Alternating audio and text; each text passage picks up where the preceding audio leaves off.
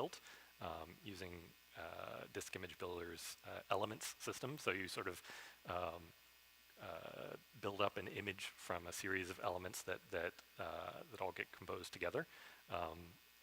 Then Disk Image Builder creates a QCOW2 file or VHD or whatever else you need it to do. So this is how we build the virtual machine images that are then uploaded to the clouds that we use, and then the launcher launches virtual machines from those images. This idea of how we build images, actually, it's kind of a long road to how we got to this point. The original version of Zuul actually integrated very tightly with Jenkins. It doesn't anymore, but this whole system actually started inside of Jenkins. And so not only did we have Zuul telling Jenkins what jobs to run, we had Nodepool creating virtual machines and then adding them to Jenkins and removing them from it. And so our original method of building an image was actually a Jenkins job. So we had a Jenkins job that would create an image and then upload it. But it turns out that clouds can be kind of unreliable, and we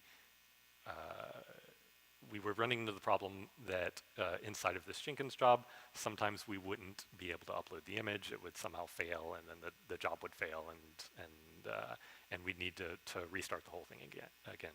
So we decided that it was actually more suitable for this to be a long-running daemon. So instead of having a Jenkins job that built this image and uploaded it, we created this Nodepool builder daemon that would sort of continuously try to build images in the background and upload them, and no matter how long that took or how many times. So that's kind of how we got from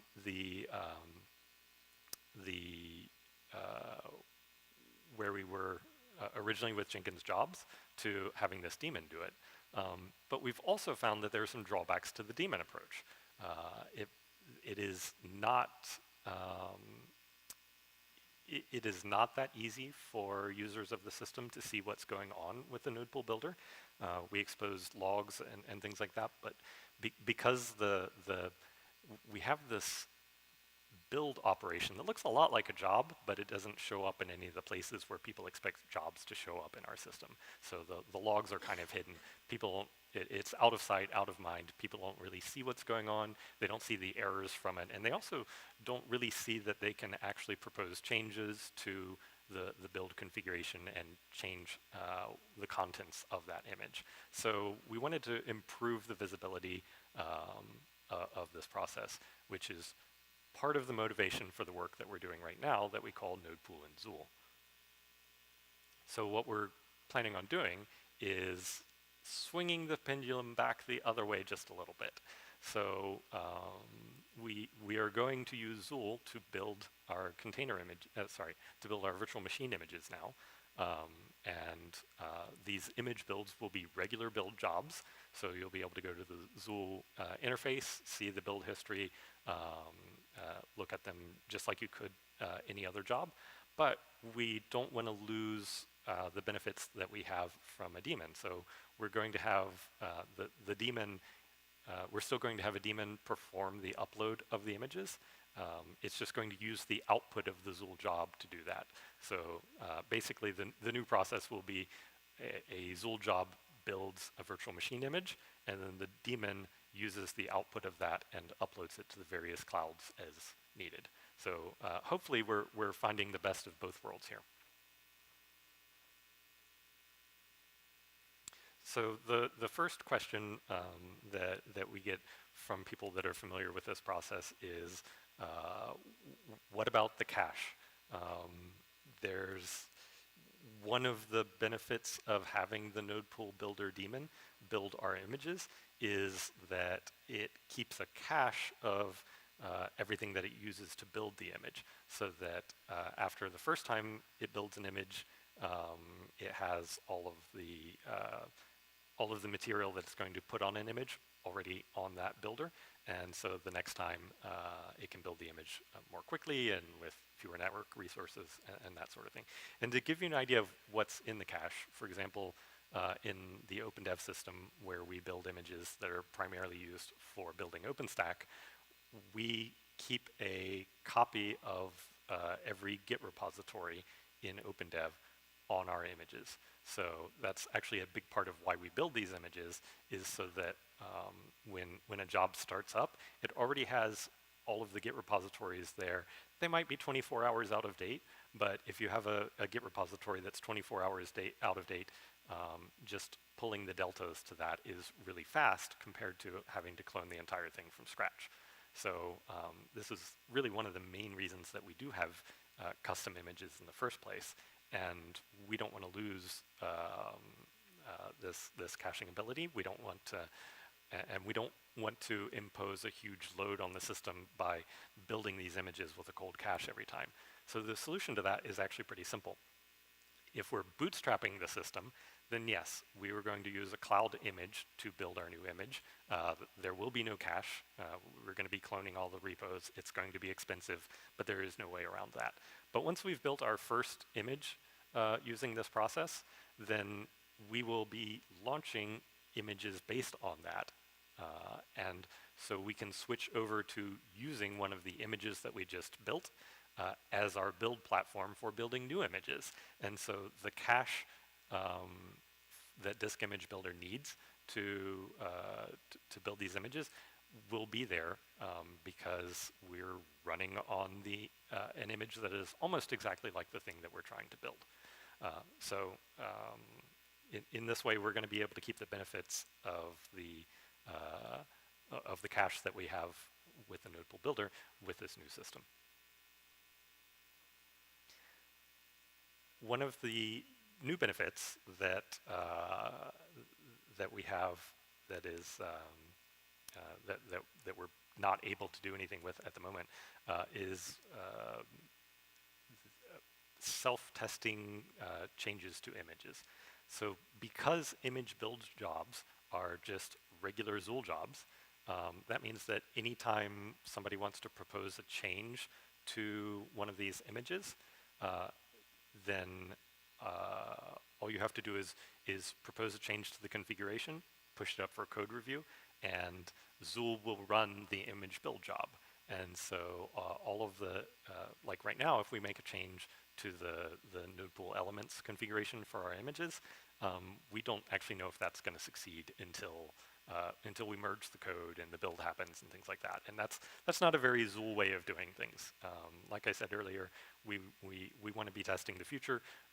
We want to know that everything is going to work before we actually merge any changes.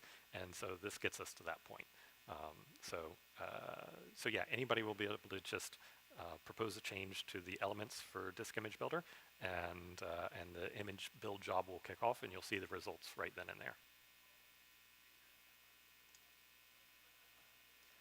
So how do image uploads work? This is again an entirely new mechanism that we don't have anything like it now. What we're going to do is, or actually what we are doing, is where we build the images in a Zuul job, like I mentioned, and then we take that image and we stick it in a temporary space. So in OpenDev, we're using cloud object storage for that, so Swift containers. And we literally just upload the entire image to that Swift container.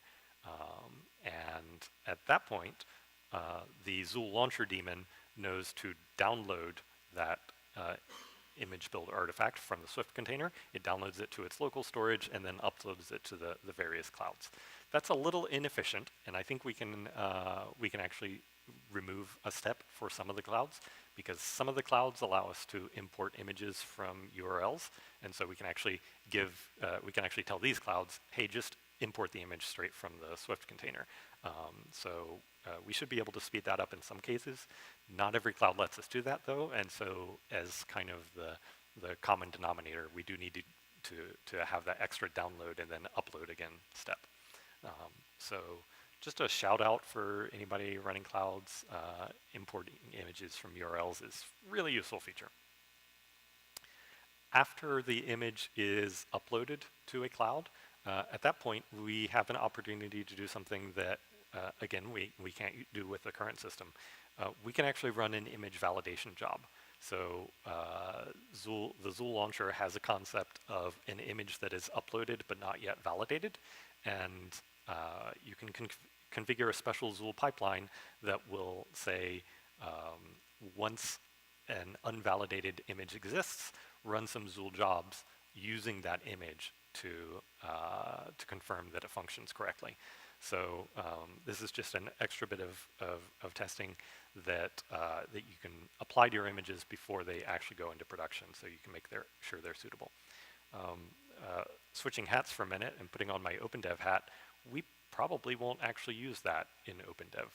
We sort of deliberately always made a choice that if the upstream operating system breaks our ability to build and run OpenStack, we want to know about that immediately, and it's kind of an all-hands-on-deck situation to fix it. So there are tools. Once we identify the problem, we can roll back the image to the previously known good one and get things moving again. But the one thing that we don't want to do is mask a problem by not having the images update, so that it just sits there not updating and nobody notices. So this is a choice that you'll be able to make as a Zuul operator. So OpenDev may choose to go one way. If you're running Zuul internally, you might choose to go a different way. Another new feature is the idea of user serviceable cloud configuration. So in the OpenDev system, anybody can actually propose changes to the cloud configuration that Node Pool uses, but most people don't, because it's kind of hidden away, and there's not actually much reason for them to do that. But with this new system, we will actually have the ability to have, sort of going back to my idea of you can have centralized control or decentralized control. We can do that here with cloud configuration as well. So you can define a sort of base level of cloud resources that are available to the Zuul system, and then developers in individual projects can build on top of that. So they can add their own. They can actually add their own images, their own flavor configuration, things like that. Again, that's something that you may or may not want to give to the developers in the system, but as a Zuul operator, you'll have control over that. So inside of the Zuul launcher, there are a couple of core concepts that I'm going to talk about. And these all map directly to Zuul configuration objects. And so if you're familiar with Zuul configuration, you know that in a Zuul.yaml, you can put a job, a semaphore, a project, a queue, a pipeline. These are all configuration objects that you define inside of the Zuul configuration file. We're going to add a few things to that for the Zuul launcher. We're going to add images, flavors, labels, sections, and providers. Some of those are self-explanatory, but I bet nobody knows what a section is, so we'll get to that. This is what an image definition looks like with the Zuul launcher configuration. So it's actually just those two lines up here. It can be really small. It can actually get quite large if it's complex. But all you really need to do to define an image is give it a name and tell it that it's a Zuul managed image. The other option here for type is cloud. So you could define a cloud image if it's an image that the cloud already knows about, but if it's an image that Zuul is building and uploading, then the type is Zuul. So that's sort of the minimum requirement there. That gets pretty complex. Just like jobs, images can inherit from each other. So you can start by defining a Debian image, and then you can build on top of that by having a Debian bullseye image, which just changes the release of Debian that's installed, that sort of thing. In OpenDev, we actually have a base Ubuntu image. So it's all of the things that are common to both Debian and Ubuntu, and then we fork off of that for the Debian images and the Ubuntu images and so forth. Right below image, I have a Zuul job definition. And you can see that we're adding one little item to it, the image build name. So this is the thing that ties these two things together. So we've told Zuul that there is a Debian Bullseye image, and now we've told Zuul that there is a job that knows how to build a Debian Bullseye image. And once you do those two things, Zuul understands that this is an image that it manages, and this is the job that it uses to build that image. The next configuration object is called a flavor. And again, this can be quite simple, or it might actually have a lot of different options depending on the configuration. But a flavor in Zuul is just like a flavor in OpenStack. It describes the kind of virtual machine or pod or whatever that is going to be launched. So it has characteristics like the amount of RAM, the instance type, the flavor, whatever your cloud calls it. So we're adding that to the Zuul configuration as a mapping object so that Zuul understands how to map these things to different clouds. The label is just like the label in Zuul today, this is how users actually mostly interact with the system. When a user defines a Zuul job, they say what they need to say what kind of resource this job requires and is going to run on.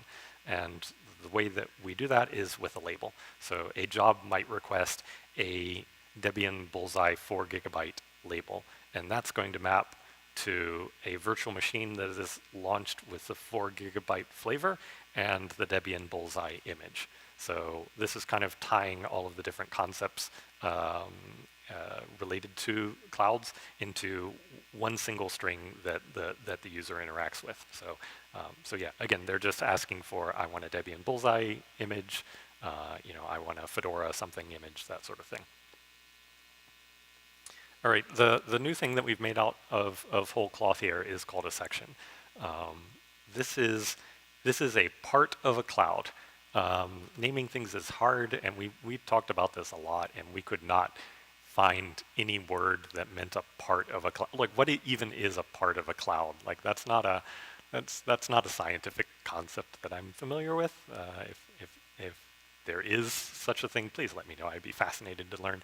So we just called it a section, right? So this might be a region, but we didn't want to call it a region because it isn't always a region. It kind of depends on the cloud. But if you're trying to sort of map it mentally, then region is not a bad thing to go with. So anyway, a section is a part of a cloud. And so here we have an example section definition for the new Rackspace Flex cloud. Again, like many other objects in Zuul, you can inherit sections. So you might start with a Racksflex base section, and then you might build on top of that with another section that adds some more specificity, that sort of thing.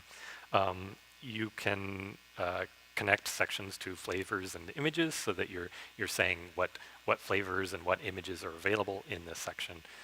And then you that line there where it says connection Racksflex, that's the point at which we leave the Zuul configuration in Git and go to sort of like the behind-the-scenes Zuul config that actually knows how to talk to a cloud. So somewhere there's going to be a Zuul.conf file where an admin has put in some credentials that allow access to a cloud called Racksflex. That's what that connection line does. But that's the line of separation between the admin that knows the credentials for these clouds versus the users and developers who can take those connections and build configuration on top of it. Providers they're the endpoint of this.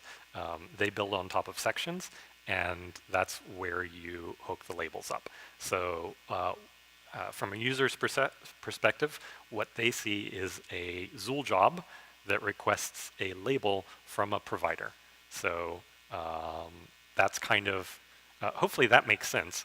You know, as weird as sections and other things are, at least from a user point of view, if you just say, hey, my job requests a label from a provider, hopefully that makes sense to people and is pretty easy to use. And then all of these other objects that I talked about, they're what happens behind the scenes to make that happen. So as we were writing the Zuul launcher, we wanted to, we had some other goals that we wanted to achieve. The existing node pool launcher, in addition to just not behaving like the rest of Zuul in terms of Git configuration and speculative execution and all of that, the existing node pool launchers are actually, depending on your cloud configuration, they can be a single point of failure. They can also be a choke point. So the new Zuul launchers are cooperative. They understand that there are other Zuul launchers. They will work together to fulfill requests. They can be run in parallel in a highly available manner to increase redundancy. They also, because they're aware of each other, they can increase throughput. So we actually have Zuul users who are unable to fully utilize the clouds that they're using because they're having to run everything through a single node pool launcher right now, which is not something that we anticipated at the time that we wrote it. But this should allow us to scale quite a bit more. We're using rendezvous hashing in the Zuul launcher, which is a neat trick to keep these launchers from stepping on each other's toes. So as long as they can see all of the other launchers, then they actually know which requests they should be handling. So they don't even need to talk to each other to coordinate that request handling. But if one of them goes down, then they rehash everything and pick up the requests. And possibly the coolest new feature from a user point of view, multiple providers can service a single node set request for a job. So you could now have a job that requests a virtual machine and a Kubernetes pod at the same time and use those together. That is not something that you can do now with Node Pool. All right, so in summary, we've got a lot of new techniques here in the Zuul launcher system that allow for self-service resource management, which as operators of systems like this, we think it's pretty cool when we can do less work and let users do more of it. And we can scale up to higher throughput and higher volume systems. So if you'd like to learn more about Zuul, that's our website. And if you'd like to learn more about me and my work, visit Acme Gating. And that's it. Thank you.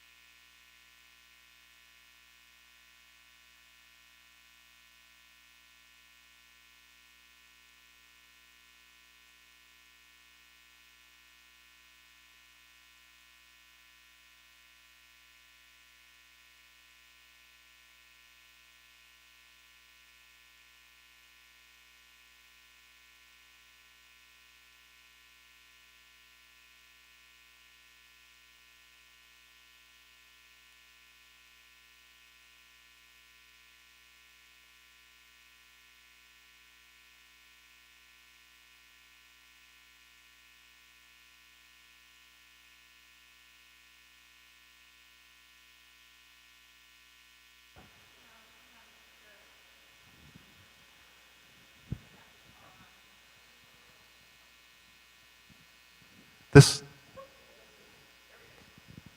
okay, technical difficulties. Good morning, everyone. My name is Chris Morgan. I work for Bloomberg. In this talk, I'm not speaking for Bloomberg. I can prove it to you because Bloomberg still uses Twitter, and I'm going to express hostility to Twitter, but I'm always supposed to give that disclaimer. So this is, technically, it's supposed to be an interactive session, so this document is available on this link here. You're welcome to open it right now, jump in, read ahead, add text. The idea is to get some feedback from you folks. However, I realize that most of these presentations are just presentations. They're a one-way thing, slides. So I'm going to do it like that, but if you want to do a side quest into some topic, you can type in here, you can stick your hand up. This is meant to be a working session. Okay, so what is this topic about? This is about the OpenStack Ops meetup. So for many years, myself and the team would organize meetups for OpenStack operators, and we did them around the world. We had great participation from big companies, small companies, consultancies, and we put on events, in London, Tokyo, Mexico City, etc.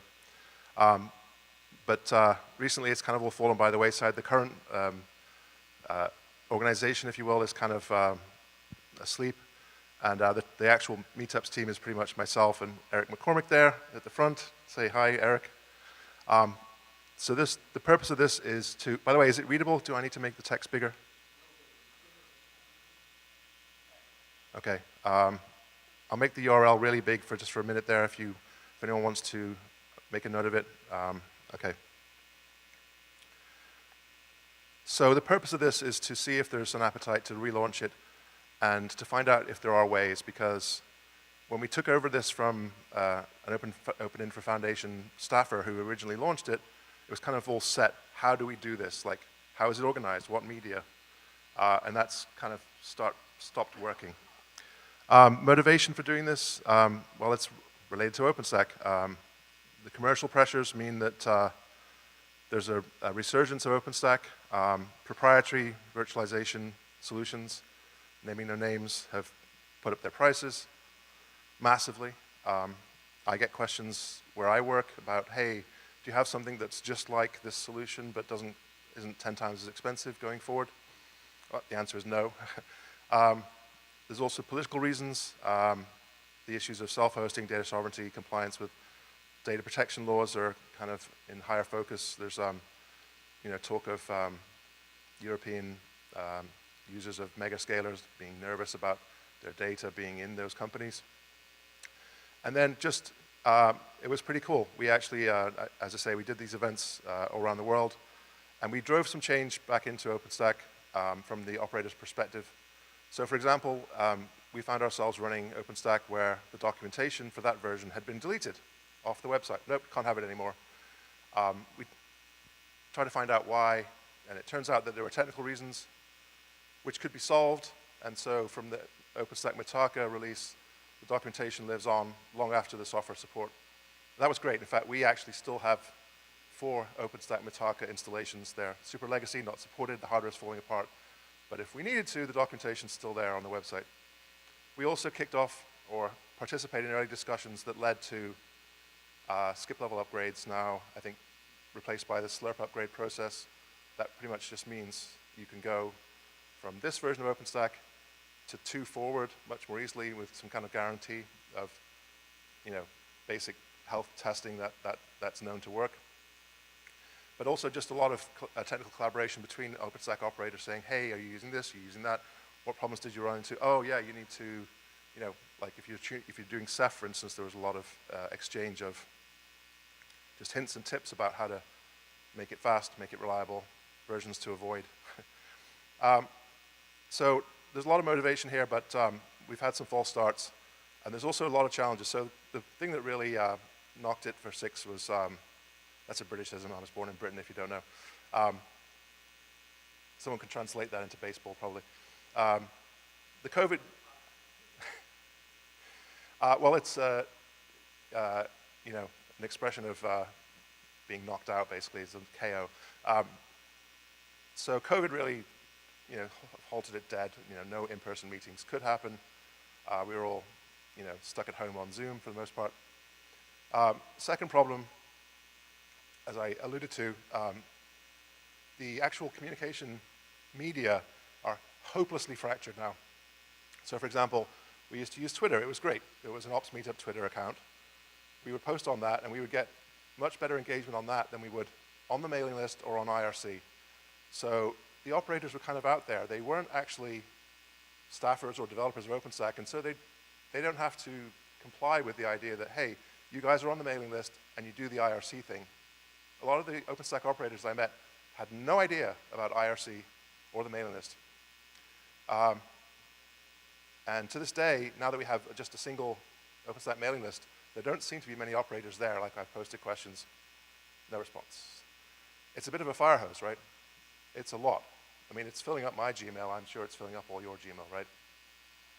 And it's just not mandatory. You might be running a huge OpenStack thing. You don't have to be on that mailing list. You don't have to do IRC. For example, we did a meetup in Mexico City. The local community there organized their side of the proceedings on a Slack team, OpenStack LATAM. I mean, how would you know, right? So there's one of the fractures, right? Some people use Slack. As I mentioned, IRC is not universal to operators. Speaking personally, I'm not allowed to use it at the office at all. It's blocked. And even web, IRC Cloud, I think it's called. If I load that website, it puts my laptop into this kind of panic-struck, like super sandbox mode. I can't use the clipboard, right? So it sucks, right? Saying, oh yeah, just use IRC. Okay, that's an opinion, right? And then some other challenges.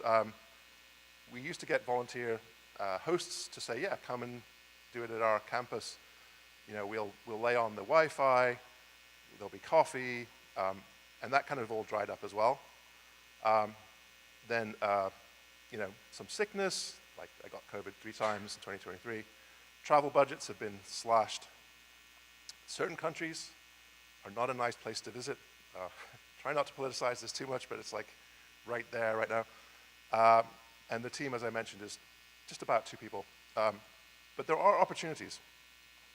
There are Twitter-like things all over the place. I happen to think that Mastodon might be a good choice. The foundation jumped onto Mastodon initially on Fostodon. I have a link here. They also have their own instance hosted at OpenInfra now. I have a link here. I have my own Mastodon. It's not that hard. Honestly, if you can do OpenStack, you can certainly do Mastodon. So I was actually very bullish about that, everyone should just kick Twitter to the curb, just use Mastodon. But honestly, the engagement is just not there right now. So maybe that's not the answer. And I don't know what the answer is, by the way. There isn't some reveal at the end that says, what we're going to do is this, right? What I want to actually hear, is there something that we could agree on?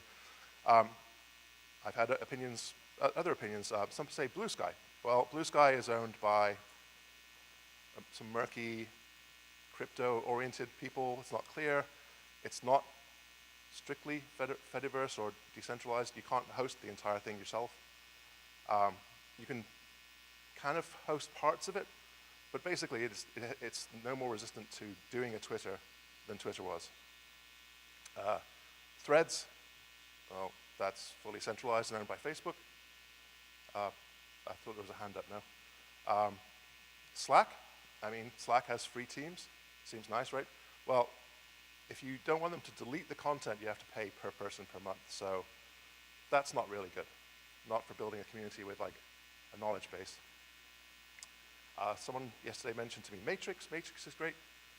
Maybe it is. Maybe that's the answer. I don't know, right? So I'm literally saying to you, I don't know. Please give me feedback. And then, these are all text-based media. Oh, there's a hand. Julia.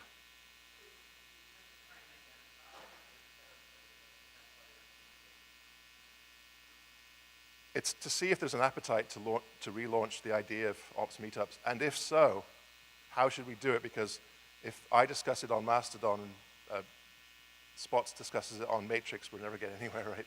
No offense, I'm not trying to call you out. But text communication, is maybe not the most natural way to pull in new people. So, for instance, we're all of us pretty good video conferencers now. We do Zoom. I see someone is actually typing into the document. Thank you, whoever you are. Trying to prove that this is supposed to be an interactive, but you don't have to. We all do Zoom, I presume, or a lot of us do. But there's also Jitsi, which the foundation actually had a thing called MeetPad, which was a Jitsi-backed meeting with Zoom conferencing facility. Okay, I just couldn't find it when I did a quick look when I was doing this. Okay, great to know. So, if one of the challenges is that the old things, the mailing list and the IRC were kind of old-fashioned, and the people who might want to jump into a relaunched community need more modern things, then maybe things like video conferencing and Slack, or other things like Slack, maybe that's the way. I see a suggestion here, Discord. I don't know, is it free forever?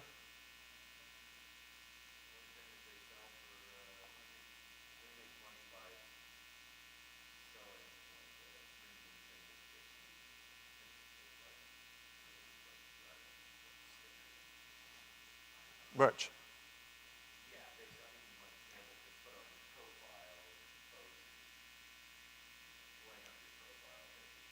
Okay.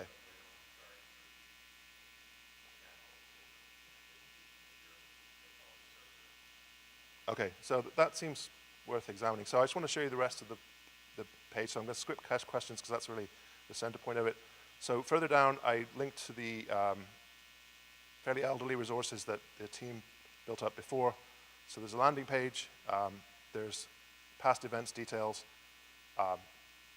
Fantastic treasure trove of the Etherpads just like this from those events with lots and lots of topic-specific pages. There's pain points, lightning talks, Ceph tuning,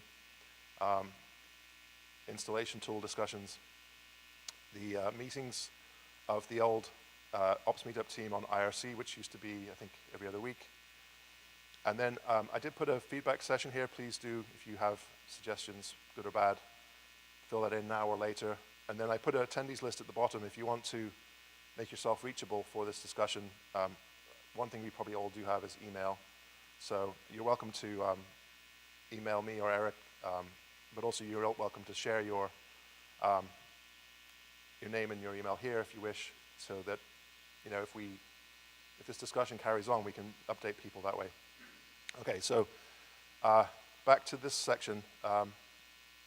Is there a future for ops meetups? So physical meetups are expensive. We don't have hosting offers right now. And when you actually do host these things, it's non-trivial. For it to work well, you really need to have some breakfast and some lunch.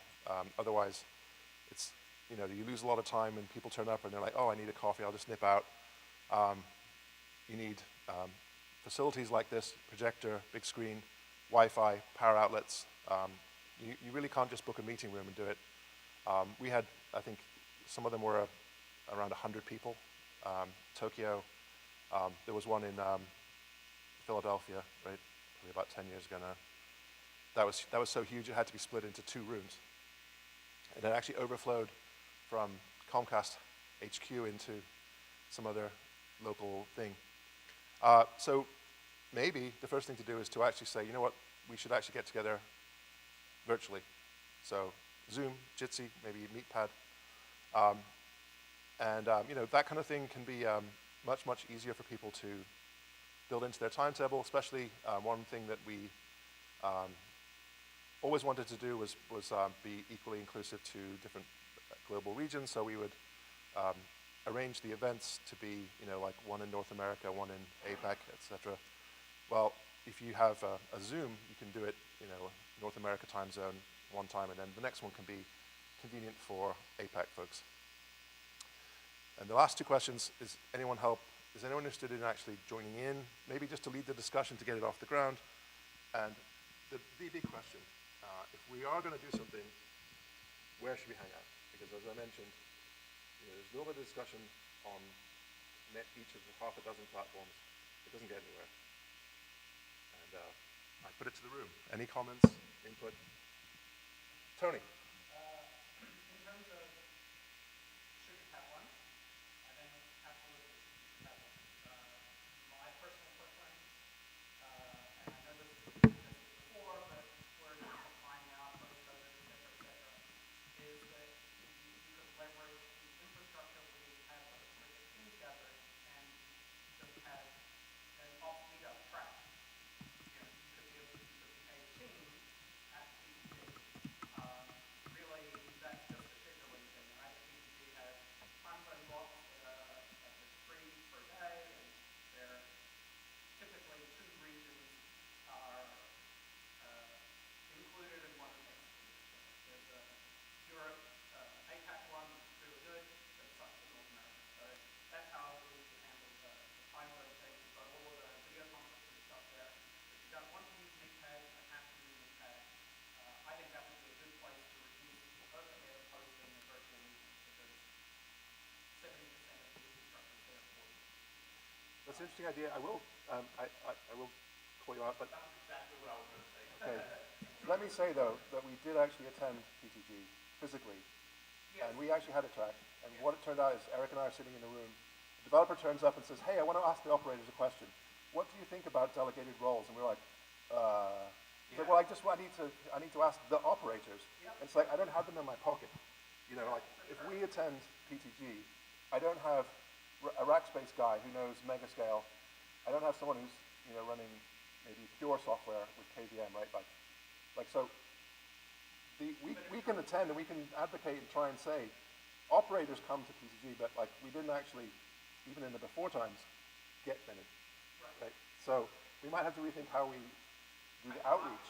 Yes. How you get that out there. So that really comes down to these bigger questions about communicating with all these disparate organizations that have potential to gain a lot of benefit from participating, but it's not mandatory, as you said early on. Right? There's nothing that me as an operator of a very small OpenStack cloud, I don't have to participate in lots of meetups to do what I'm doing with my data, right? Yeah, I don't even have to be aware of such things. Absolutely.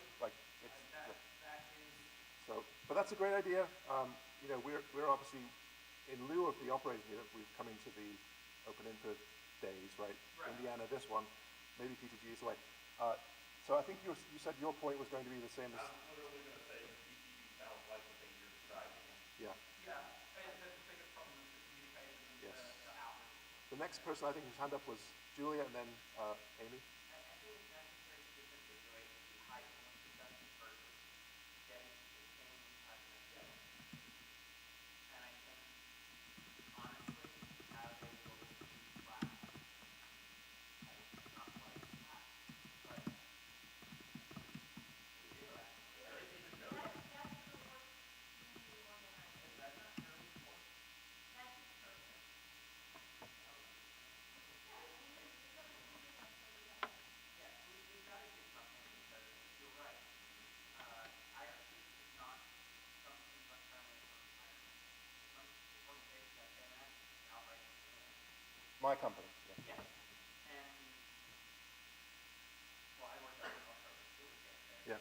But the reality is that we need something to have that regular testing. To be able to be like, oh, hey, other operators, you mentioned something about the last time we talked. And then have the opportunity to also turn that step into, hey, we should have a let's also talk about this one challenge. And let's try and leverage that into, oh, we should get some developers. Oh, we know some people who can assign people separate. Talk to us about it. Try and build that collaboration. Because I think we need to disambiguate the problem and not focus on just one solution, but several different solutions. Okay. So Could I class probably would could I be very cheeky and ask you to actually write that onto the Etherpad? already get it. Okay. Okay. So if people aren't familiar with Etherpad, the different colors creeping in here are each individual person who's adding their thoughts. So it's really useful. So if you join this Etherpad, you can type something. It'll be a different color. This thing is actually a really useful tool. Okay. I looked for OpenInfra meetpad and I didn't immediately find it, so. Okay.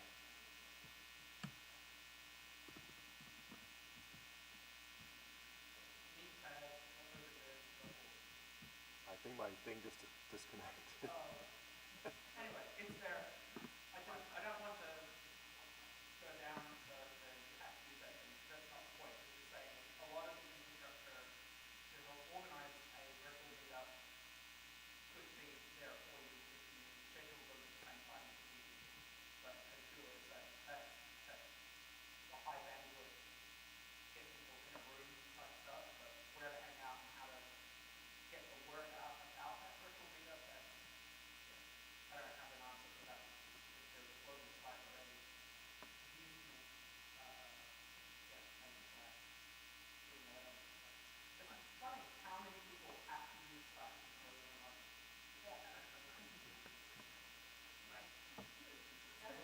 Yeah, me too. Alright,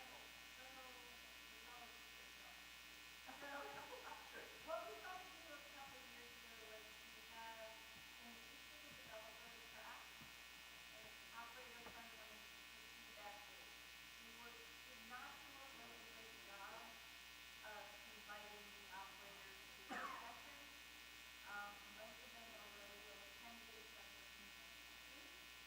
And like OpenStack and OpenInfra, that's always been operator friendly. So I like Tony's idea of a separate track around certain times, and you do the schedule right. You do not schedule on top of other things, so that it makes it easier to invite someone into your session.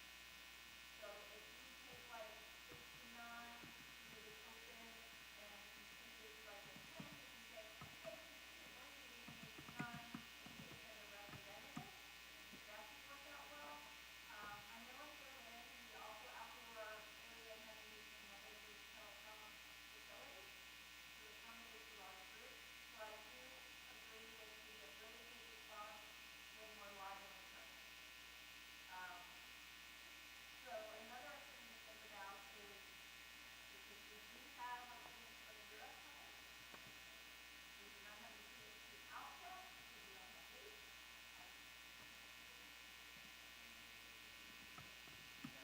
No. So it will be in Europe, most likely in the fall. We will have more information hopefully shortly, maybe not now. But we can very easily add some forum tracks or red to the operators, or even one or two people that go to the original live and have a one-day out to see us in person. But I would probably say like maybe get some forum tracks in there so that everyone can come. Okay, so those are options. But this still doesn't, to be perfectly honest, this still doesn't solve the problem of, there's OpenStack users out there, and there's a million ways that we might be talking to them. We haven't picked one. The standard official ones don't work. So we do have an operator channel on Maker Center. So some of our IRCs use it to make us the great together. Most of the time, 95% of the time, the great together. So we do still have that. Go ahead. I'm just going to point out that no one single project. It is. Yeah, that's true. And we're starting from scratch, and we're using a lot of people. I mean,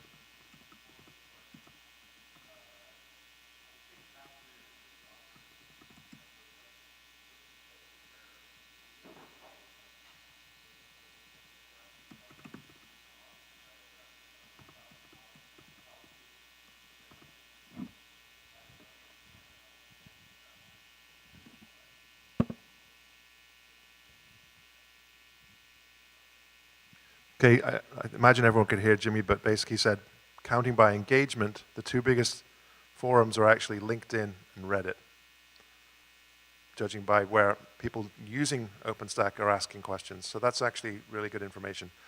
I think I'm out of time now, so thank you very much. Any questions? Yep.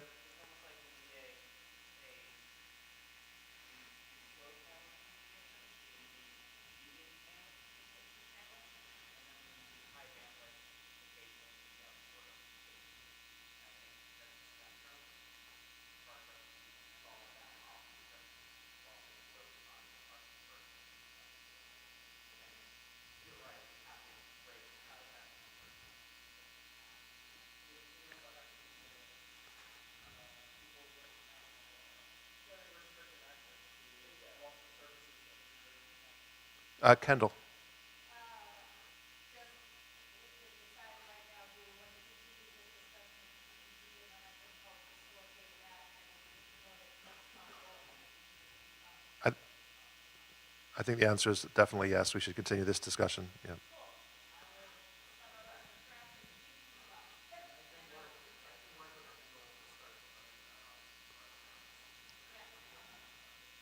Okay. Well, now I think I really am officially out of time. Thanks very much.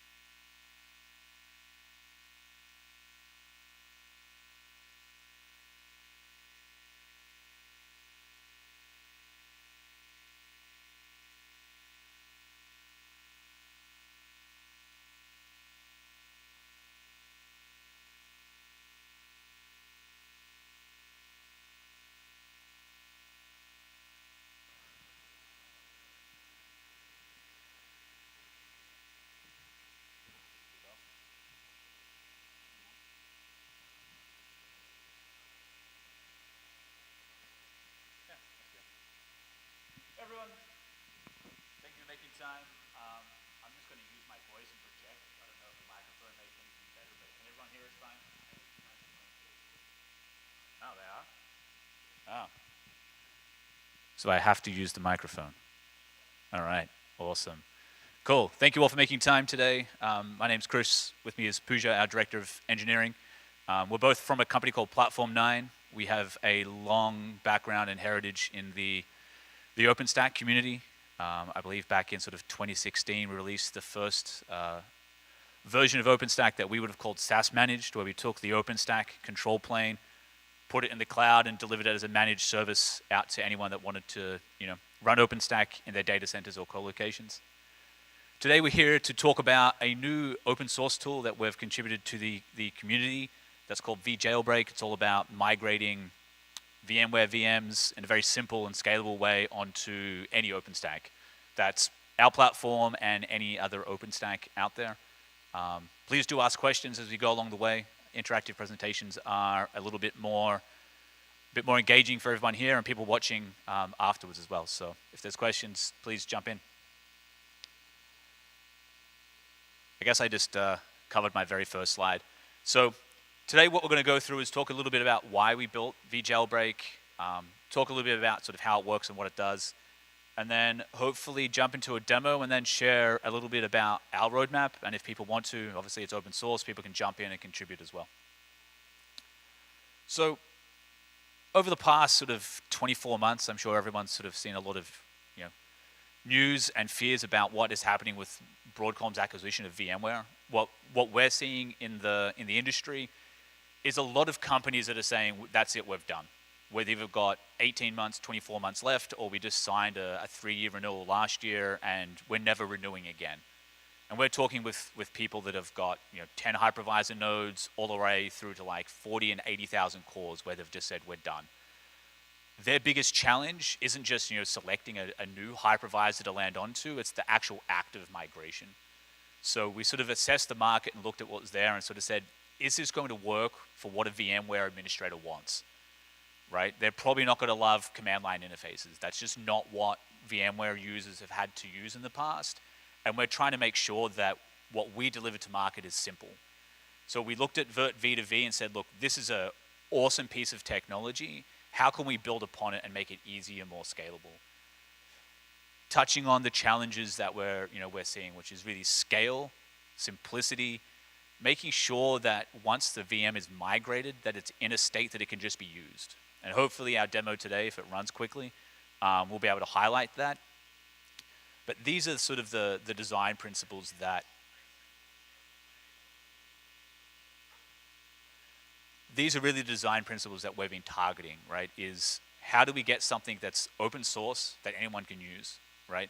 How do we make it easy to adopt for a VMware administrator? And then how do we make sure it's hitting on the points that enterprises want during a migration? So that's moving the data, doing it live, transforming that hypervisor, the image format at the end, making sure all the drivers are up to date and stuff like that. So I'm going to hand over to Pooja to talk a little bit about what vJailbreak is, and then we'll get to a demo not too quickly. Hi all, good morning. So my name is Pooja Kumre. I'll be talking about what the vJailbreak tool is. So thanks Chris for introducing what the challenges are today with migrating from VMware to OpenStack. And I'm just going to talk more about how the tool is built. So it's an open source repo, platform 9/vJailbreak that you can check out on GitHub. And you can also check out like the roadmap for the project out there. So it's built using open source tools for NBDKit and Virt V2V. Essentially, we're trying to leverage what's out there, but then also make it very simple to use, very intuitive for anybody new who comes in from a VMware world and is trying to kind of migrate to OpenStack. And the USP is also kind of being able to provide like a very easy to use user interface, like a graphical web UI that people can go into and get started without really delving much into the details of OpenStack and how it works and all of that. So that's the end vision for it. We're also trying to kind of simplify the discovery process of all the assets from VMware. So if you can easily discover all the VMs that are running in your vCenter environment and then just be able to say like a point click and then migrate these whatever 1,000 or 2,000 VMs in a specific schedule that you can configure upfront. That's the goal. And as part of doing that, once you have set up your OpenStack control plane, we basically allow you to kind of provide a mapping of your existing physical infrastructure, be it your storage infra or networking infra, and kind of map that to the OpenStack side of things. So every data store that you have in vCenter or every network that you have in a vCenter, you can essentially map that to an OpenStack environment as well. The admin is also kind of given the flexibility of configuring a schedule around what the VM migration should be, when the VM migration should be triggered, and depending on your applications running there, you can configure that. Some of the highlights of the vJailbreak tool. So it's essentially giving you a cloud-native API of dealing with it. So it's a Kubernetes-style API that you can use to define different custom resources, and that allows you to kind of have a very easy and deterministic way of scheduling migrations. It's a very flexible tool in the sense, depending on your application, you can either opt for a warm migration, which is essentially like a near live migration, but not like completely live.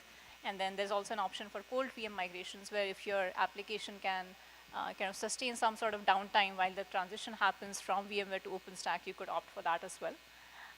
When you're scheduling migrations, I'll show in the demo as well that you can configure a specific cutover window when you can say what the time is for migrating your copy, data copy versus the actual power off that happens on the vCenter environment, and allows you to kind of cut over to the OpenStack VM. As part of the migration, you also kind of get to preserve the IP addresses or MAC addresses of your virtual machines. So in case you have some Oracle licensing or any sort of licensing that's tied to the hardware MAC address of your VMs, then you can kind of configure that so that it's preserved and your application does not really see that kind of transition. To make sure that after the migration is done, your application is actually healthy and running fine, you can configure certain health status like checks. So it could be something as simple as like a URL endpoint that you can point it to, and if you make like a REST API call against it, if you're able to get a successful response, that kind of guarantees that your migration is successful. Or you could also supply like a TCP IP and like a TCP port number that you can use to kind of ping that application on a specific port. When a migration happens on a VM, we also take care of kind of doing any sort of driver updates. So depending on whether it's a Windows or a Linux VM, you may need like certain storage or networking device driver updates. So we take care of that, and it also kind of uninstalls your VMware guest agent and kind of replaces it with the KVM or QEMU equivalent. As part of doing a warm migration, essentially we rely on the change block tracking API that VMware or vCenter offers, that allows us to look at what are the incremental updates that are happening to a VM, so that you can do like an initial full copy of the VM disk and then kind of rely on the change block tracking to give you just incremental updates, so that it's kind of allowing you to do a block by block transfer at that point. And when the delta is kind of 0, that is the point when you actually power off the VM in the vCenter. When Chris spoke about like the scale of migrations, right? So obviously if you have an existing vCenter environment, you may have thousands of VMs, and it may be a challenge to kind of get that whole environment migrated over to your OpenStack control plane. So the architecture is fundamentally scalable in that you can, the Kubernetes cluster that's running behind the scenes to kind of offer the migration appliance, it can auto-scale or dynamically scale based on how many VMs do you want to like concurrently migrate. So it's very easy to do that. You can just add more capacity to your OpenStack control plane, and it will take care of those parallel migrations for you. In our internal testing so far, we have tested with like 100 concurrent migrations, but you can obviously expand on that number based on the infra available to you. So I spoke about some of these, but in the migration plan that you develop as part of your application infra, you can also kind of define certain dependencies between different VMs that you may have. So if you have a, let's say, a virtual app that has requirements on a 2-tier or 3-tier app where you want to migrate certain VMs serially, whereas there may be cases where you want to like parallelly migrate the whole application and want to make sure that it happens as an atomic transition. In that case, we allow you to kind of specify that, so you could do like a serial or parallel migration. The cutover window is what I spoke about earlier, that you can kind of define a maintenance window sort of where the application may experience certain downtime because of the transition from VMware to OpenStack. But we also give the user the control that if you don't want to kind of have a downtime beyond a certain window, then you can actually fail and retry that migration at a later date. So it gives the admin that flexibility that in case, because it's a warm migration and you cannot predict how long the migration might take in some cases in terms of if there's a high activity in terms of I/O that's happening inside the VM, you can choose to kind of retry the migration at a later date. Post-migration, as part of the tool, you should be able to see the different phases that it goes through for the migration. So after the actual data copy has been done, it does use, again, open source tools to kind of do the disk conversion from the VMDK format that VMware has to the QCOW2 format, which is QEMU compatible. And like I said, it does the uninstall of the VMware tools for you and kind of installs a QEMU guest agent, which will give you the same kind of functionality. There's some also like advanced options where you can pre-configure ports in OpenStack if you want to kind of preserve any security group settings or any port level settings on that port. So if it detects that the IP address that you are trying to migrate for a given VM is already present in OpenStack, then it will kind of take care of that for you by reassigning that same port to the VM that gets migrated over. So there are like some options that you can specify for volume types as well as networks if you want to do it beforehand. So we'll go straight into the demo. Chris, if you want to just outline that. Cool. We thought we'd come up with a little bit more of a creative demo than just like, hey, here's a VM inside of VMware and move it. So I used to be a pre-sales engineer back in the day, and I loved to use this application called NOP Commerce. It's a web app that runs on against a database. So we have 2 VMs in VMware running this app. We've pre-installed the vJailbreak vApp inside of OpenStack. What we'll do is we'll show the discovery process. We'll show the replication using change block tracking API that will create the movement and the new instance of the NOP Commerce app server. Obviously, this will go through the conversion process and maintain IP address and everything that Pooja just talked about. Afterwards, the app server is shut down. The database remains in VMware, and if time permits, we'll show that the connectivity from the app server has continued over to the database, and that transactions continue to run through. So about as live as you can get. We're going to be showing, obviously, vJailbreak. We're also going to be using our platform that is built on OpenStack called Private Cloud Director, following some of the same design goals as our vJailbreak implementation is making Private Cloud Director a little bit more familiar and simple for a VMware person. It's all built and founded on top of OpenStack, and I believe we're on the 23.1 release of OpenStack under the covers. So I'm going to hand back to Pooja, and please ask questions. I can run with the microphone if that helps. Okay, so I'm going to kick off the demo, and then I'll come back to the roadmap slide.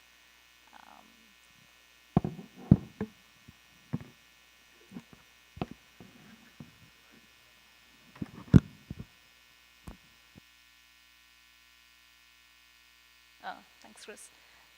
For the appliance, I'm just going to show that we have a few VMs that I've already migrated before this. So you'll see there's a completed migration here, but I'll walk through the process of kicking off a new migration. So this is my vCenter environment where I have some VMs running.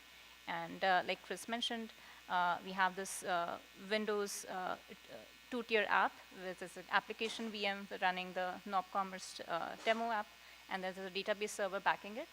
Now I'm going to try and migrate those 2 VMs. So I'll just start with the app VM here. So because I had already migrated it, I'm going to delete that from here. And then you should see that this is my Private Cloud Director web UI, where I can see the vJailbreak VM is running. This is kind of the appliance that kind of kickstarts the migration. And this is the IP that I'm kind of logged into here. So once this migration is recorded, it kind of shows you like success and failure for every VM that you tried. So I'm going to, I don't know if it's stuck on this. Let's just open a new one here. So this is where you specify what your source VMware environment is. So in my case, I have like some VMs that are already, some vCenter credentials that are already created, but I can give it a name. I can specify what is my vCenter IP address or DNS name, I can use the data center name here and then supply whatever credentials I have for that vCenter. Similarly, for the OpenStack side, I can specify what the credentials are using an OpenStack RC file. So in this case, I have, again, already supplied those credentials, but if I want, then I can create a new one. I don't know if the network here is not loading. Yeah, it's not detecting that. Yeah, I'm going to see if this is okay. I am on the Wi-Fi. Fast Wi-Fi is not fast. Should I try switching? Or we can revert to we have a video recording.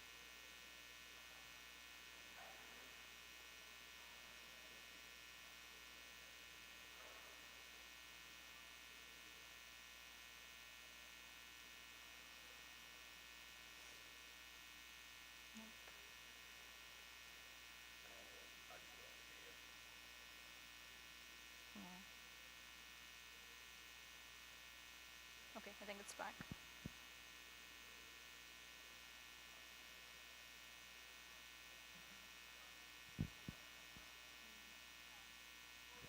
We're going to switch to a pre-recorded video. As you can see, that was working live.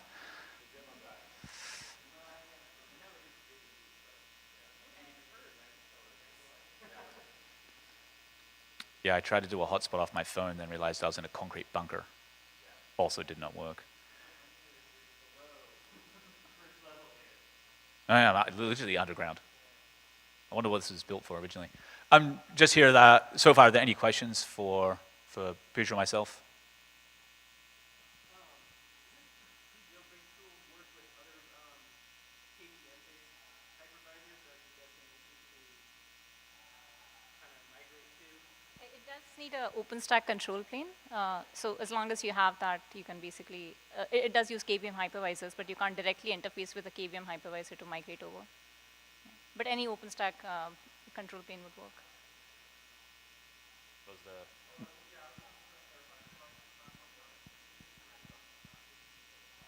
It'll work on any OpenStack. We haven't done anything to the OpenStack APIs. Yeah, I mean, we don't build anything that relies on anything that we've put on top. Yeah. Have you found workloads that don't work so well for this?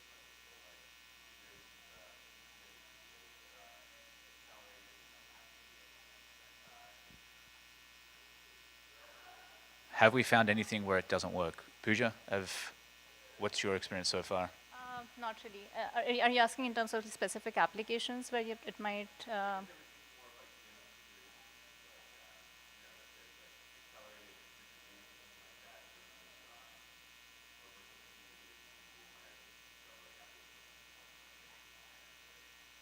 Right. So as of now, I think maybe you can just go to the roadmap slide. I think the only thing that we are currently working on, and as part of roadmap, is the raw device mapping. So RDM support is something we're working on building. Yeah, essentially, yeah, any thing that is supported on the OpenStack control plane already, that should work. But in terms of mappings, then yes, the storage and network mapping, what we have today is what you will have to pre-configure beforehand. But yeah, I think from the roadmap perspective, we have the vision is that you can have an OpenStack control plane sort of bundled in an appliance that you can just deploy on any environment. So you need to like bring up that on a VM, which could be running anywhere. And once that control plane is up, you can just onboard like one hypervisor to kind of bootstrap. And once you have the vJailbreak appliance VM kind of deployed there, that kind of gets you kick-started, and then you can migrate VMs in batches and then transition over every single ESX hypervisor into a KVM hypervisor. So potentially like also doing like the bare metal provisioning of your hypervisor, right? So as long as you have that first server to get started, you can do like a rolling migration, and the whole VMware cluster can be transformed into an OpenStack cluster that you can just migrate VMs to. And eventually you can just dynamically grow that environment as you feel comfortable with the applications that are getting migrated over. So yeah, that's one of the main things. And then to your point about what's lacking today, I think RDM support is one thing that with physical RDM, there are certain challenges. It's not like as simple as doing it for a regular VMDK. So that's something we're kind of working on, both physical and virtual RDMs. And then, yeah, I think we spoke about the discovery from vCenter and the topology creation. So that's something, again, today we are having to like predefine the mappings and you have to like pre-create a volume type. But if you could discover that as well based on a storage cluster or data store in vCenter and being able to configure that on OpenStack, that's kind of the end goal too, that if we can pre-create those things by just discovering resources, and then once that is done, then it's a very simple mapping for the admin, which they just kind of do like a one-to-one sort of match in that. Yeah. Video time. Next question.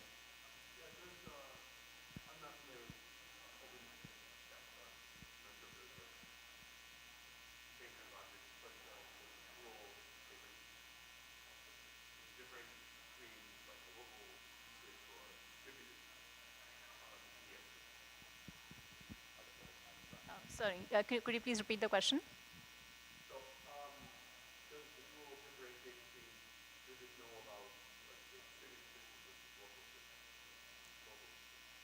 So again, we don't really discover that portion today. So if it's a DVS switch on the vCenter or like a regular switch, as long as you have that network created, so maybe in the demo I can show, right? Like once you have, so this is just showing you the part where you can enter the credentials. Oh. So let me just go to that. The resolution is not great, I think. So whatever VMs you select here, right, like after the VMs are discovered, it will kind of only show you the networks that are on the vCenter that are attached to those specific VMs. So it does not show you the whole inventory. So once you get to that point, under the network and storage mapping, once you have selected that, you should see it will detect what VMware networks, and it does not really tie into what DVS switch you're using in the background. But as long as you can map that to one OpenStack network that again is pre-created on the control plane, you should just be able to proceed with that. Correct, yes. Yeah. And then, yeah. Basically within OpenStack, you would go and create the network topology that mirrors what you have in VMware. Right.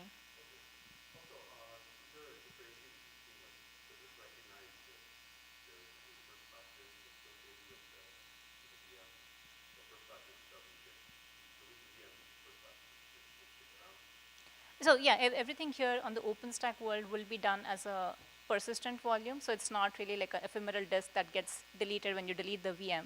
And essentially, even in the migration options that we're seeing here, right, like you can essentially go back to the vCenter VM if you have to. So it's just powered off on the source. And then once you have the VM operational on the OpenStack side, you can go back to that and verify things, and only then you can delete it. But every single disk on the OpenStack side is actually a persistent volume. Yeah, there's some, and this is another thing that I'd be good to share with the community. Coming from VMware to OpenStack, the way that storage works is fairly different. The best approximation is sort of like VMware vVols is what you end up with when you land in the OpenStack world. And we've talked to a lot of companies that are sort of like, wait a second, storage admins kind of like wondering why all these files are showing up when they're used to sort of having like one contiguous blob of VMware storage. Yeah. So as you can see in the video, right, like so it's going through migrations, and then you can see the phases that it's doing it. It will first validate the migration, and then let me just stay here. And then you'll see that it goes through the data copy phase, and then eventually it will do a disk conversion, and then copy over the drivers, update anything that it needs to, and then switch over to the OpenStack VM. There's also functionality of scaling up the cluster. Let me see if the network is back, maybe. But essentially, yeah, you can also increase the agents that are currently running. So I just started off with a one node cluster to kind of do the migrations, but you can scale it up to what 1 or 10, up to 10 migrations here, agents here. And once that is done, any migration that you had already scheduled, they'll get placed on different appliance VMs. And then at the end of it, you can also go and see the migration status in the first tab.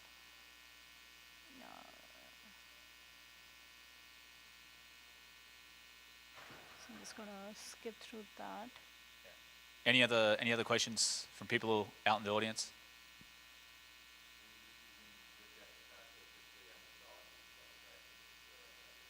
Yeah, it's using the NBD kit, so you can actually just match that, basically map the disk, and you can make changes to it, modify anything. Yeah. Yeah. I'm gonna ask a question to the people here. Has anyone attempted to do a sort of a VMware to OpenStack or a VMware to anything migration? A couple. How's it going so far?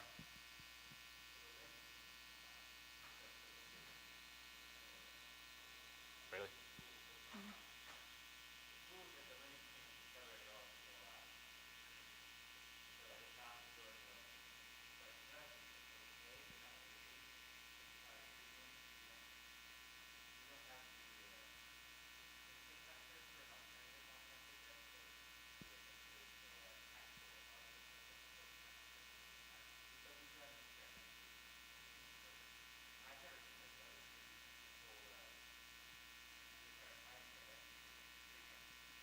Yeah, I think the first release, we sort of started publicly talking about it in like October. And then I think January we did a little bit more sort of like public press release type work, and this is the first time we're showing it off in public, so kind of excited about it. So people, I really encourage you to just Google vJailbreak. It's probably the only thing that's going to come up when you type that into the internet. There is? Oh, man. I blame marketing. Cool. Anyone else? I think we're at time. Yeah. Awesome. Well, thank you everyone for coming. Hopefully that was informative. Thank you. And be in touch.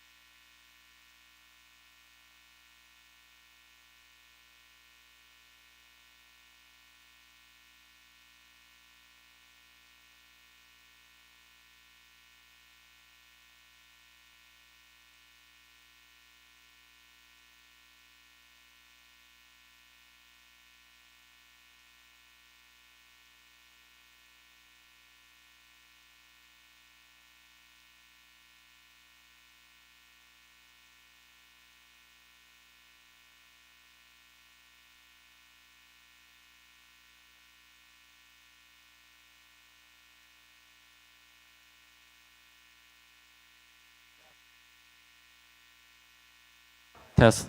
Okay. Test. Okay.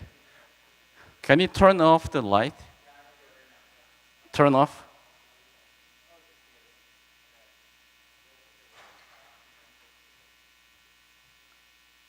Okay. Better?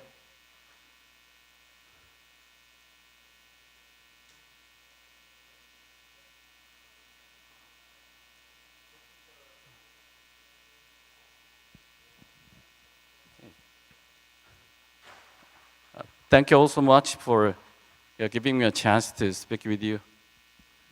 I'm the founder and the CEO of zConverter.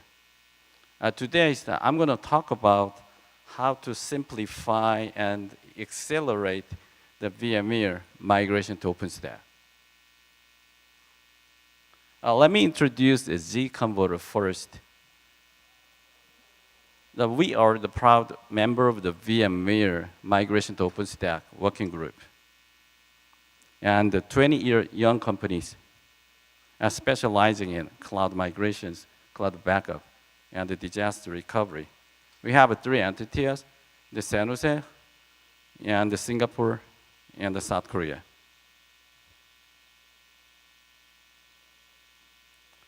Let's talk about how your migrations will work like once you decide to move.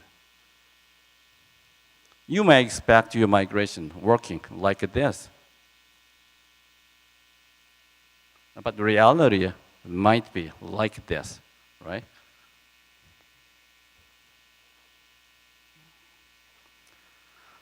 Why is cloud migrations complex and difficult?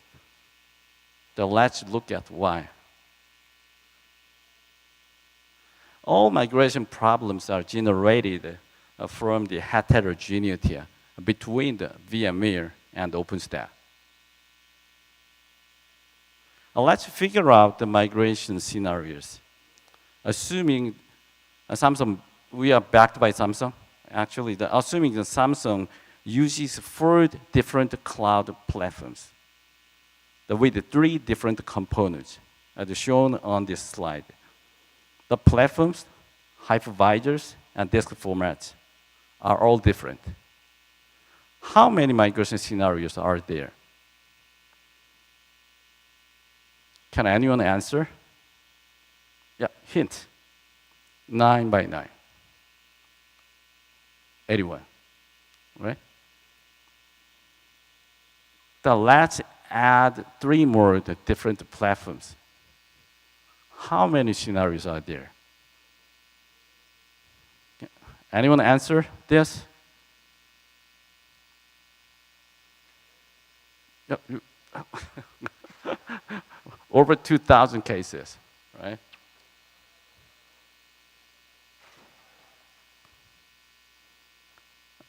How can you help organizations to simplify and accelerate their VMware migration to OpenStack? How can you resolve the complexity problems?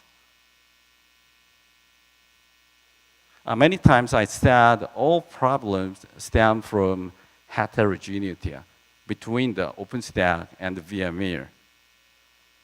Can you turn the VMware to OpenStack to eliminate the heterogeneity issues? A 50% chance of answering correctly, yes or no. 50%, yes or no. No, that's impossible. Is there any way? Any other solutions? Yes. We can eliminate these heterogeneity problems. We just need to make a heterogeneous migration process work as if they were processed between the homogeneous environment. How can we do this? We have the cloud agnostic, the backup, DR, and the migration technologies, eliminating heterogeneity problems. GR is the cloud agnostic backup format, which is a heterogeneity eliminator. As the first step of migrations, like a VMware's VMDK is backed up in GR format.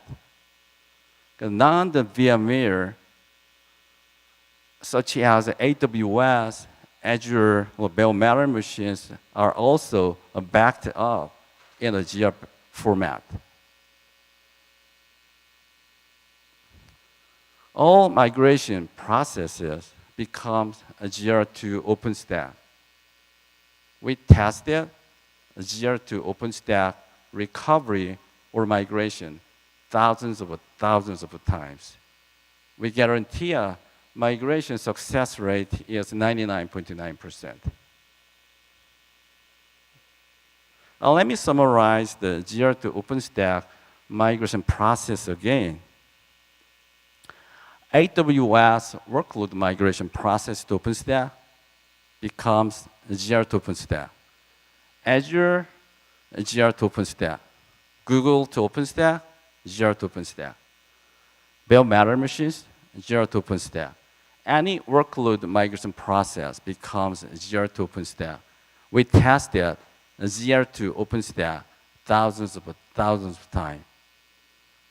Instead of testing like AWS OpenStack, Azure the OpenStack, blah, blah, blah, blah, OpenStack, we tested only the single environment, GR to OpenStack. All migration process becomes uniform and consistent.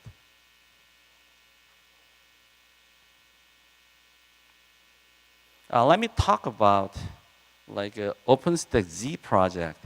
The 4 months ago, we launched OpenStack Z task force team to empower the move in and move out capability in OpenStack across the multi-hypervisors or multi-cloud platforms. These are the 7 key features of OpenStack Z project. Flexible move in, move out capability across the multi-hypervisors or cloud platforms. And also, the second one is the migration drill feature.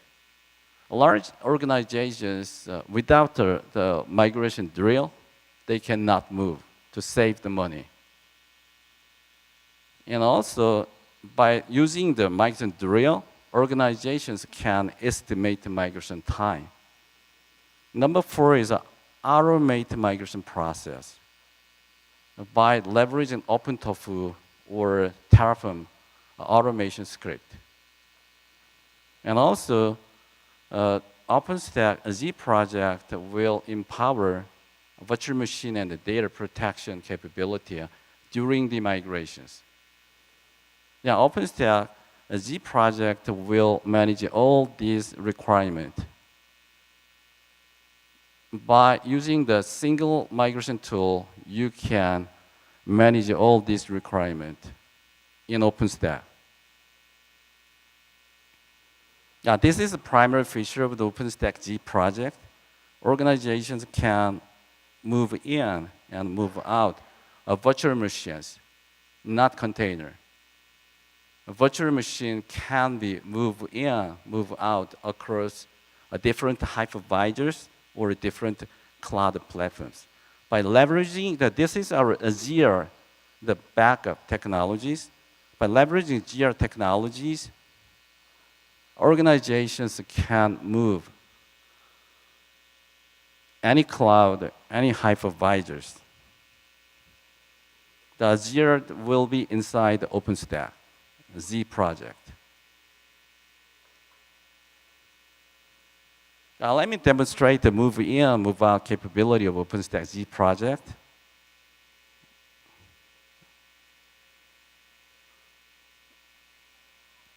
The migrated virtual machine will be able to move in and move out across the different hypervisors or cloud platforms.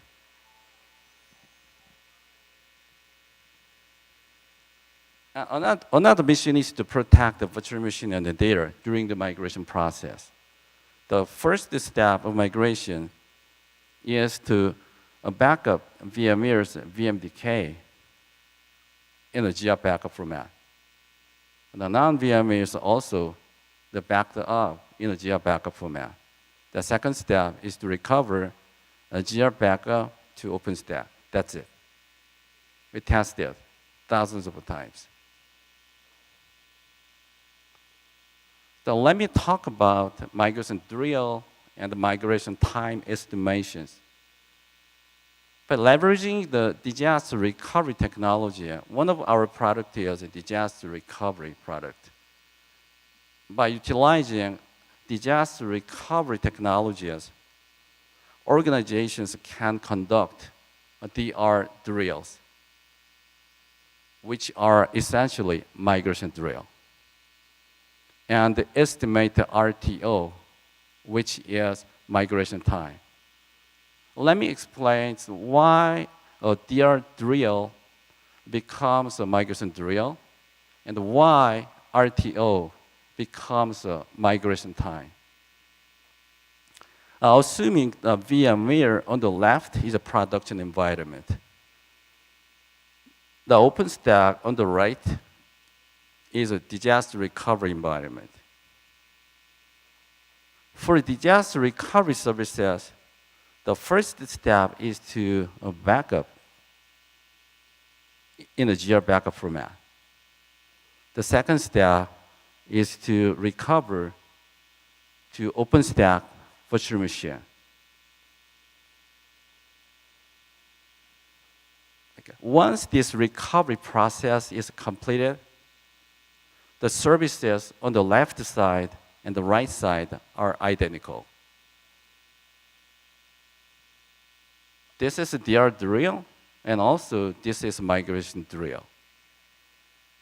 And if your DR drill time is like 4 hours, so for recovering 100 virtual machines, your migration time for 100 virtual machines to OpenStack is 4 hours. You can automate all these migration processes by leveraging the OpenTofu or Terraform automation script like this. Do the migration drill first. Then you can make all these processes automatically.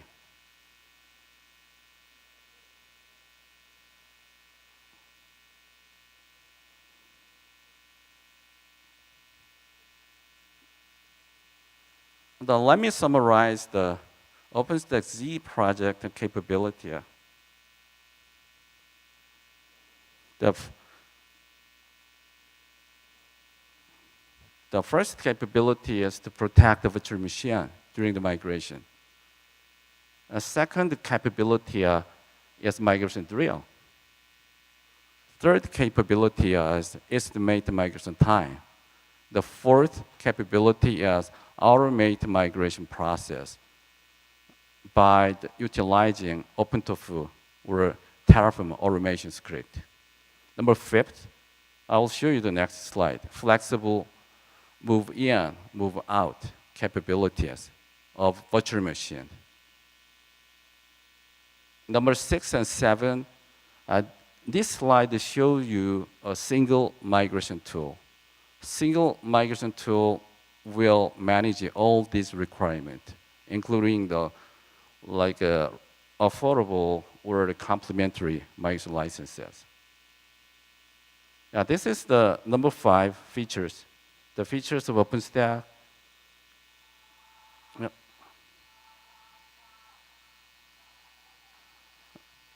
A virtual machine can be move in, move out across any hypervisors, any cloud platforms like this.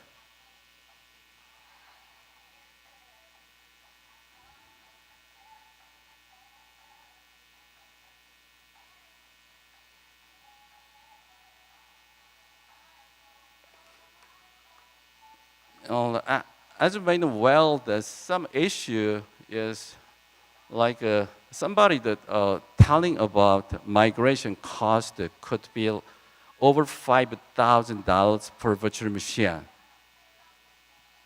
If organizations plan to migrate the virtual machine to container, they may need to pay over $5,000.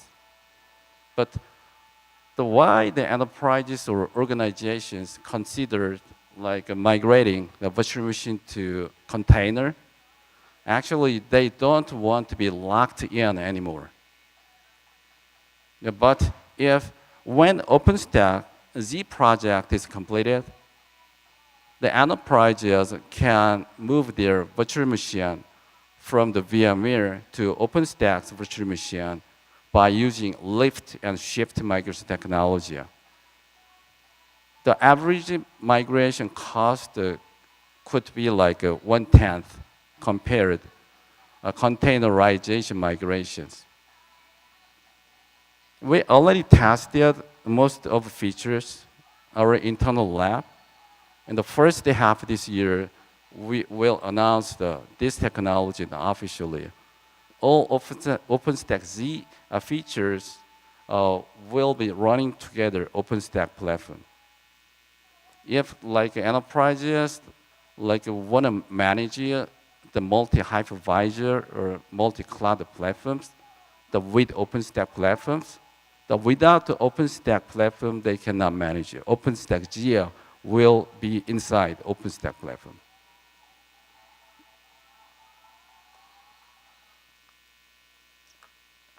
Let me this is another features some enterprises face the challenges migrating the storage, such as like RDM, the VVols, or LVM storage. Many guys think the storage migrations could be the hurdle to convert the VMware virtual machine to OpenStack's virtual machine. But G-Converter support like RDM or VVols or LVM migration to OpenStack, just like a block storage migration process. Storage migration is not any more issues. And also, many people ask the G-Converter if they can migrate 32-bit BIOS mode virtual machine to 64-bit EFI virtual machine running in the OpenStack. Yeah, we can support. This is like a BIOS in UEFI.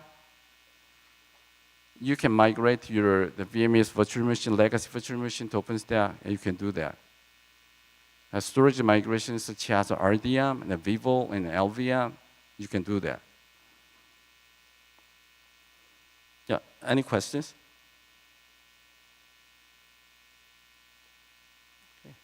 Okay, thank you so much.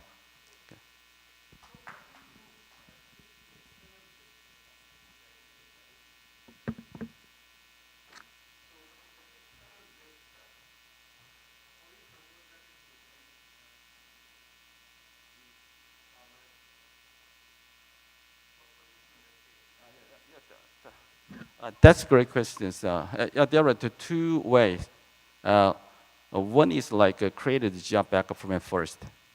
Or the second one is just replicate data in the RDM using the G-Converter. You can use some the rsync. That is not the difficult way. The migration process is just like a block storage migration process. That's not a big deal. We supported many customers related to these kind of challenges. That's not any more issue to convert VMware virtual machine to OpenStack. Yeah. Thank you so much.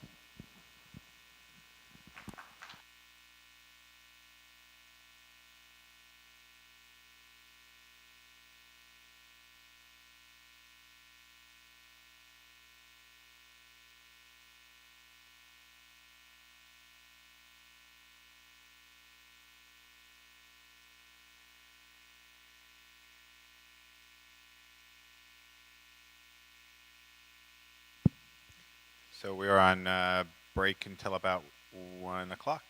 So see you then.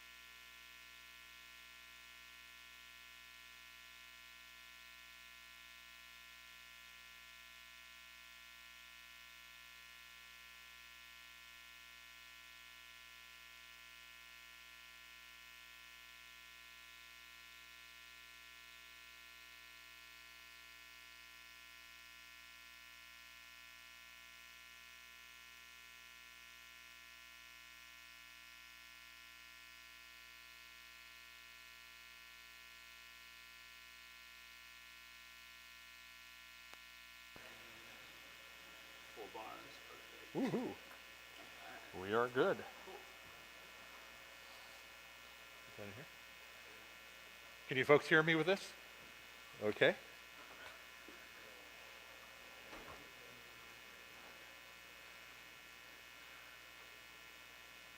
How many of you, this is your first SCaLE? Raise your hand, please. Well, make sure you thank the volunteers like the gentleman who's walking out now. They do this out of love for their community and their love for you.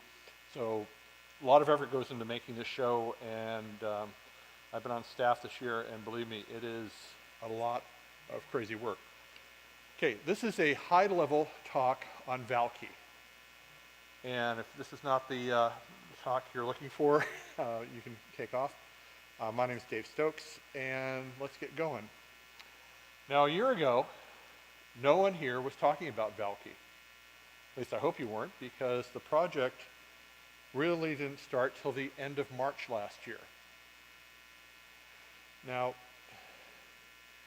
forgive me for reading all this, but this will give you the essence of what's going on. Lovely source from Wikipedia. VALKEY is an open source in-memory storage used as a distributed in-memory key value database. It's also used as a cache. It's used as a message broker. It has optional durability. I'll go into that a little bit later. By its design, it offers low latency, reads and writes, makes it suitable for what require as a cache. It is the successor to Redis, which is the most popular NoSQL database and one of the most popular databases overall. And one of the interesting things about VALKEY is that it literally came out of nowhere a year ago when Redis decided that they were going to use the SSPL. Now, there's other talks around here that will talk about the SSPL. There's even a website called The SSPL is Bad that was mentioned in some of the Postgres talks yesterday. The SSPL, on Redis's half, is a way for them to see as getting more money. For the folks who were Redis customers or users, it was seen as an extortion attempt. So a lot of the big players in the world, AWS, Microsoft, and all that, decided to fork the code and come up with VALKEY. The Redis folks have somewhat backtracked a little bit, but VALKEY's been led by the Linux Foundation, and it's been rather successful. The latest version came out almost 2 months ago, and it's been really, really good. Oops, before I forget, folks are all going to have to smile. I promised my wife a selfie. First time she came to a conference with me, she was very surprised at how much work we were actually doing rather than just sitting around talking about computers. Okay, these are some of the more popular uses for VALKEY. Now, there are other ways to do this, but the ones you're going to mainly see is a fast in-memory, low-latency database. Lots of uses there. The other one is a cache for another database, front-ending something like MySQL or Postgres. You don't want your web application going out and hitting the database each time. It makes it easier to go out there and hit the cache. Also popularly used as a message queue, and there are some folks who use it as a distributed lock manager. I don't like distributed lock managers, but God bless the folks who do. So, it's easy to install. Just about any format you want it in, you can get it. This is a Debian install, and as you can see, it's fairly typical. App install -yes, VALKEY, seconds later, it's loaded. It's also out there in RPMs, tar files, source, however you want it, it's out there. Now, first thing you want to do once you get it installed is to find out whether it works. And this is not the type of application you'd write a hello world script for. So the easiest thing to do is type in VALKEY-CLI and ping. And very creatively, it comes back and tells you Pong.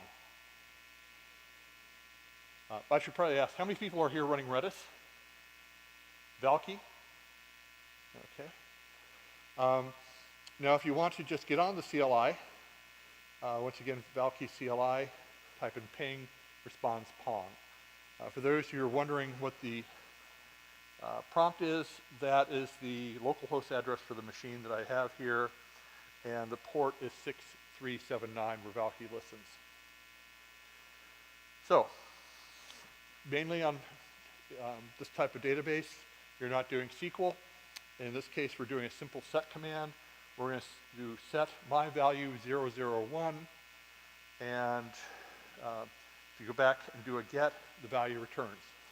As simple as it gets. Now, something else that's rather interesting is cache validation or invalidation is one of the nasty programs and problems in computer science. What's really nice here is I type in set, the key will expire, the value of it is 2, and I say it's going to expire after 60 seconds. Well, if I do a get right away, it comes back with the value 002. If I wait a minute, or more, and I do a get, it's not there. Very, very handy. Now, it has support for all the popular programming languages. This is an example in Python. As you can see, just import the library, do the type of set and get and the ping and pong stuff that you've seen earlier. Very, very simple to run. If you want to do it in a different language, it's out there for just about everything. Now, if you really want a lot more information on this, the best place to go is valkey.io. Now, this website is a little rough around the edges. I wish it had a little bit better introductory material, but it's the home base for anything VALKEY. So if you want to find out what the latest releases are, you're looking for getting started guides, you're looking at how to cluster, the material's out there. It's not as polished as it should be, but it's a good place to go. Other interesting thing, if you're looking at the low level, is the GitHub account, and github.com/valkey.io/valkey, and that will get you all the information you want if you want to get the latest and greatest. The other thing I'm recommending, especially if you're running VALKEY, is to go out there on the Slack site for it. Do you use the Slack site for VALKEY? No. There's some interesting discussions that pop up out there. So if you're looking for that sort of help, that's where you go. And with that, I said this is going to be a 10,000 foot overview. That's it. If you know me from previous SCaLEs, I've usually been working for MySQL or for Kona. I'm now looking for a job. That's actually me working on a Slack call in front of the Eiffel Tower. If you want to know the slides, they're out there at speakerdeck.com/Stoker. And I wanted to leave a lot of time for general questions and all that. Let me start with a question. What do you use VALKEY for, sir? Session storage and supporting other programs like Grafana, some other applications. So he said session storage and storing data for other applications. Did you use Redis previously? Yes. How was your transition? Absolutely painless. You basically uninstalled one and went to the other. Yep. So if you folks are looking for a open source version that does the same stuff, it's there. There are lots of interesting engineers trying to make this much faster and get the clustering smoothed out a little bit. So take a look at VALKEY. Folks who run Redis, what are you using it for? Anything special or? I use also for session management, distributed. Distributed block, I don't know why you don't like that actually. It's very useful. And general cache. General cache, distributed session, and and queues and locks. We used to have queues with MySQL, and it was horrible. And now it's just pipe batch of tasks into Redis, and I have a bunch of consumers just putting that in. Okay. Very fast. Many years ago, the hot cache product for MySQL, something called memcached, which is still heavily used. And then about 6-7 years ago, I noticed a lot of people switching to Redis for that. It's a very handy tool. If you're trying to cut down your access to the database, please use a cache like this. In Postgres, if you have a healthy system, materialized views help, but not as fast as a cache. The reason I don't like using something like this for distributed lock manager is that it gets tricky to make sure the timing is right and that everyone's playing by the rules. I worked in an environment where someone wanted to show their benchmarks were doing better than they were, so they kind of ignored the lock manager that was set up like this. Yeah, we use it lightly, mostly to make sure that the same job doesn't run at the same time, from multiple instances.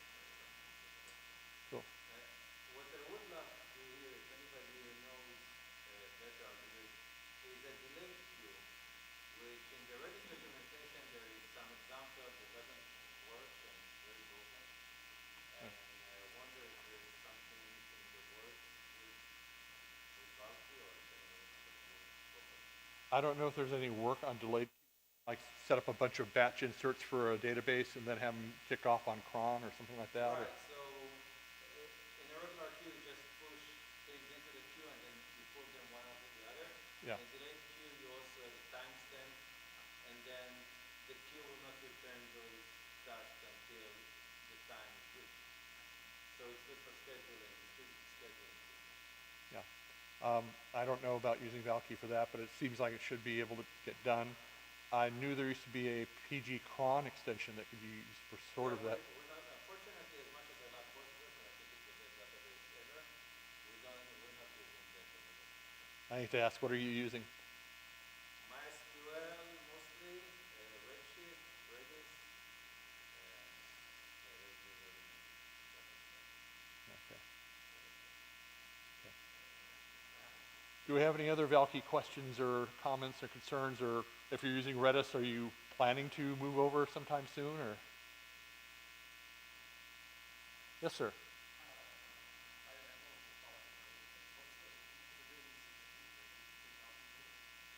8.0.2 came out 58 days ago. I know there's a new one that's in the works. I don't know when it's going to drop. I don't monitor their webpage every day for what they're doing. There was a meeting at the Open Source Summit in Austria last fall where they got all the big players together to talk about the improvements. And the one thing they really, really want is speed above all else.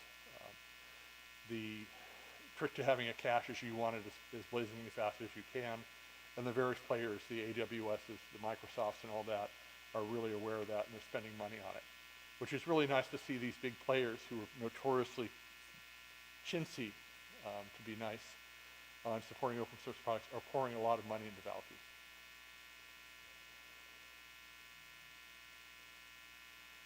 Anyone else have a question, comment? Well, if that's it, let me give you back a little bit of time. And I want to thank you for coming out.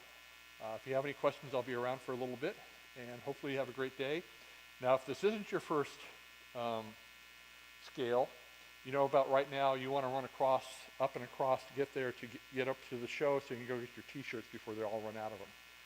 If you're a novice to SCaLE, when they open up the expo hall, that is like being downstream on a tsunami. There's a lot of people that rush in there. So good luck and get your t-shirts. They're a beautiful blue color this year. And with that, thank you for coming.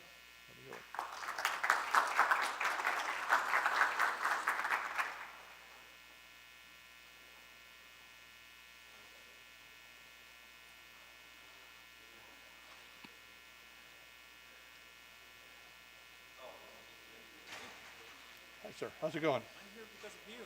You are? Uh-oh. Did I give you wrong directions or what? We met at Confu last year. Oh, did you make it to Confu this year? Yeah, I did. Yeah, it was last week. Yeah. And he said, oh, you should submit this to SCaLE. And I did. Yeah. Well, unfortunately for me,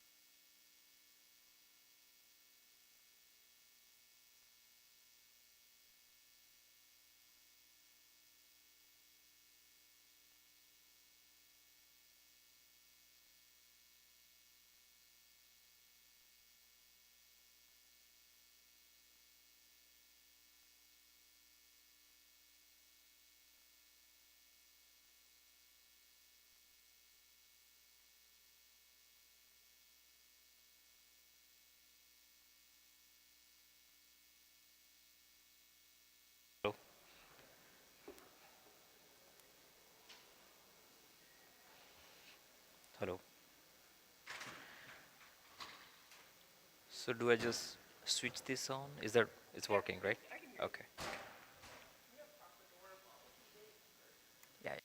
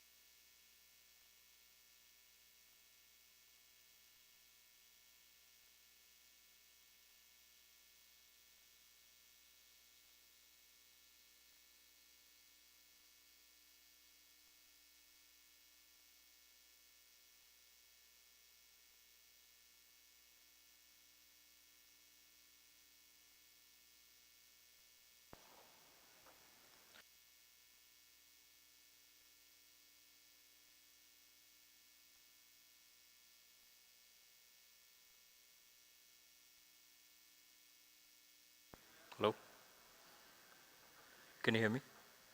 Okay. Okay. Hi everyone. Good afternoon. So it's really great to be here, talking about the awesome things we do at Walmart. So the topic we'll be covering is Walmart Private Cloud Rebalance. So first of all, I am Sukesh Behera, and I lead the private cloud team. I'm the director of engineering, and we have Jimmy here, Jimmy McCrory. He's part of the team. He's a principal engineer, and he's the brain behind this, and he has contributed a lot to this. So we'll move forward with the problem statement. So what exactly we are trying to do here, and what are the current challenges we have? Massive scale. So as we all know, Walmart being the Fortune 1 company, we deal with the largest scale in the world on day-to-day basis. So we are talking about multiple OpenStack endpoints, couple millions of physical cores, thousands of applications, and 100K plus VMs, and the scale that is really significant. So how do we achieve even placement across such a large scale? Because time to time we see there are applications with VMs which are not distributed across like different hypervisors, different racks, and as such. Because of that, we see sometimes we lead to CPU steal or hotspots within our like cloud fleet, and that is actually leading to impact for the application teams. And the next one is optimized allocation. So we deal with diverse set of applications. There may be apps which are running, like they need more CPU. There may be like memory intensive apps, right? So how do we take care of these different needs of different applications, and how we can allocate those based on the like backend host real-time resource allocation, right? So that is also one challenge for us at such a large scale. And obviously improve performance, so that is our number one goal, how we can avoid some of the performance impacts, because we have seen because of these uneven distribution, there are applications having VMs with inconsistent performance, recording whatever they are seeing, and that leads to some outages and downtime. So that is something we want to avoid as well.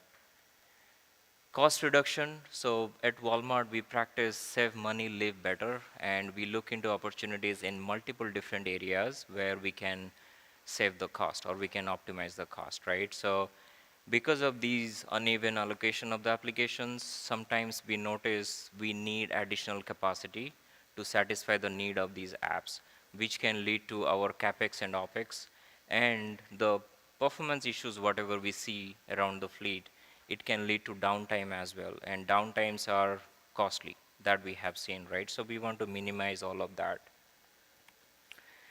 Enhance resiliency, again, this is another key factor for us, where we want to achieve at such a large scale, we want to achieve zero downtime 24/7.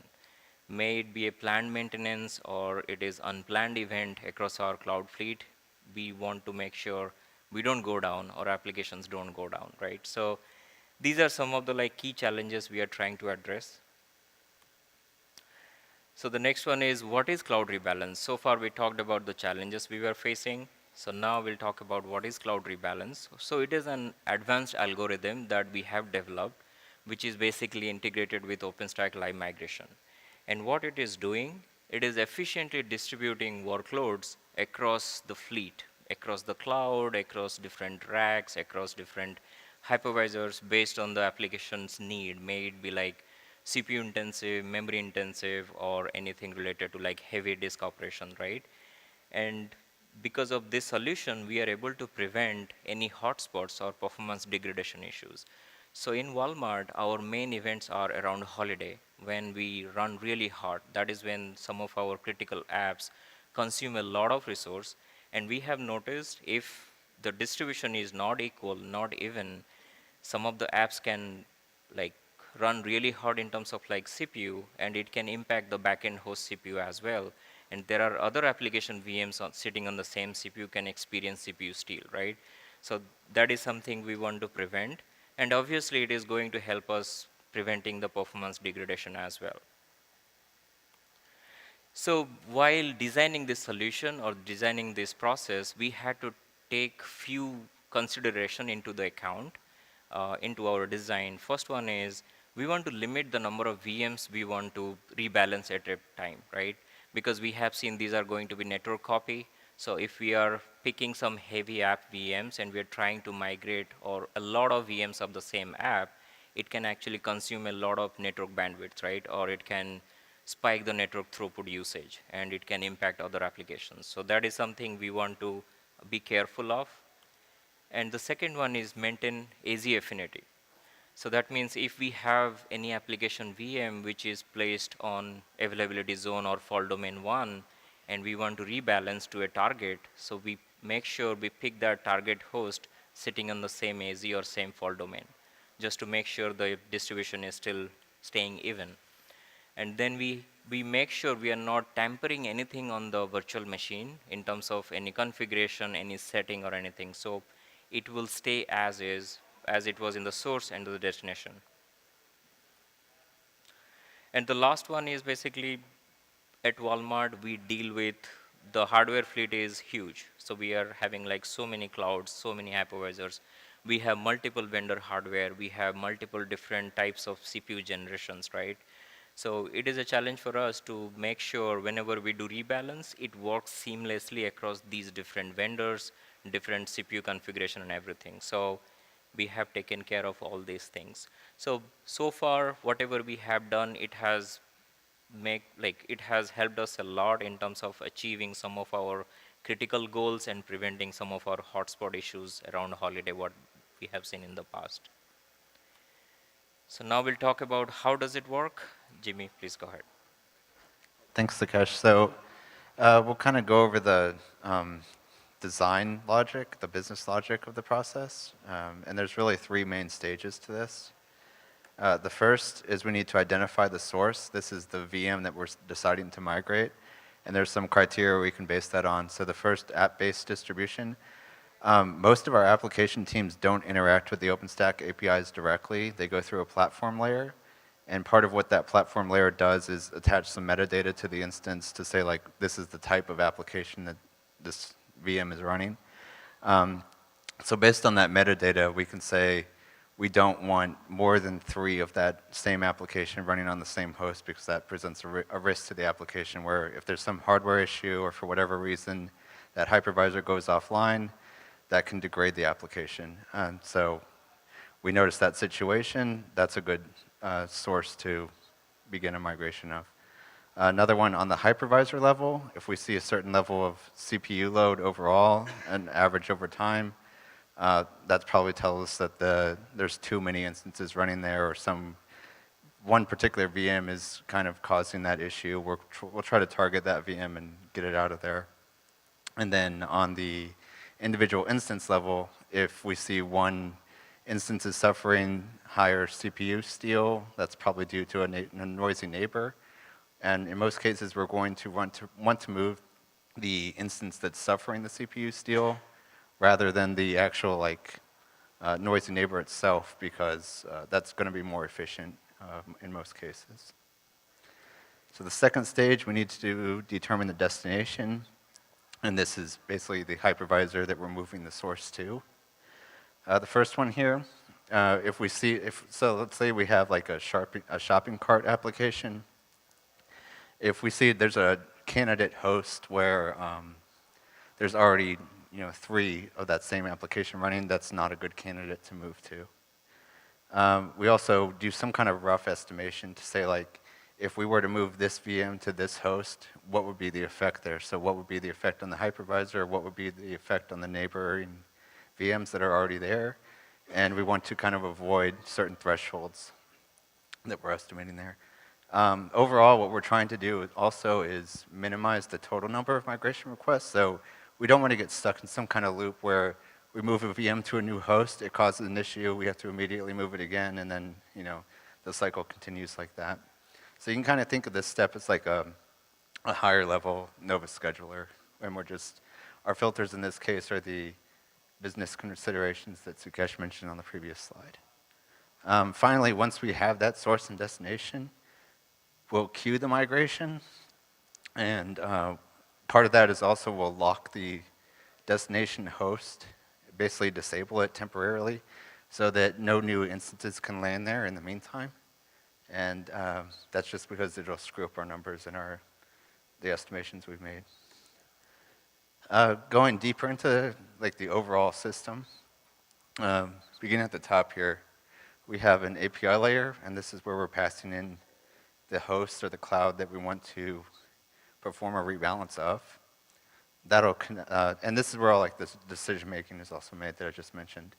So that we have basically a consolidated database of all the clouds and hypervisor instances, basically the state of the Walmart environment, and that'll choose the candidates for the source and destination.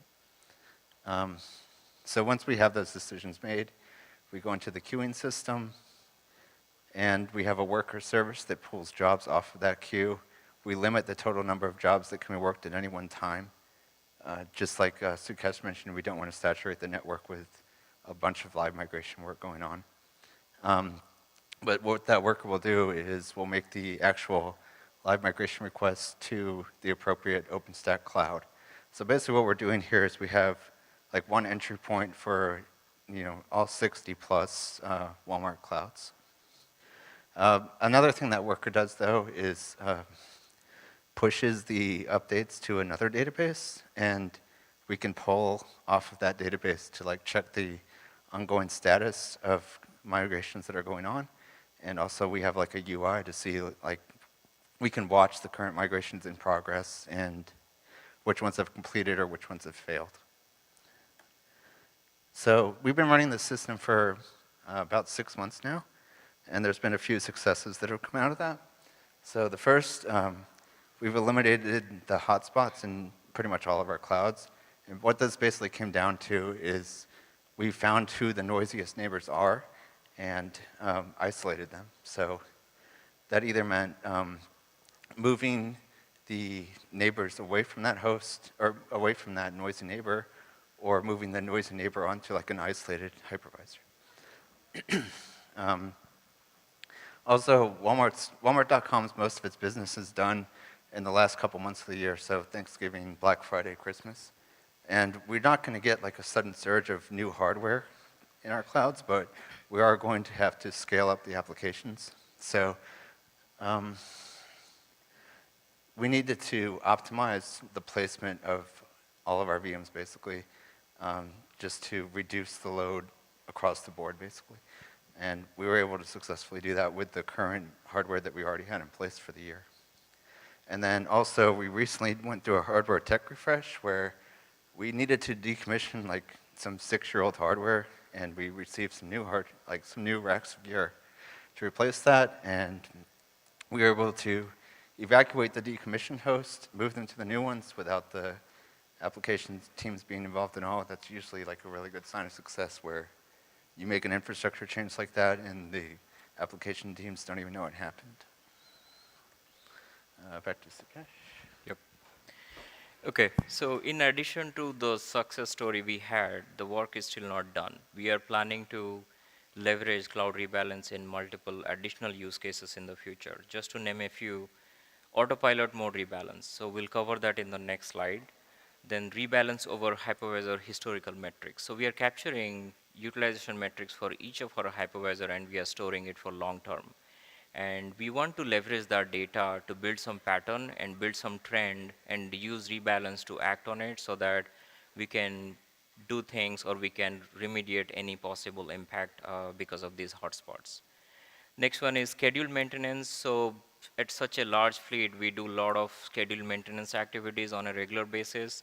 So we want to use rebalance to make our maintenance activity seamless and like fully streamlined, so that we should be able to do it without any downtime and minimal user involvement, right? So the third one is optimized OpenStack scheduler. So we all know OpenStack scheduler, it actually does a great job today, but there are still some use cases, corner cases, where we see the distribution is, or the placement is not optimized or whatever the way we want. So we want to leverage our rebalance logic in addition to the scheduler, so that at the time of deployment itself, these VMs will be placed evenly so that we don't have to do a lot of migration activity at a later point. Then event distribution of application workload, again, this is all related together, but our goal is, since we are managing such a large fleet and we have so many thousands of applications, we want to make sure everything is staying green, everything is balanced equally so that we don't spend a lot of time and effort on running behind issues. Host aggregate conversion, so this is another thing we have seen where we may have a need of moving around hypervisors between different host aggregates. So without rebalance, we had to do few manual steps, which was time consuming, and sometime it could even lead to error and issues. And using rebalance, we should be able to, again, streamline that and make it really seamless. Now we'll talk about some of the expand use cases. Yeah, so really this comes down to more automation we want to put in place. Right now, if we need to make a change or begin the rebalance process, an engineer has to go to the API and provide some kind of host information and hints to that service. But we want to kind of bring it full circle and have our metrics basically, instead of alerting us to investigate further, we want them to make that decision to actually begin the rebalance process directly. It's just about building trust with the system over time, I think, to where we can get further with this. So those metrics could be based on CPU steal or CPU steal of an instance or certain resource constraints on a hypervisor, including CPU, memory, disk, network. One of the problems here is we don't want it to be like a sudden spike and then we kind of react too quickly to begin a rebalance because there might just be something happening on an instance that's like a temporary event, and we want there to be some kind of trend that we see over time where we know this is a problem and we need to start working on it. Network here is kind of interesting because you probably won't think of that immediately as something to be a resource constraint, but there could be an issue where there's two proxy service VMs on the same host and they're taking a bunch of traffic. We kind of want to split that up so that the network the link there isn't being saturated on the host. Some more cases where we could automate further. These are usually scheduled events that we know about in advance and we need to fully evacuate a hypervisor. One of these, the host aggregate conversion, Sukesh just mentioned, we have basically two types of hypervisors. We have the general compute where it's overcommitted and it's not dedicated CPUs, and then we do have dedicated CPUs where a VM is pinned. If there's certain workloads that, over time, that kind of shifts back and forth where we need more general or more dedicated. So we need to evacuate a general, for example, reboot it, reconfigure it, turn it into a dedicated hypervisor SKU. And in the meantime, we want to migrate those VMs that were previously there to a different general compute host. And then cloud upgrades, we do this every year. But it's kind of a batch process where we go rack by rack within a scheduled change window. Some improvement we can make here is instead of rebooting it and bringing up the VMs, we can evacuate those VMs and migrate them somewhere else. So just reduce downtime to our application teams. And we have some time for questions. Yep. We are open for questions, if anything. Do you guys do anything, are you using placement or affinities for anything like this?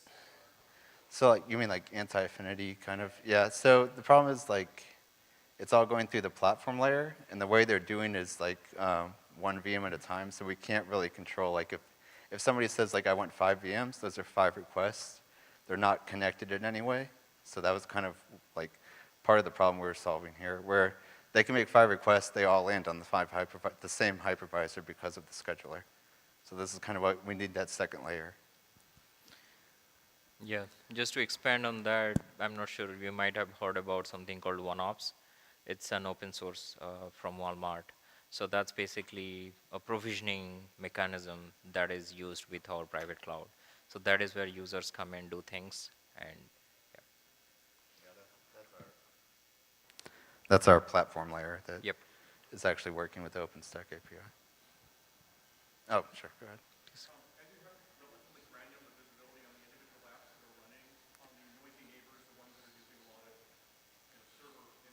Yeah.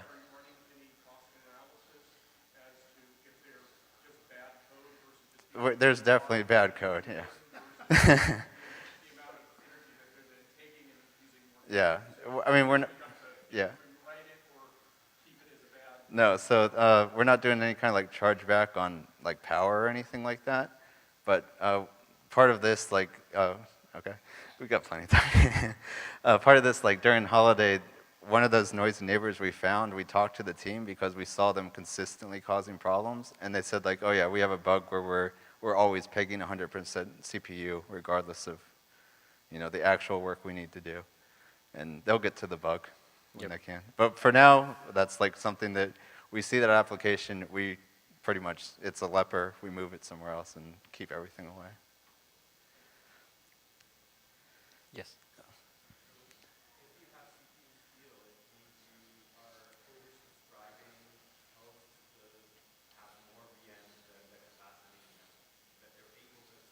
Mm-hmm.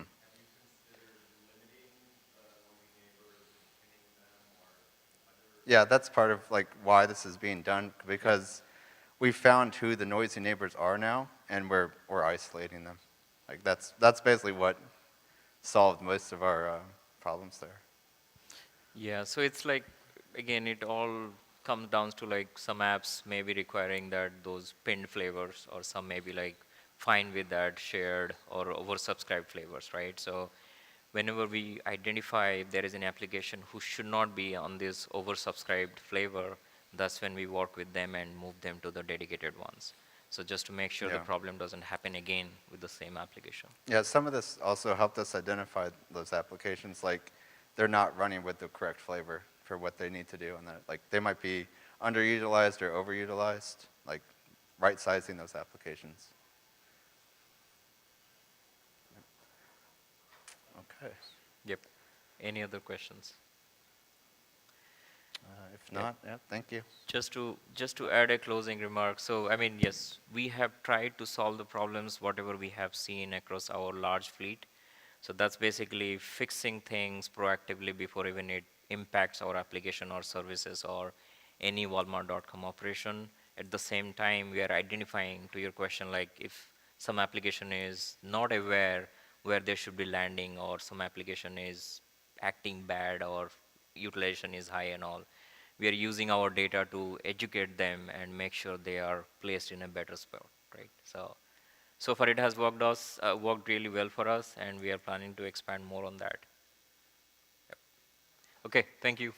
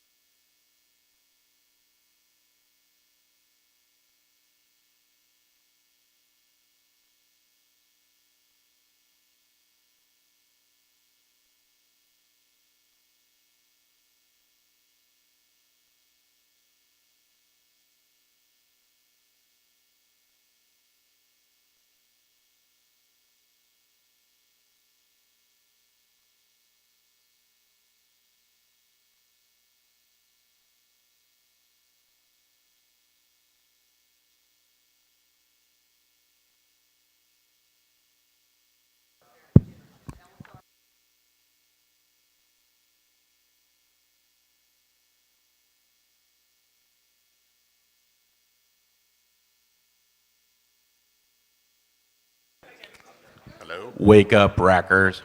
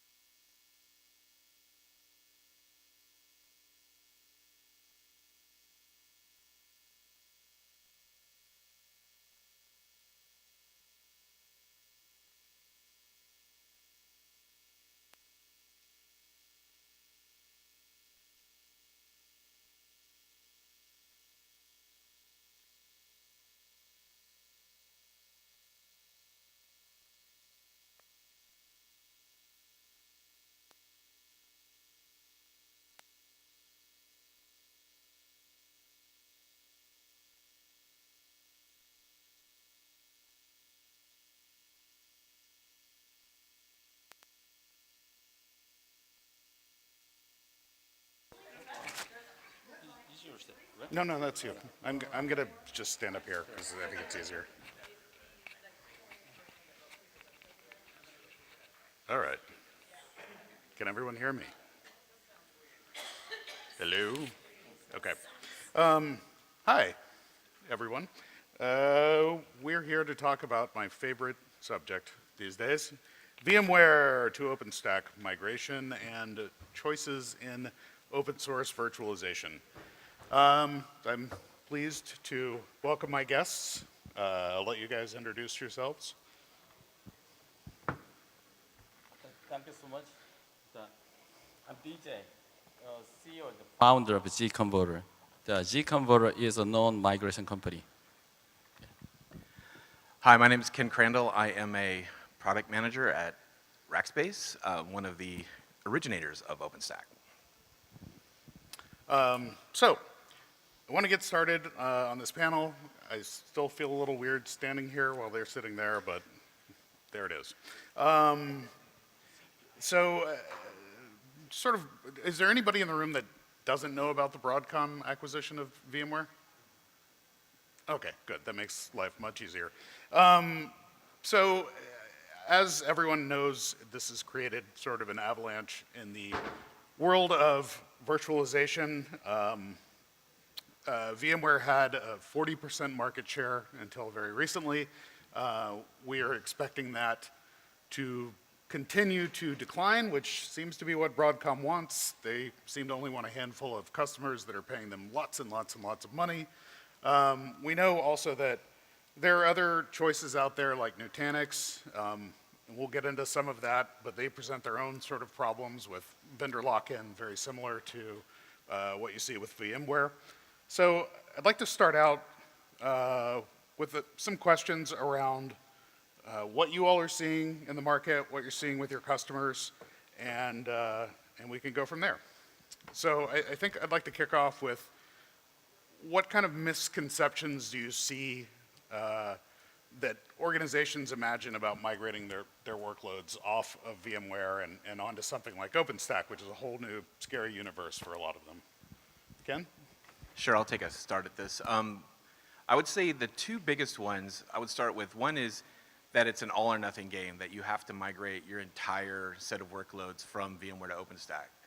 Just like any set of platforms, there's always going to be workloads that are idealized for one or the other platform. And I think that kind of, as if you saw my talk yesterday, you would have noticed that even if you do a partial migration, there's definitely a way to get some savings from that, and there's definitely a way to, I think, identify the workloads that would benefit most from running on top of OpenStack versus VMware. And I would say the second one is around the costs of migrating. You know, we've all seen that number thrown out. I think you're going to get to it later, so I'll. Well, no, go ahead. This is free form. Someone threw out a number that said something like $5,000 per VM to migrate. A little bit of math I did on that. If I did one VM a day, and took nights and weekends off, that would be like $1.3 million a year to pay someone to do that. Now, most of us know that, especially with tools like zConverter and others, you can kind of move VMs en masse. So that not only doesn't make sense from just a timing perspective, but a cost perspective, that number is just straight out the window. So I think it's really less expensive in terms of the actual migration. I think as a part of that, just again, understanding the workloads you're migrating, there's quite a few workloads that might not even need to be migrated. You might be able to just redeploy them or reinstall them or use your DR facilities to reinstantiate them in OpenStack, and that can be a lot quicker and safer way to move over those workloads. As a is migration companies, there are two different misunderstandings, two different types of misunderstandings. Actually, the first one is we cannot do, but they think we can do. And the other one is like we can do, but they don't believe we can. Actually, let me talk about we can not do, but they think we can do. Actually, they think virtual machine can be automatically migrated to containers. That we cannot do this.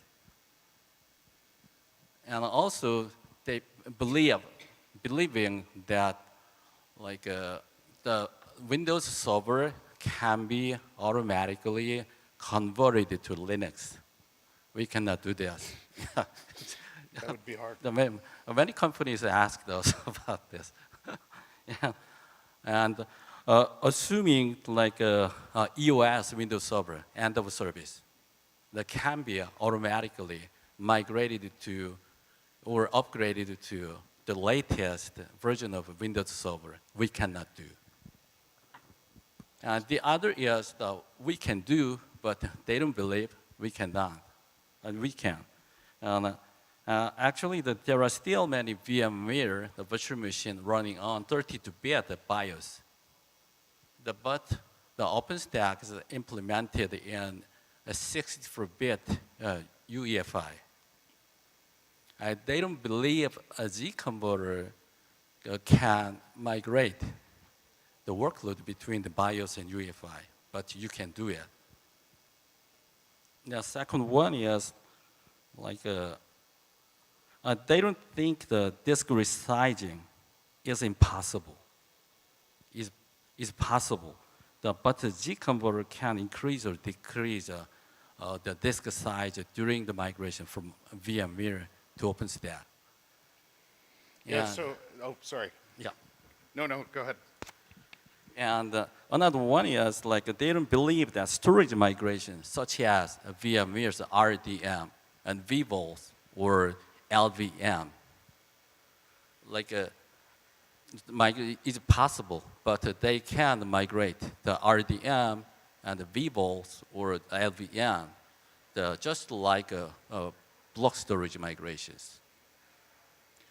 Yeah, so I want to touch on one of the things you just brought up, DJ, which is that in a lot of cases, we've got customers running VMware on old and outdated hardware.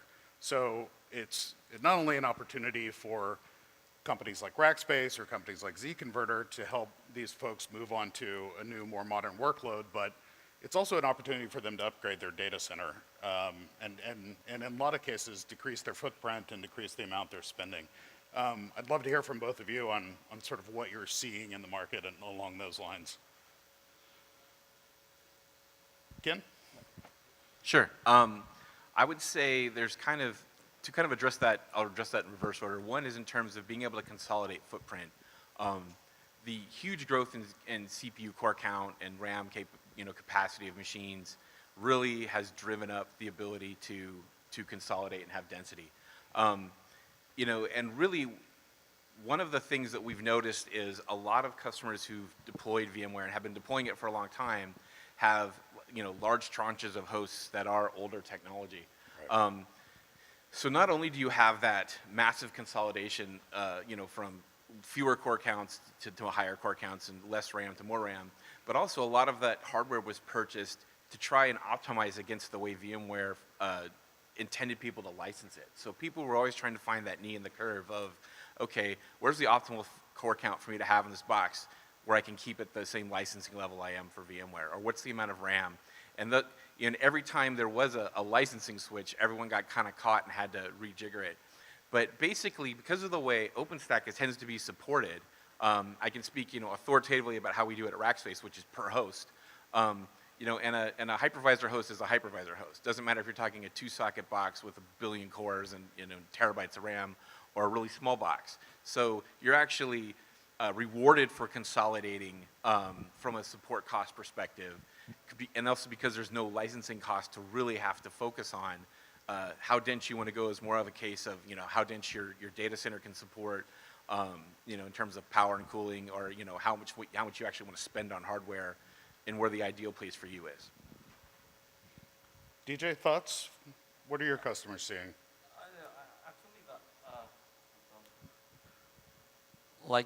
He already said everything I need to say.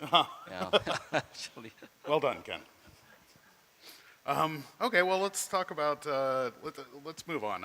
I mentioned, well, actually, I want to talk about, migration time. This is a big concern. I know in talking to both of you that in a lot of cases, people come at this thinking they have to move everything over all at once. And in practicality, that's not actually what's happening in the market. I think a lot of people are taking baby steps. Some can't afford to do that because they have to immediately get out of their contract. But I'd like to talk about sort of what you're seeing for not just average migration time, but also what's the difference between a SMB versus an enterprise type company, and how are they kind of handling that? It depends on the type of migrations, like a lift and shift migrations and the containerizations. The many SMBs choose a lift and shift migrations. That they save a lot of time and the cost to convert the VMware virtual machine to like an OpenStack virtual machine. However, due to the vendor lock-in issues or like a price hike issue, some enterprises consider migrating the VMware virtual machine to containers. If they decide, actually, they already said about this, they might need to pay for over the several thousands per virtual machine, and also spend a lot of time. Actually, why they need to make a containerization is like a vendor lock-in or move in, move out the capability. I recommend migrating the VMware virtual machine to OpenStack virtual machine the first to save time and money. And also, if needed, at the second step, they can do the containerization project. But the 4 months ago, the Z Converter launched OpenStack Z task force team to empower OpenStack's move in, move out capability of a virtual machine across different hypervisors or different cloud platforms. Yeah, they don't need to be locked in once we announce the official OpenStack Z project. Yeah, I would agree with all of that, and just add a couple of, I guess, little extra bits to that. One part would be that the primary thing is the big thing that's driving people to get off of VMware right now is cost, right? There's a lot of people in general weren't unhappy technologically, but there's always a certain point where it's not worth it, and Broadcom kind of crossed that line with a lot of folks, and so we found that the speed at which to migrate is really driven by the will behind the person doing it, and I literally have gone to meetings where a C-level executive from a customer said Broadcom pissed them off and I don't want to give them another dollar. And that becomes I'm like, okay, great, you can give them all to me. But with that comes so there's a high degree of motivation. And like he said, the first thing to do is okay, focus on platform migration, focus on the most expedient way to do that. because if it gets muddled with a containerization or app modernization effort, you're now adding steps into the process that aren't literally focused on transferring from one platform to the other. You're actually rewriting your software as a part of that. And I would say that's also kind of what tends to happen at the enterprise level is things get caught up in giant sweeping arcs of enterprise strategy. And really where it becomes, it's really when it's a focused, very clear set of goals, which is change from one platform to the other, do it within a certain time period. And that can be accelerated by, the number of people you put in place to parallelize it, the tooling that you choose. And ultimately the thing that then drives velocity is physics, right? Because if you've got large VMs and you're pulling large virtual disks off, you're constrained by how fast your networking is and how fast you can pull that out of a data store in VMware, convert it and stick it into a Cinder volume. So really, I would say if you can get your organizational inertia out of the way and commit, and then identify the best process for each individual workload, whether it's to lift and shift, whether it's to redeploy, whether it's to restore from backup, however, then really the velocity then comes to how much you want to parallelize and how fast your environment is. Okay. So another thing I want to touch on, I've heard word on the street is VMware and also Nutanix are raising prices again, and soon. So Ken, you mentioned that the $5,000 per VM kind of FUD that's been put out there. I think we all know that it's less than that. But talk to me about cost in general, and also, why you would avoid moving over to something like Nutanix from VMware, and why choose an open source solution, and further, if you can throw in a customer success story, either of you, that would be fantastic. Well, I can talk about a use case. I can't mention customers because in our case, being both a VMware shop as well as an OpenStack shop, we have definite, want to make sure that we're definitely not throwing anyone under the bus, whether it's a partner or a customer. But one thing I can talk to is really the important part of all that is that we have to, the costs are really driven in the costs that are really driven are really, software licensing is such a huge part of your IT budget, right? And we all talk about open source in terms of a development model, a community, but and various vendors have encapsulated how they support open source in very different ways, whether it's subscription, whether it's a support cost. And I think really you have to break it all down. You have to break down what support you need and what you're getting, what the software licensing cost is. Like I said, the way Rackspace delivers it is we deliver a per host support model, and there is no licensing charge. So that becomes a huge cost differentiator before you even break it down into apples and oranges of sockets per year versus hosts per year or whatever. But ultimately, one of the things that open source is about is freedom. It's about the ability to own your own destiny. And one of the reasons that we at Rackspace deploy upstream OpenStack without any secret sauce is because we always offer our customers the ability to transfer their operation of their infrastructure back to themselves. There's always that off-ramp. And that off-ramp means that we don't have any kind of hook that requires them to do business with us. We make ourselves a good partner that they want to do business with us. We have to earn their business every day. And I think that's a big differentiator for most open source companies who really get it, is you do have to earn the trust and the business of your customers all the time.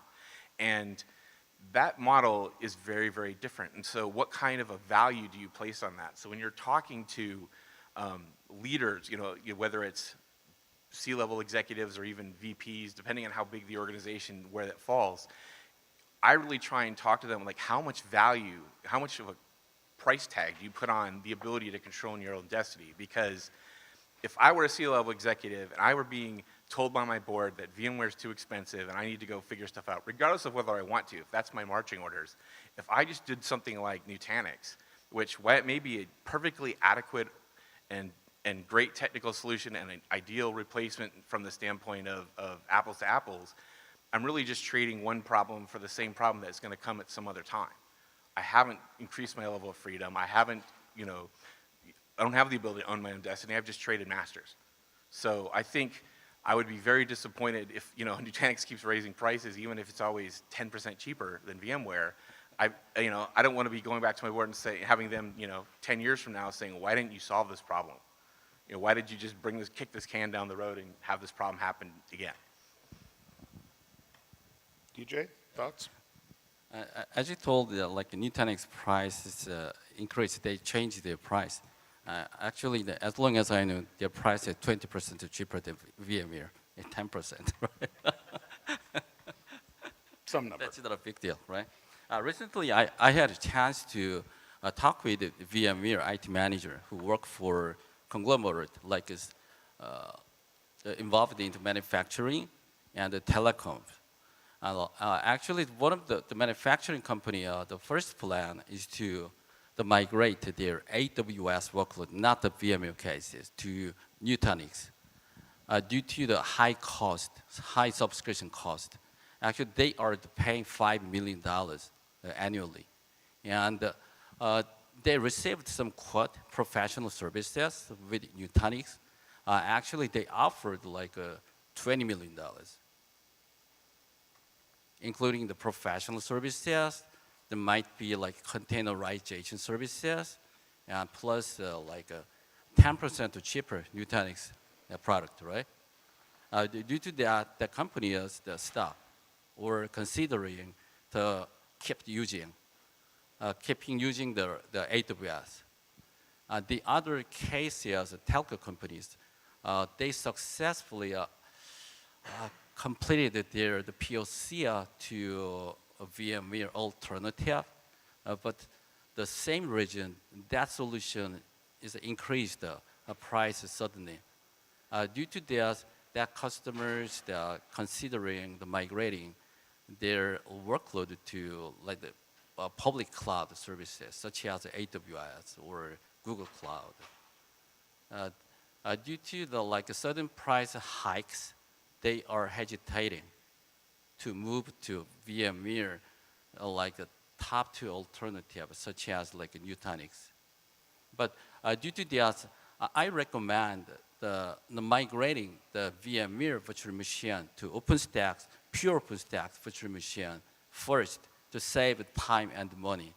And then, as a second step, they can do any containerizations. If the purpose of the containerization is like the avoiding the vendor lock-in issue or sudden price issues, they don't need to do that. They just move their VMware virtual machine to pure OpenStack, like a Rackspace or OpenMetal. And then they might need to do containerization later. They can move out to any hypervisor, any cloud platform, if necessary. All right, so we've got about 4 minutes left. I have so many things I could ask, but I want to focus on what this looks like. I think everybody looking at the situation in the coming years sees that this thing has a pretty long tail. I think there's a lot of opportunity out there. You know, what do you all see coming down the road over the next 3 to 5 years with this stuff? Well, I can say I think, you know, there was some miscalculations by, you know, obviously by Broadcom and by others for understanding the reasons why people stayed on-prem.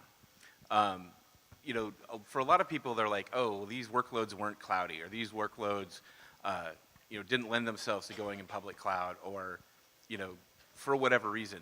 But as we've talked to more and more customers, we've learned that there are very specific reasons why they're not deploying in a public cloud type environment. So, you know, whether it's, you know, data sovereignty, whether it's data gravity, whether it's control, whether it's, you know, IP, you know, there's all sorts of reasons that have kept people in the data center.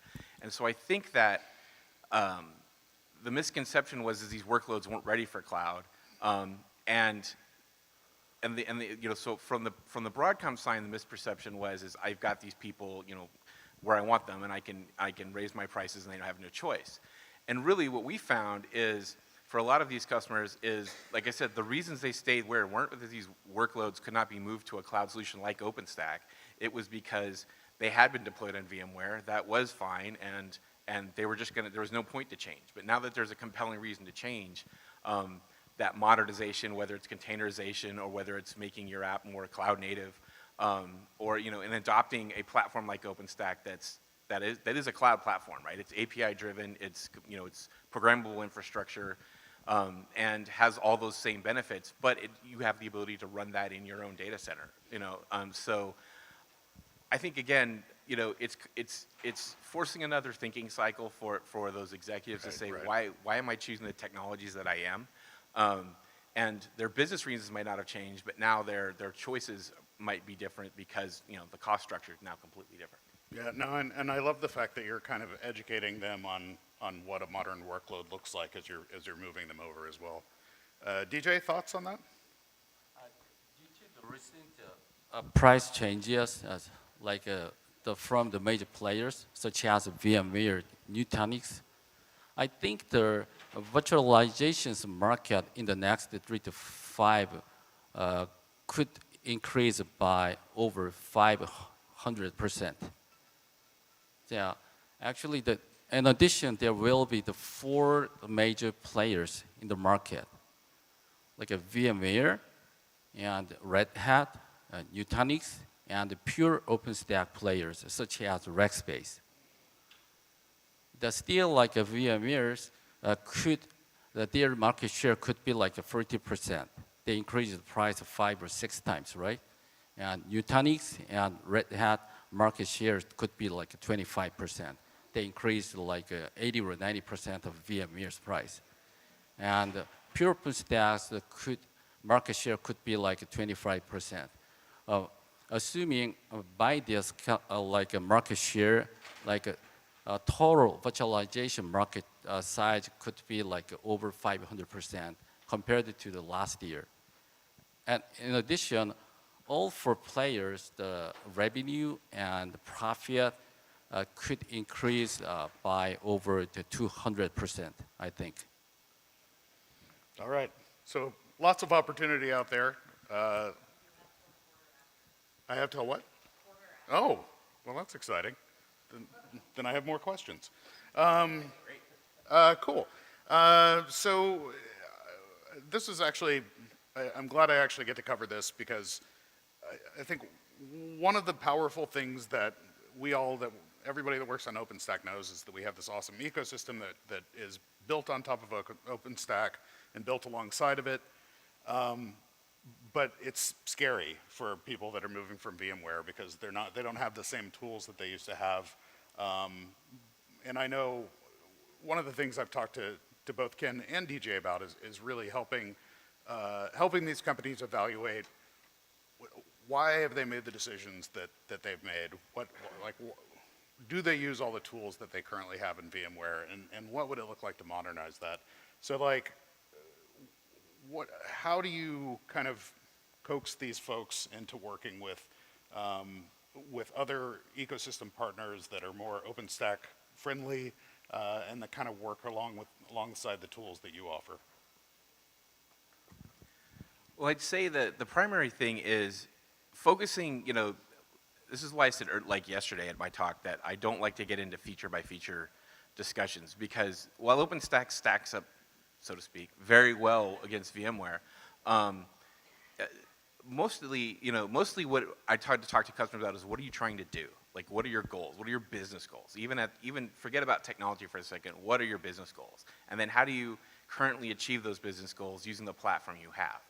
And then if we can break it down into what they're trying to do, whether it could be something broad, like I need high availability, I need multi-site business continuity, I need a disaster recovery plan, process, I need data protection. There's all these big kind of, all the buzzwords here. There's these big business, initiatives that companies have because they want to keep the lights on. And how you do that really should not be as long as you're achieving that goal, and as long as you're achieving that goal using the proper set of tooling, there's always an opportunity for companies to retool. This happens all the time. It's nothing new. We did this through Linux or Unix to Linux migrations 25 years ago. And there's always going to be a certain subset of people who have their blinders on and say, this is what I know. And how does it compare with what I know? And usually, once you get them to think a little higher level in terms of what is it you're trying to do versus how does it, I push this button here on this page to have this thing happen. If you can kind of break of that, very turn the crank, mechanical thinking and get more focused on the process thinking, most of the time it's not as different as it might seem. A lot of times you're dealing with language differences, right? People say, well, I need vMotion. I said, well, we have live migration. It's the same thing. They said, I need storage vMotion. We have Cinder volume migration. VMware HA, Masakari, and there's all sorts of those, but really what do you need? I need instance high availability. I need live migration of instances from one hypervisor to another. I need to be able to migrate storage from one backend to another. Once you break it down into what you want to do and why you need to do it, there's usually a way to do it. It may not be an exact identical way, but there's usually a way to accomplish that goal, and sometimes there's an OpenStack way and there's a VMware way. So, long story short, I'd say the biggest thing is just trying to build up people's confidence, and it's not necessarily through, it's not limited to just training or exposing them to new tooling, but to get them to think more about how they're trying to accomplish their goals and showing them, and that's part of why, there's such a rich ecosystem of OpenStack providers. We have that expertise, and part of our goal is to, hey, we're here to do this with you, and we're going to share our expertise, and we're going to help get you on board, and we own this process of helping you evolve from running on on VMware to running on OpenStack as much as you do. And I think if you are good at convincing them that you're in it as a partner, and that you're going to help them get to that point, and that you're not, and again, if you're earning their business every day, like I said earlier, by being that good partner, then they realize that they're not going about this alone. They don't have to have necessarily all the answers from day one, but they know that you'll get them to a point where they'll be just as functional. The same way they did when they went from bare metal to consolidation to virtualization. Or they went from Unix to Linux 20 years ago. So this is just sort of like the life cycle of IT in a lot of ways. I agree with him. As you know well, the early dimensions, the 20 or 25 years ago, most IT was, they are using a physical machine. Now we are saying the bare metal machines. And most of the bare metal machines migrated to the VMware's virtual machine using the lift and shift migration technology 20 years ago. And I cannot understand why there is some argument about the lift and shift migration from VMware to OpenStack. Actually, excluding the vendor lock-in issue or a price hike issue, they just migrated their VMware virtual machine to OpenStack, like a pure OpenStack, such as Rackspace virtual machine. That's it. And our OpenStack Z project, empower the OpenStack to move in and move out capabilities across any hypervisors, any cloud platforms. Actually, the Z Converter is a 20 years old migration company. We supported many enterprises, such as Samsung and the global companies. Actually, my recommendation is to do the migration first to OpenStack, then consider containerization or stay in OpenStack, some virtual machine. That's it.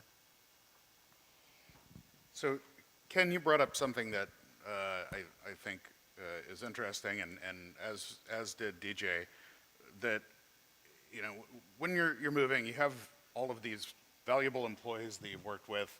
You don't want to leave them high and dry, right? You want to bring them along for the journey, and convincing them, folks that maybe haven't looked at OpenStack for a very long time, they think it's too complicated. They think that OpenStack is dead. All the things that we've all heard over the years, when in reality, per DJ's point, there are migration tools like Z Converter to help make this change. But what is the industry doing to help educate these folks and help bring these VMware button clickers, I guess, over to train them on OpenStack? Well, I would, as you mentioned earlier, when you look at migrating from bare metal to virtualization, that was a lot bigger change for the industry, right? We had people who managed compute. We had people who managed, we had DBAs managing databases. We had network groups managing networks. And we had storage admins managing storage. And they were all silos, right? And one of the big kind of things that we learned is during that consolidation of physical bare metal into virtualized platforms, it broke down a lot of those silos. All of a sudden, you had folks who now were multidisciplined. They had to understand networking, they had to understand storage, they had to understand, in some cases, databases, and so forth. And so, moving from VMware to OpenStack is actually a lot less complicated than that. Again, it's like learning one database versus another, or learning one tool versus another. Yeah, there's some daunting aspects of it. It's mostly, like I said earlier, a terminology issue, but that same terminology issue arises if you're moving to Nutanix, right? Like moving platforms is just moving platforms, and you're not actually switching technologies, if you will. You're still moving from one virtualization platform to another virtualization platform. Now, I'd argue that OpenStack has many more things to offer than just virtualization, but that's kind of a different discussion. But even so, people fear change, right? And that's fundamentally what they're being put into a position of change somewhat unwillingly by this price hike in a lot of cases, and so they're naturally going to dig their feet in and fight against that. And so I think the biggest thing you can show them is, look, it's not that different.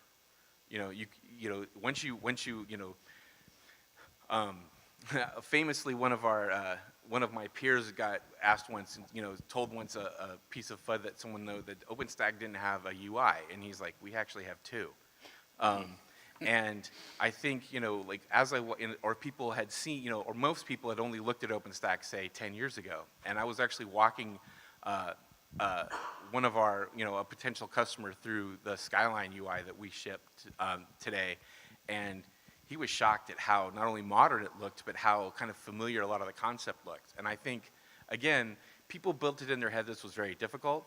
But I think also, going back, 15 years when OpenStack was starting, we were having to teach people about cloud concepts as well as OpenStack proper. So again, that was a technology shift. This is more just a tooling shift, and that's just, getting past those nomenclature issues and helping them build the confidence. And again, building that trust and that good relationship as being a trusted partner is a big part of that. DJ?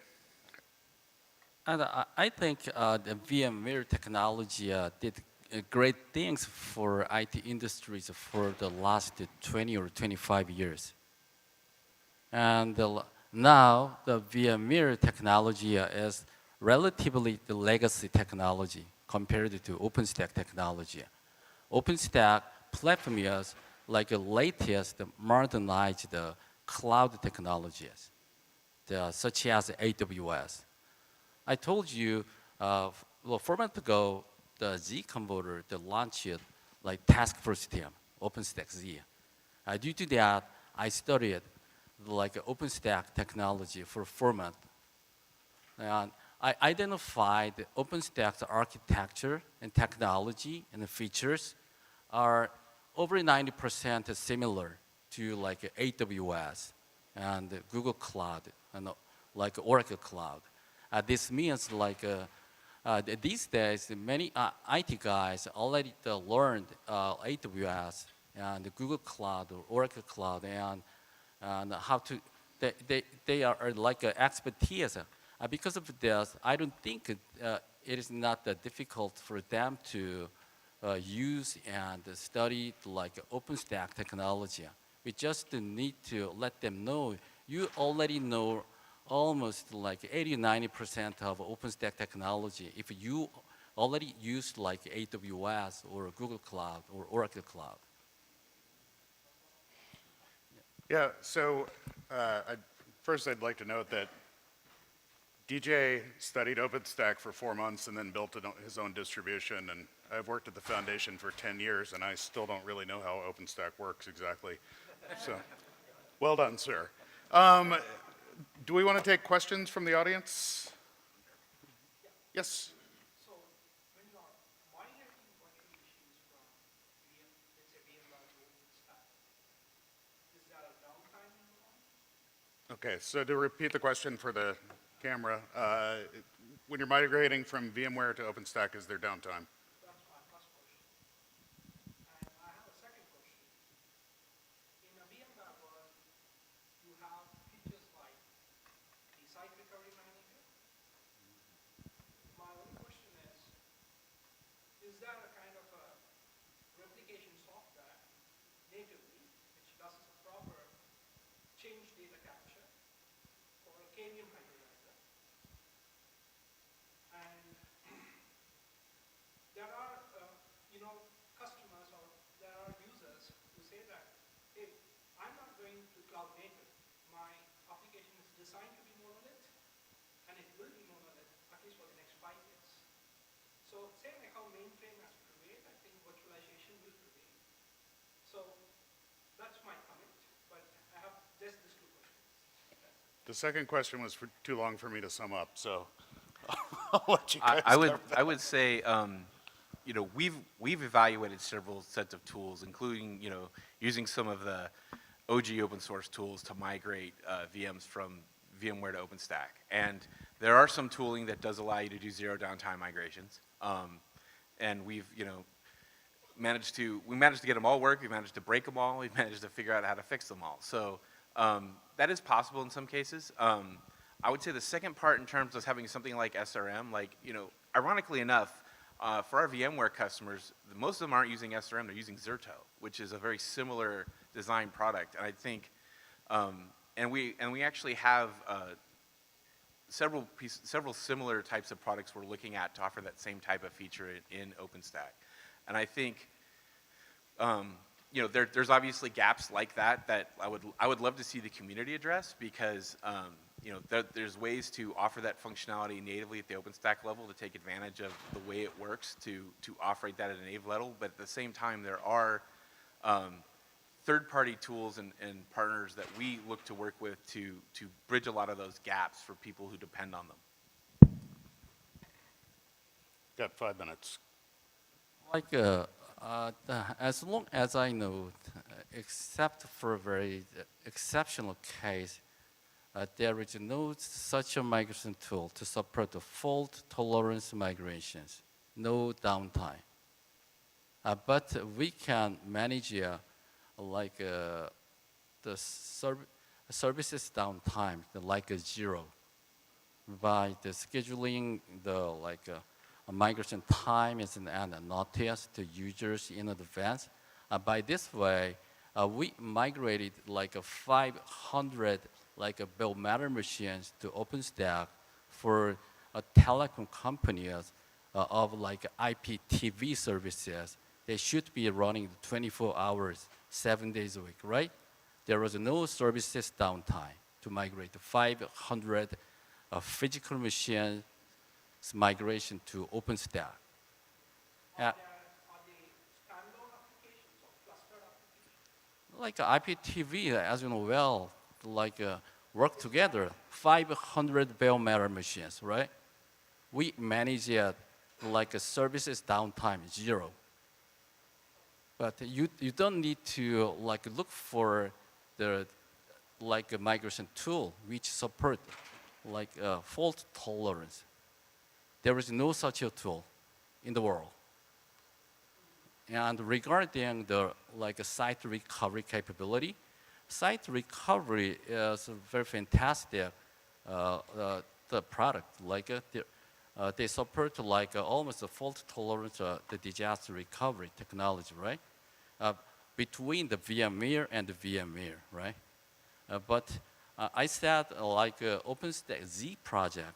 Actually, the Z converter, it has a hypervisor or cloud agnostic backup, disaster recovery, and the migration technology.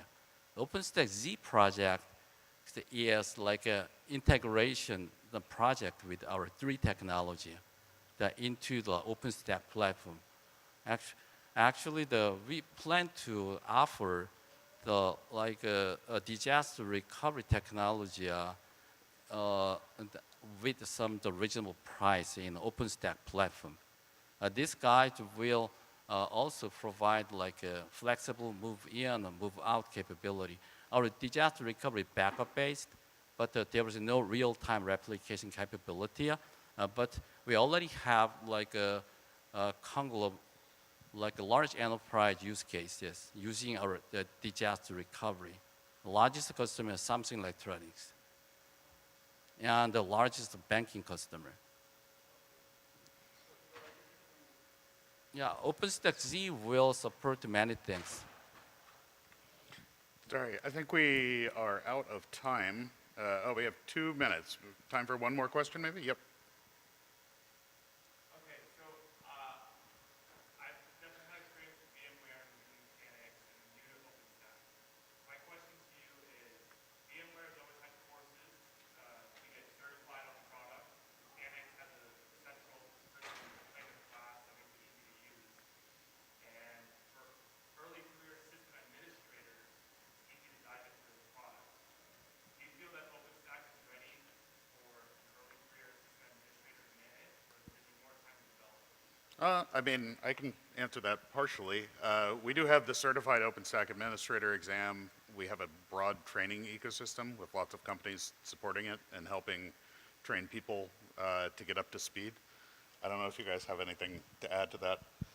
I mean, yeah, I would add that we typically have training as a part. I mean, again, like I said earlier, one of our goals is to work with our customers to let them know we're a partner in that migration process or a partner in bringing up OpenStack. And so training and onboarding customers into the product, whether it's, coming from somebody who knows public cloud, like AWS, or someone who knows VMware, or someone who's starting out brand new from day one, there's lots of resources, and we work we work with not only getting them up to speed with their own infrastructure that we're providing them, but also with the proper certification courses or even other open source or open resources that are available. Because again, that's one of the benefits of something open source like OpenStack is, that a product that's 15 years old, there's a whole lot of YouTube on OpenStack.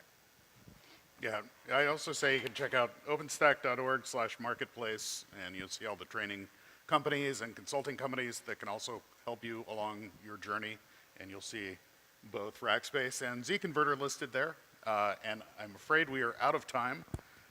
If you have other questions, I guarantee you, well, I don't want to make any promises, but probably Ken and DJ would be happy to answer them outside. And I thank you all for your time.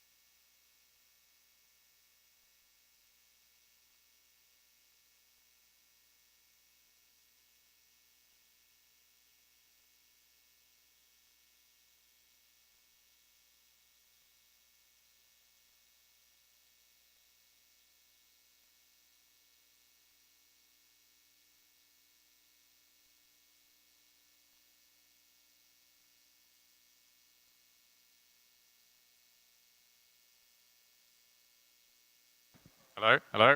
Hi, okay. Thank you for coming to the Jetstream 2 presentation. I'm Julian Pistorius. I'm a software engineer working at Indiana University, and I work on the Jetstream 2 project in the support side of the house. My colleague Mike over there is, he's on the infrastructure side. He keeps the cloud running. So I don't know how many folks here have heard of Jetstream before. Could you please raise your hands? How many people have used Jetstream 2 before? Okay, well, glad that there's some new people here. So Jetstream 2 is OpenStack based. So for this audience, I don't have to go into what all that means. It's a multi-institution project funded by the National Science Foundation, free to use by US-based researchers, people who run workshops, courses, and need something better than a laptop or a workstation under their desks or something like that. We provide that in an easy, flexible way through either the API or a number of different user interfaces. We have a few satellite regions, most like Arizona State University, University of Hawaii, TAC at Austin, and Cornell.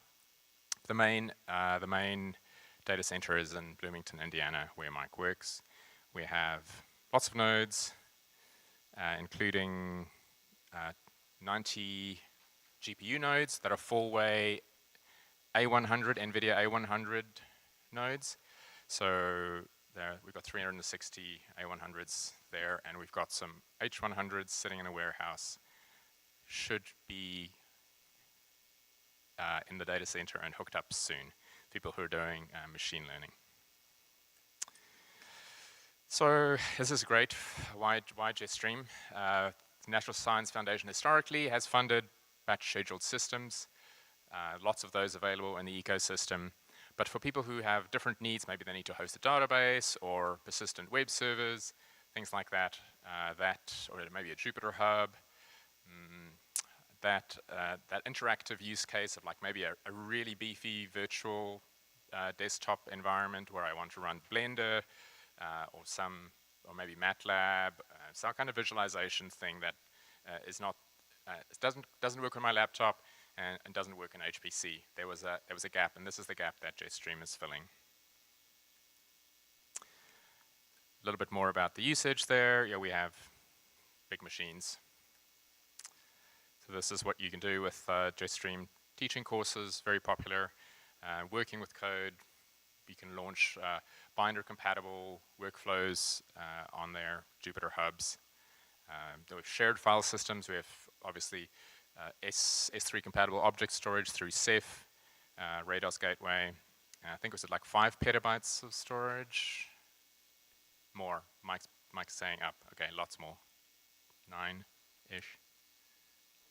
14 petabytes, okay. So a lot of people use Jetstream to host Science Gateways. Science Gateways, if you're not aware of what they are, they're basically web apps that allow you to submit your job and talk to some data. Quite a few of those. I think we have over 1,000 active projects, 5,000 active users, and some of these Science Gateways service tens to hundreds of thousands of users. So we have lots of publications and interesting projects coming out of there. This is a good example of the sort of thing that's very difficult to do in other environments. This is a 3D slicer for biomedical visualization that needs to do both machine learning, segmentation of biomedical imaging, as well as 3D accelerated desktop application. So using those NVIDIA GPUs for both for graphics as well as machine learning at the same time. Then also live data processing, the sensor data, climate data being funneled straight into Jetstream for data processing and distribution. Storage, like I mentioned, this is not primarily for storage, but if you have storage needs with your compute, we can give you lots and lots of that. No, we don't really want or can have protected data not to be stored there. We have 3 user interfaces. The primary interface is pretty friendly. I'll show a quick demo of that. And then traditional ones, as well as the Cacao out of University of Arizona. And then people can access, anybody in the US who has a interesting research question can apply going through the access mechanism.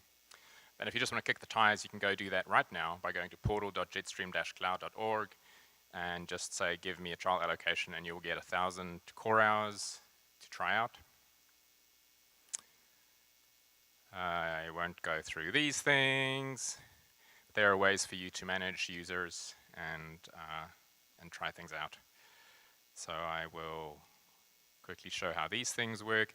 I suggest you go to docs.jetstream-cloud.org to go look more.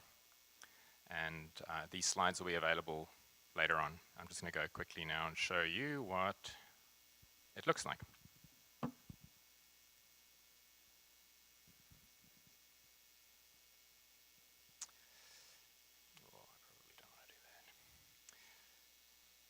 So this is, we also have some YouTube videos. If you search for Jetstream, you can see a longer form version of this, a workshop, and you can show it to people, and they can have a look at that, what it actually works. This is the primary user interface for Jetstream.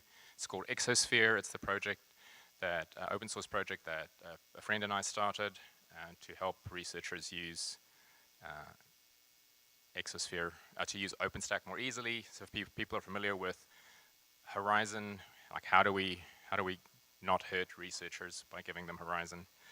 This is a way to you can provision resources like this, creating like a new instance, a volume, shared file system, all of those sorts of things, and makes it really easy. So let's if I go instance, you can choose a flavor, an operating system, and you can give it a name, choose the flavor, GPUs, things like that.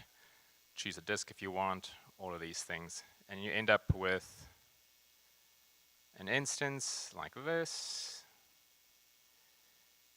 which gives you, we give you an in-browser web shell, as well as in-browser web desktop powered by Apache Guacamole. This is what you were seeing earlier. And you can run R, MATLAB, and all those fun things. You can see that I'm root, and we also now have a way to host inference services for LLMs. People are doing interesting things like hosting machine learning demos for high schools for kids in school to teach them how these things work, so that it's not just appliances. Yeah, it's a good project, and if you have anybody who has scientific or academic research needs or need to teach courses, maybe computer science students who want to get experience with cloud technologies, please tell them about Jetstream. Thank you very much.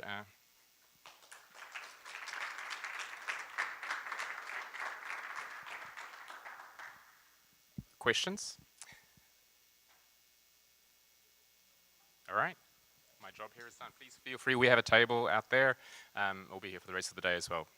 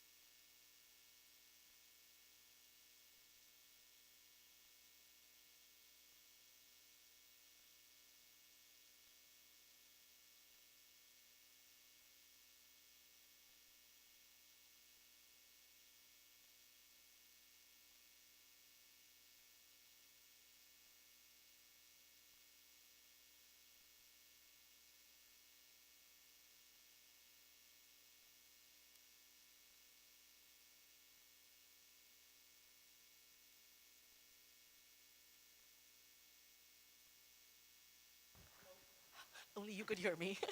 Hello. Is this working? It's okay, perfect. Next up, we have Francisco Araya, CEO of Centinela, and his presentation. He'll be delving into the essential elements necessary to defend and promote OpenStack as a strategic cloud infrastructure choice. So, an applause in the beginning, please. Yeah, very good. Thank you. Hello, everyone.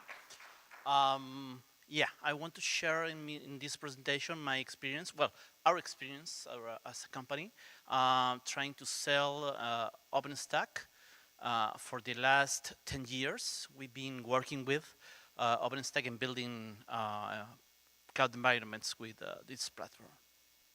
Okay, so our purpose here is to convincing IT and C-level decision makers over how OpenStack is a compelling solution among various alternatives. And we are going to see a comparison between VMware. We are going to check where VMware is a strong competitor here. OpenShift, we know that OpenShift now does virtualization. We have seen some customers requiring to work with OpenShift virtualization, Proxmox, for, I don't know, people that are moving from VMware and they just want a light virtual machines solutions, and public cloud. And before we start, about me, well, I work in Centinela. I'm from Chile, but I live in Mexico, so that's why we are here. We build OpenStack clouds for the last 10 years. We worked on also in for other countries in Latin America, and yeah, we founded Centinela to help to work with the technologies, you know, like OpenStack. Our goal is to narrow the gap between architecture phase and the day two. We call it now what we can do with this kind of technology. Well, let's see. Okay, as I mentioned before, we're going to work with the cloud ecosystem landscape consisting in VMware, which is mature, you know, enterprise grade. Everyone works with that, or at least they have been working with that and they have experience with this platform. OpenShift, which now includes virtualization. Public cloud like AWS, Azure, GCP. Proxmox, which is lightweight. It's open source, but has a small community. And others, you know, we have seen like deployments with Nutanix, Virtuoso, Harvester, etc. And finally, OpenStack, which is community-driven, open source, scalable, flexible, avoids locking, and it has a large ecosystem. Okay, so selling OpenStack, the common barriers. Well, we have seen stuff like a perceived complexity. Sometimes OpenStack is seen as a complex niche product.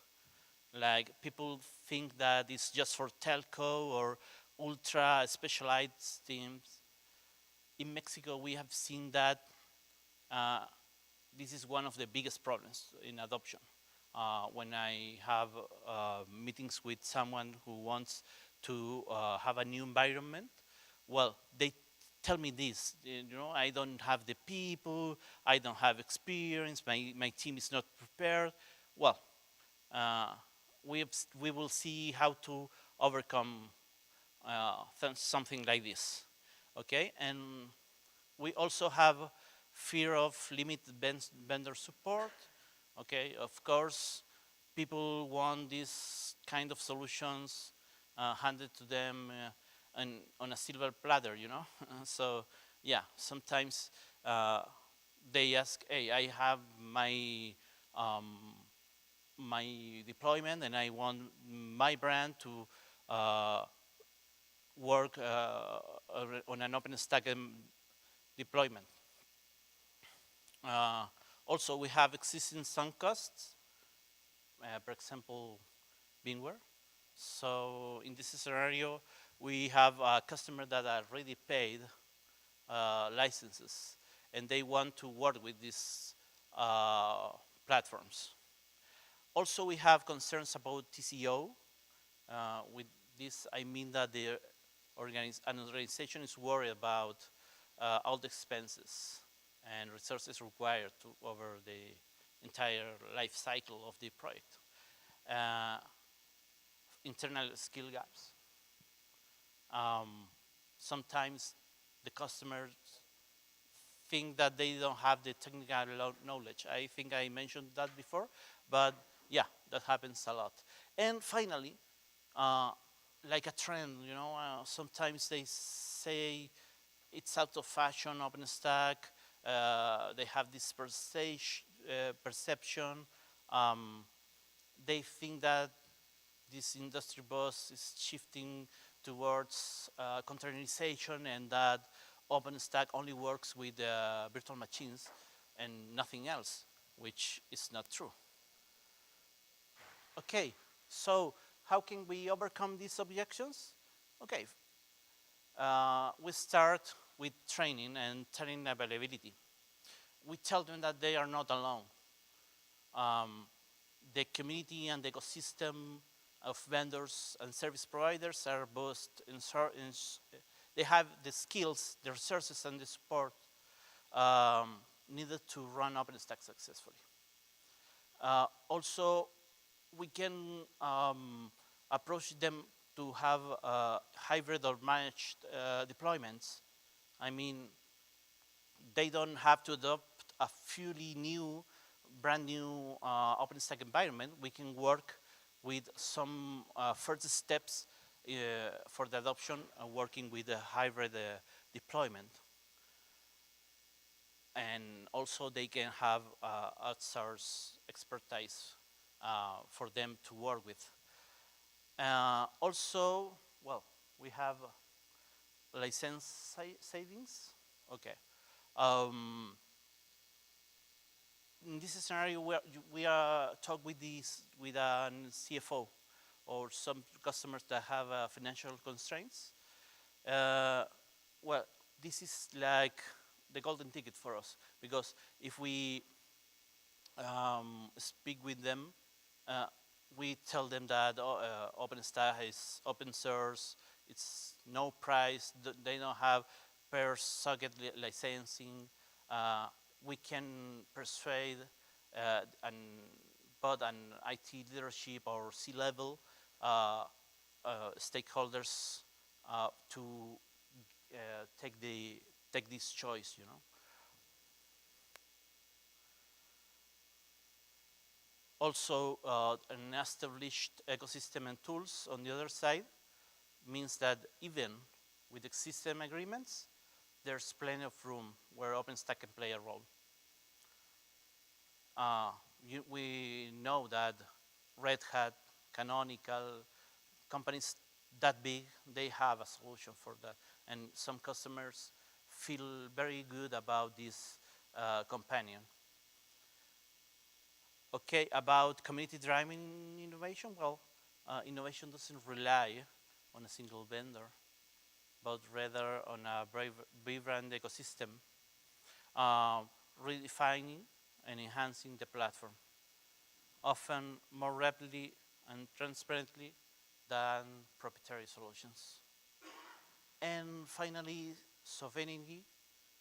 With OpenStack, we can support an organization's desire for infrastructure and data sovereignty, providing on-premises control, regulatory compliance, freedom from property constraints. This is a selling point, you know. Okay, And we have this process where we have 6 phases from opportunity to execution of the project. We have a first phase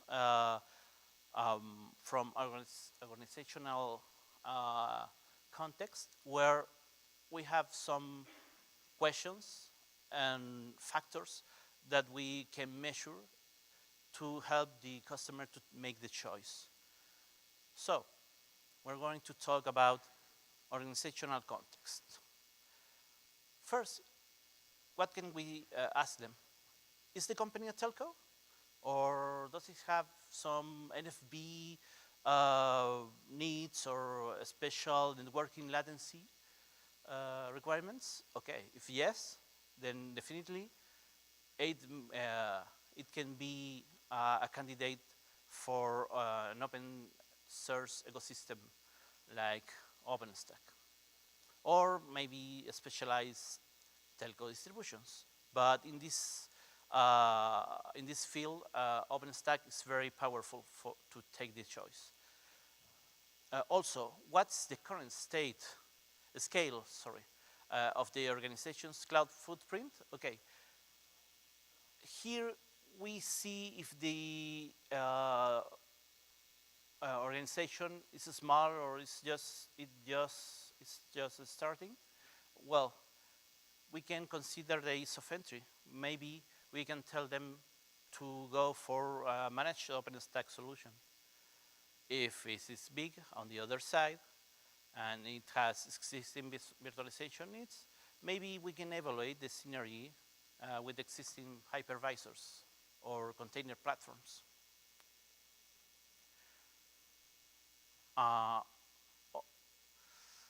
Does the organization have strong in-house capability? Do they have the people? If they have strong in-house IT capability, well, they will have more openness to complex solutions like OpenStack, or maybe self-managed OpenShift. But if they have strong in-house, well, maybe simple solutions or a managed approach. Again, like a public cloud or maybe managed OpenStack. In the phase 2, well, we see if the workload characteristics and current architecture match with the dominant workloads. If they are VM-based, containerized, or a mix. If they have mostly VMs, well, VMware is very mature, but it's costly. We have seen that. Proxmox is simpler, but it has fewer enterprise features. So if the customer needs to have strong integrations with APIs, etc., it's not good enough. Here, OpenStack excels at large scale VM orchestration. Also, if they are container heavy, OpenShift, maybe it could be an alternative.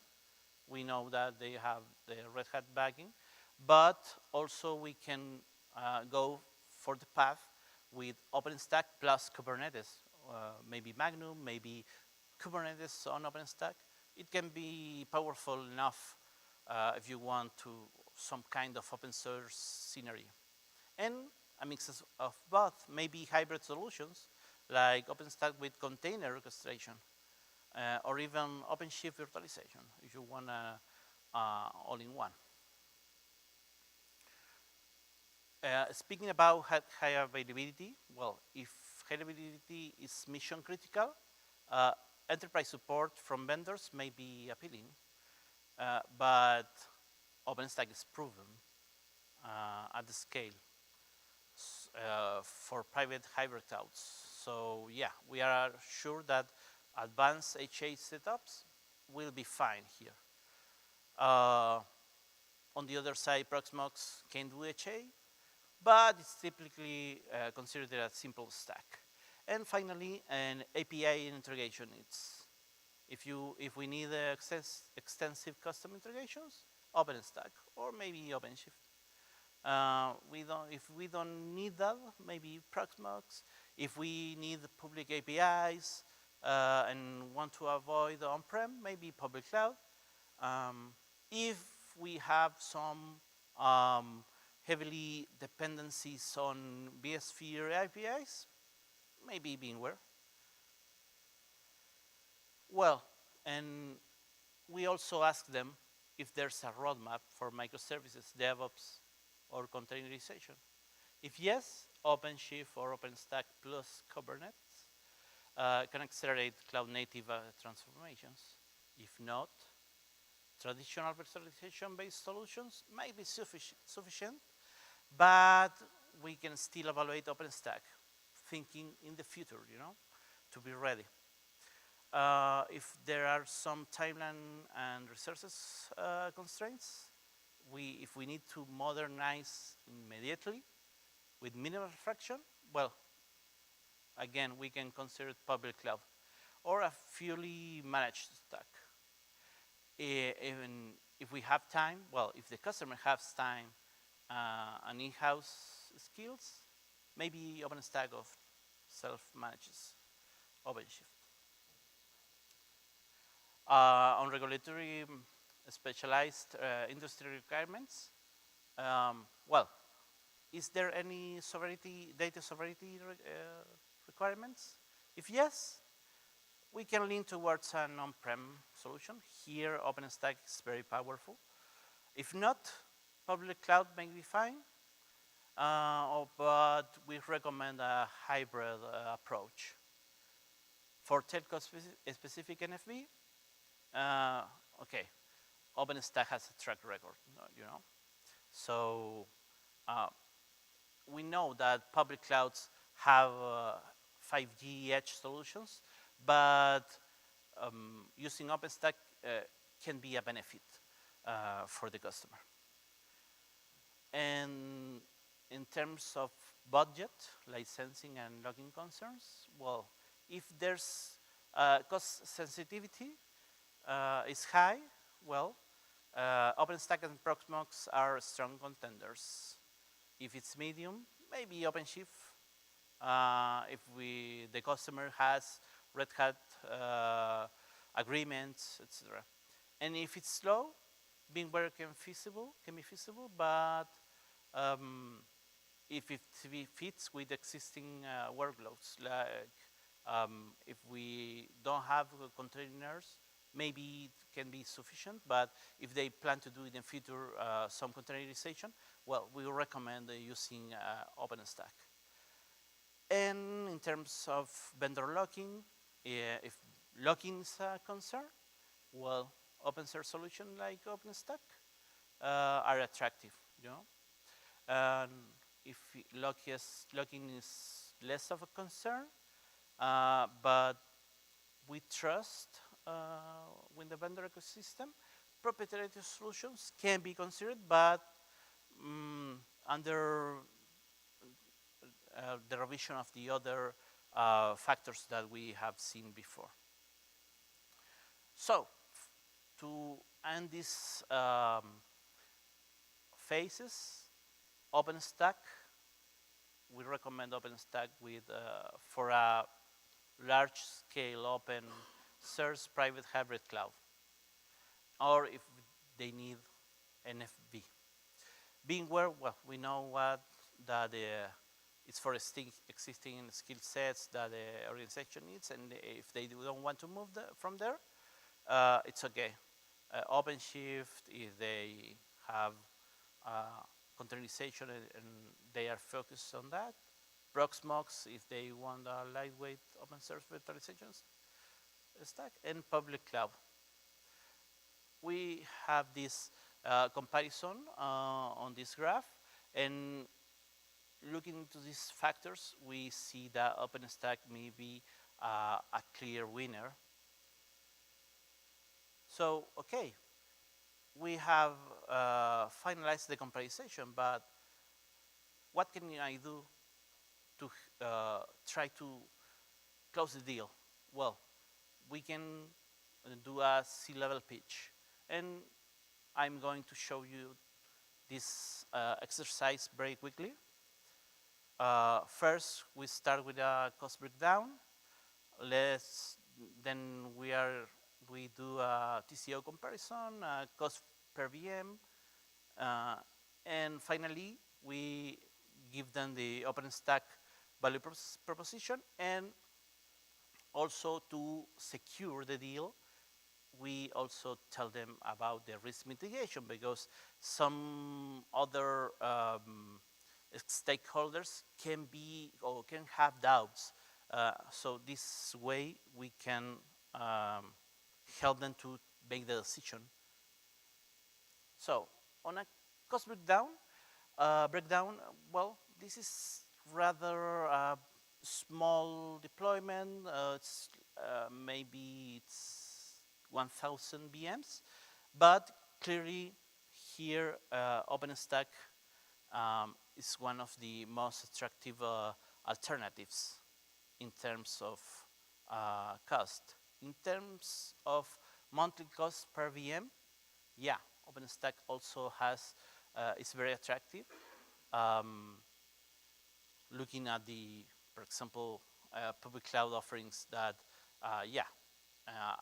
at the start it looks good, but working with a high volume like 1,000 VMs, it can be, and it can turn a little bit too expensive. Finally, a TCO comparison. Well, we see that OpenStack also has something to say here, because maybe it can be compared with Proxmox, but it's so much powerful here. And in terms of risk mitigation, well, first we tell them to budget for initial training and certification for team members in order to help them to operate the solution or the platform by themselves if they want to. Maybe we can consider consulting services for an initial architecture and deployment. And finally, engage with the OpenStack community for ongoing support.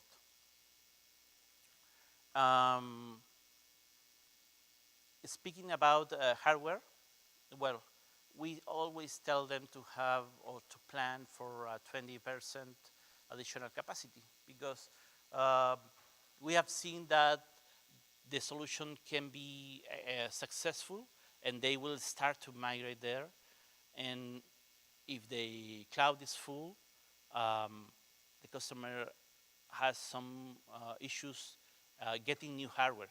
You know, maybe it can take a lot of time to get the new hardware, and they have some needs that can be resolved immediately. So we always tell them to reserve like 20% of capacity. Also, we suggest to implement rolling hardware upgrades to manage life cycle.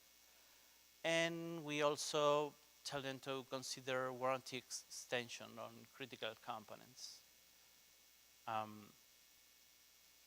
Then we speak about operation efficiency. We document standard operating procedures, implement infrastructure as code practices. We always try to help them to operate OpenStack at scale. And as far as we know, using infrastructure as code will help them to accomplish this. And finally, automate routine maintenance tasks. So yeah, we always suggest this because we see that some legacy teams that will operate OpenStack will have to deal with this, and they will have a bad experience if they don't have these practices from the start. So yeah, as conclusions, well, we say that OpenStack is far more than legacy infrastructure tool. It's mature and community-driven, highly adaptable solution capable of meeting modern enterprise needs. And we also say that deploying new OpenStack-based environments, it's something absolutely doable at this time. But it's important to identify the scenario where the organization can benefit from the maturity that OpenStack has gained over the past 15 years. We have seen that. We started OpenStack, I don't know, maybe go with Diablo version, and it was like we have to find like 5 different installation guides to finally accomplish one deployment. And now it's so mature that some people that are just starting with the platform can have a successful deployment. You know? Okay, that will be all. I want to thank SCaLE and OpenInfra Foundation for this opportunity. And if you have any question or you want to contact me, this is my my card is at this link to get in touch. Okay? Thank you.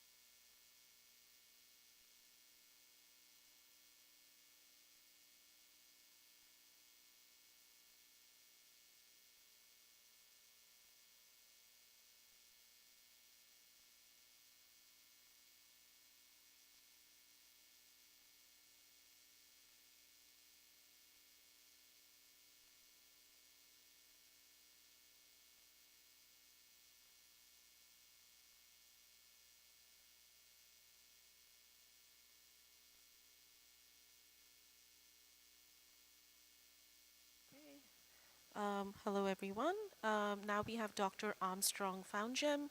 He's an AI researcher at Polytechnique Montreal, and he's going to talk about leveraging OpenInfra and open source GenAI to address climate change.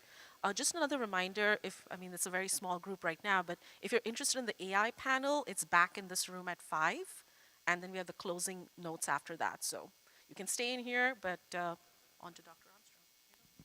Thank you so much. So thank you everyone for coming. I really want to present most of the technical aspect, and I'll try to demystify the algorithmic aspect of AI to make it user-friendly and understandable. So most of the things,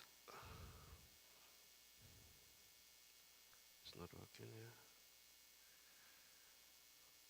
Okay, so in my research, we do this kind of work for certification of safety critical systems, where we are trying to make explainable trustworthiness of aircraft and other applications. So I'm trying to bring in some knowledge, how we could help or try to collaborate with open source ecosystems like OpenStack to bring generative AI or AI in general, and to combat one of the most critical aspects in the industry, which is climate change.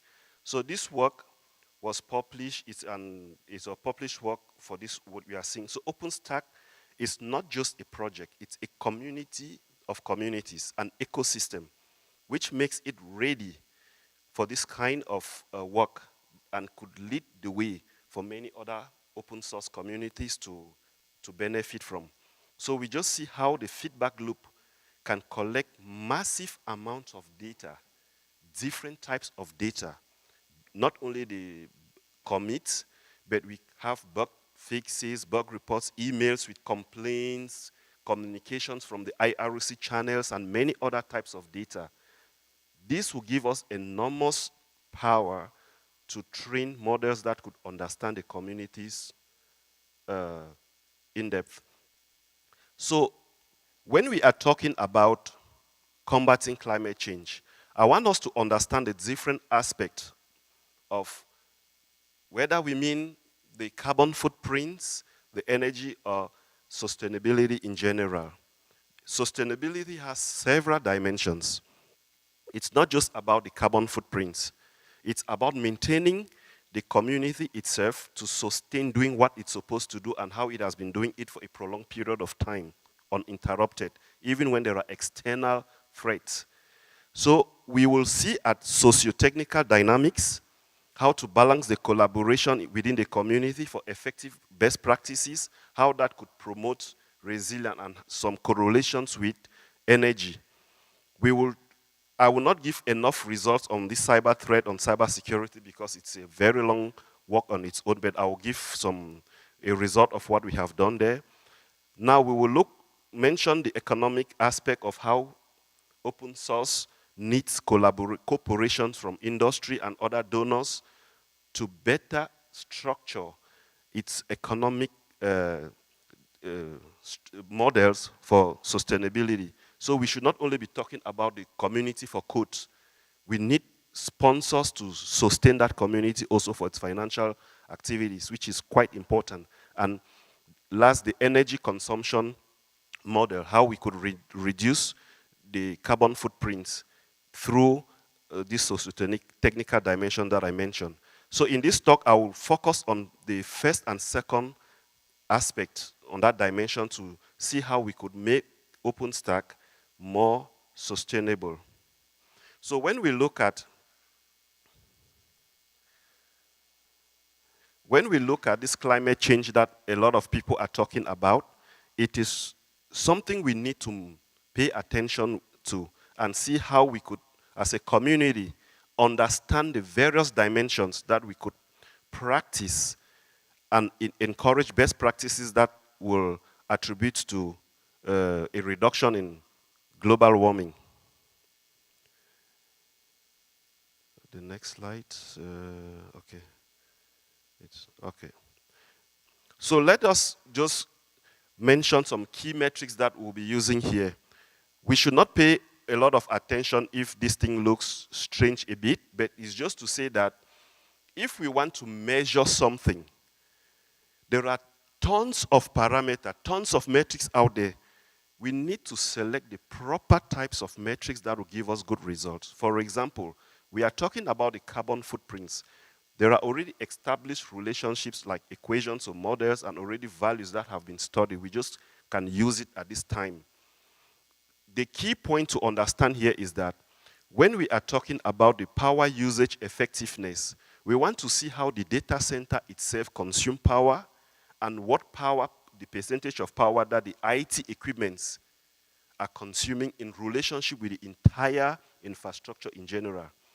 And that gives us a value here that suggests between 1.1 and 1.4. It means your data center is doing quite well. These are something we should just keep in mind. The rest of it is just to tell us that when we talk about energy, we need to measure power that the equipments are consuming over a period of time. And I will suggest a prolonged period of time. We can't just measure power right now for some few seconds and we say we have energy, because the equation of energy depends on power and time. So they go hands in gloves. And when we have this, the rest is just to convert to see the amount of carbon footprints that our community is generating to the global climate change or greenhouse gas. If we understand that these things are already just like equations that we can plug in, collect that figures, we want to see the factors that contribute or attribute some values to this. Now there are a couple of methods to collect data that will help understand these carbon footprints. Within OpenStack, you have different projects. For example, the Ceilometer can collect data within the project or the clusters. We can use telemetric data and many other forms of data to understand the various resources, how they are distributed and using resources. There are also open source tools. For example, there is one Python package that I use for this experiment that I will show. You can use it to collect energy and the carbon footprint on real time. Now, just to talk about other metrics that we measured and saw that they are quite impressive to understand how the relationship they have with the energy consumption. We will see like the amount of commits per week, the number of pull requests, the change and the adding and delete of code change, context switching. Some people are working on so many other projects, switching context from one to another and things like that. It's an important indicator to know. They review load. Not everyone is just contributing code. Some people still dedicate time also to review codes that have been contributed by others. The number of meetings that people make and how they switch context from those meetings as well. We have the communication channels like the mailing list, the IRC channel, and many others. There are people who work during the late night hours, and we know how that means for a cloud system. The weekend activities, and sometimes we can mine the discussions that is happening within these communication channels like the mailing list and the IRC channel. When we mine this, we can build models to understand the sentiments of the persons, if they were using harsh, angry tones and things, to understand the state of mind as they were developing. This will help us to build predictive models. For example, we see here, one of the key points that we want to help the community to do is to predict burnout and how we could prevent it before it happens. Because contributors at some point, when you take, for example, a contributor who is so valuable within the community, I know everyone is, by the way, but at some point in time, you are attending a lot of meetings, contributing time, you don't really have time to rest and how to manage your workload. This is not a sustainable behavior, even within that community. So these metal models help us to understand that we can track certain patterns of behavior of the general contributors to now see how the average person within that the community is performing, as opposed to those who have indicated, or the system have indicated that they have a high probability of resolving into burnout. Now the community can do something to address it before it happens. It is not all about knowing that these metrics exist, but sometimes we really need to see the relationship. For example, how will someone convince you that making contribution has something to do with energy consumption? How is a commit relates to increase or decrease in the consumption of energy? These are the kind of things that we want to discuss in detail. Just because you make a commit and send a pull request, there is a team that has to review it and merge it, and it spins up the CI/CD pipeline. Sometimes it will pass, sometimes it may not pass. It may retry, and then it passes or it fails. All those activities are consuming energy, and sometimes when a job fails, before it fails, it has gone through so many other sub-processes that we don't see. And those are the kind of things that really increase the power consumption. And the worst still, when a job is trying or retrying, spinning a lot. And then when we look at the log files, we see certain patterns that we understand. We learn them through this generative AI technique to see the patterns that were the hidden structure behind the data.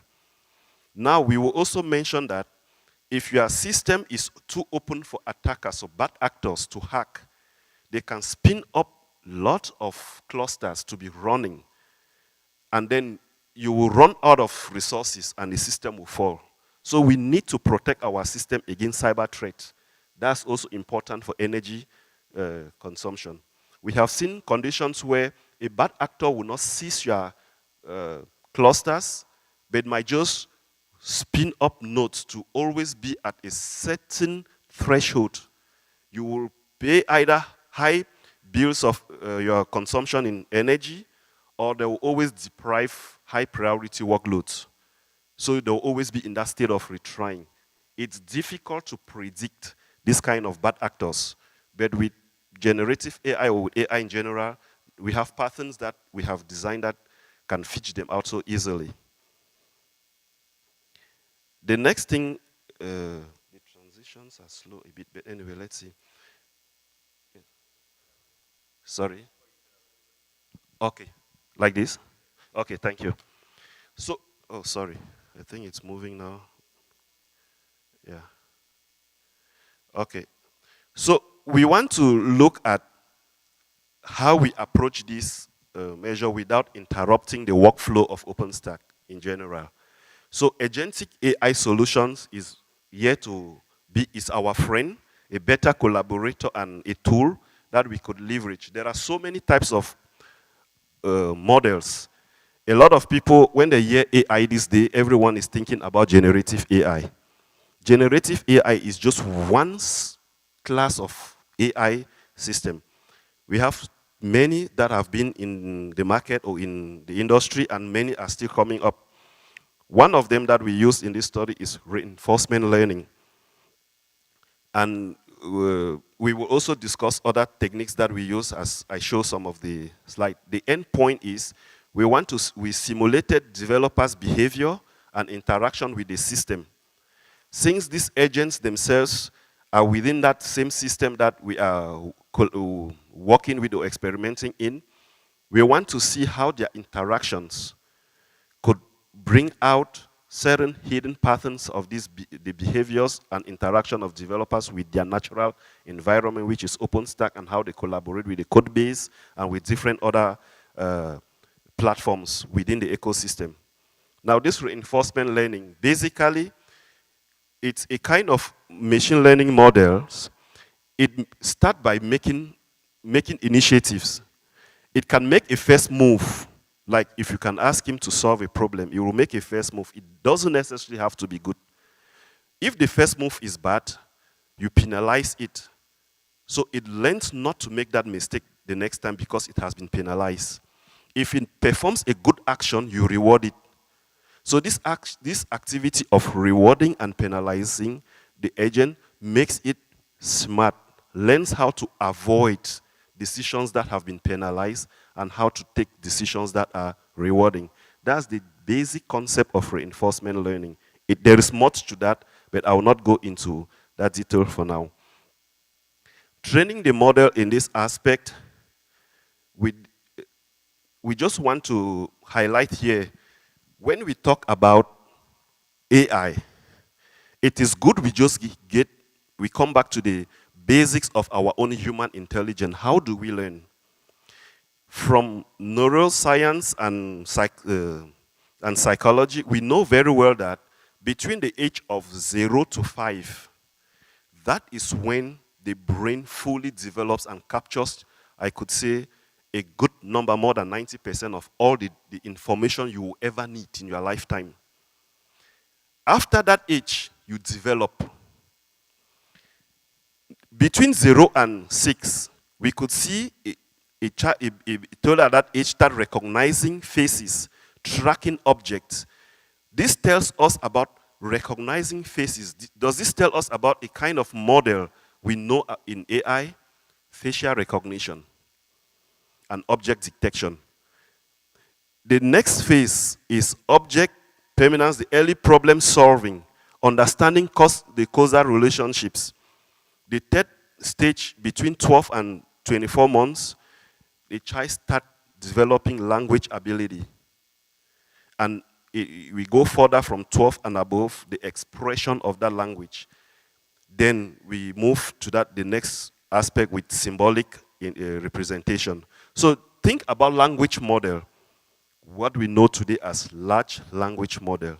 It's actually between the 2 and 3 years old problems. It is not the AI, it is only language model. AI has to mimic human in all these different stages. Now, some people will tell you that large language model is crap, don't believe in it. They don't understand what AI is. So just to keep us in line, we have to understand the different aspect of AI, which language model is one of them. We have other techniques. I've mentioned discriminative AI. I've been in the world for so many years. Oh, just hold on, let me see. This thing is not moving. Okay. 1 second, please. Okay. So we will see the different types of learning and how we have learned from nature. In software engineering, we have been using a traditional technical rule base, where regular expressions and this kind of thinking, if this condition is this, do this. If this threshold is above this, branch right or left. It's one form of learning, but it is not learning information from the data. So in this work, we used logs from Zuul, as we could see it on the screen. We see jobs that are successful in green and those that fail in red. We now learn the patterns using generative AI, as we see in this script. We fine-tune the language model to understand the context of OpenStack code base. Now we could now run our model that we have calibrated for the energy. So as it is running all these experiments, it is computing the carbon footprints of every cluster and then sum it total. So we have a number. And in this task that you are seeing right now, I asked the model to present like a project manager who has no detailed knowledge of the code base, like being a software engineer, but this project manager wants to design a workflow. So the language model now presented an effective workflow that would effectively and uses energy efficiently as well. So the most important part of this research is what we are seeing right now. We use what is called Sharp and Lime to explain the decision that was taken by the model. which feature contributed what amount to the final decision. It is not enough to collect metrics. I have seen a lot of people collecting metrics and then making decisions interpreting it is crappy in most parts because they don't study the futures of those metrics to know which particular metrics is important in the general decisions they want to make. That is where explainable AI has a lot to play. In this context, we could now see which particular metrics we can focus on and which amount of percentage it voted for the final decision to be taken. We also have the line for the local interpretation of the model's decision. And then finally, using all those factors, we could now predict the burnout for OpenStack, and we saw that most of the developers, even those that are working extremely hard, are still far below the threshold.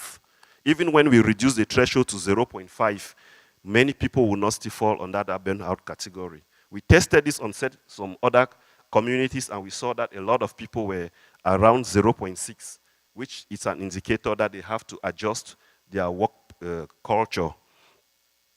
The rest of this is just to tell us the different parameters that were used for the energy consumption and how the distribution falls to understand the patterns. It's helpful for the model now to make this decision. Now that we understand that there are several factors or features that contributed for that model, we collected all these features on all the massive distributions that we have.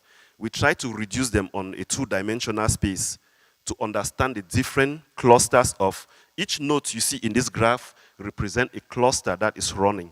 And we want to see how the energy was distributed across. The purple, green, blue, and yellow that you see was just the different subclusters that we could group. Now on the red, we now calculated the energy that each of these clusters was using. With this, we can now understand if the pattern is out of distribution, if it is an attacker or some workloads. Many other intelligent decisions can help OpenStack at this point or any other community to know if it is possible to spin more cluster or to distribute workloads across clusters that are less consuming energy. At the end of the day, we were able to optimize energy significantly. And then we showed the difference between the predicted energy and the real energy clusters of that platform. Thank you.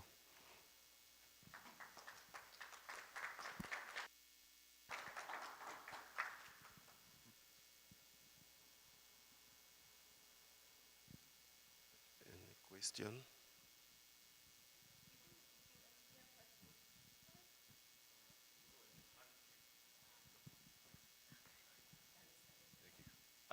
This is pretty amazing. I'm a little interested. How did you train the model on some of the CI data? So what we did, I come back a little bit. At OpenStack, the Zuul has, like the portal, they have log files. Let me see if I can go backward. In this code here, okay, in this code to my right here, there is a link that we use to train the model. So I just show one of these, but all the log files, we were able to collect the log files and pass them so that the model will learn the patterns of those log files. And based on what the model structured as the patterns, we could now use what the model have learned to write a code with help of the model to detect those patterns. So even a code that passed the build, the model still learns the pattern. And the different reasons of failure are not the same. There are different reasons of failures. So the model now can see a job that is pinned and predict that this job will fail. And if you are running high priority load, it's better to kill that job before it fails. And then you see, because we have seen also patterns where the code review was good, every other build was good, but it fails. Which means something was lacking that the human developers could not see. And when it fails, they went back and realized that something was actually missing, either within the code review or some gating issue. They had to fix it, now it passed. That is where AI plays a role, because AI uses massive amount of data, and then it sees hidden patterns that we cannot see. And that hidden pattern is what gives it that ability to learn. I was just curious if the data for the feature impact study is available to use? Yes, it's open source. Sharply and Lime is open source. Python libraries, you can use them. And the data is available as well? Yes, the data is just any, you can use it in any data. Let me just give an example. Suppose we are all here in this hall. We want to make a data set of humans. You put, let's say, on the columns, the different features like age, height, weight, many other demographics and everything. We may have like 20 features. So each role now will be the individual person like myself, you, and every other person. Now we want to predict certain outcome. Which of those features is quite significant for the final decision that we want to make? We hear about models with 6 billion parameters. Are all those 6 billion, or let's say 100 parameters, really important to make decision? I don't think so. That is why there are mechanisms in AI, like in machine learning, called dimensionality reduction. I use TXNI is one, PCA is other, many others, just to make sure that we want to reduce the number of features like age, like the height, like the weight, and many other, to use only those that are quite useful or have shown strong significance for the prediction. The rest, we don't care, we just discard them. That is one aspect where once we do the future engineering, we can now explain the decision based on the features that remains. Might be one of them is super important for the study, and the others were just supporting it. So all those things gives us explanation of the model's decision. Yeah. Okay.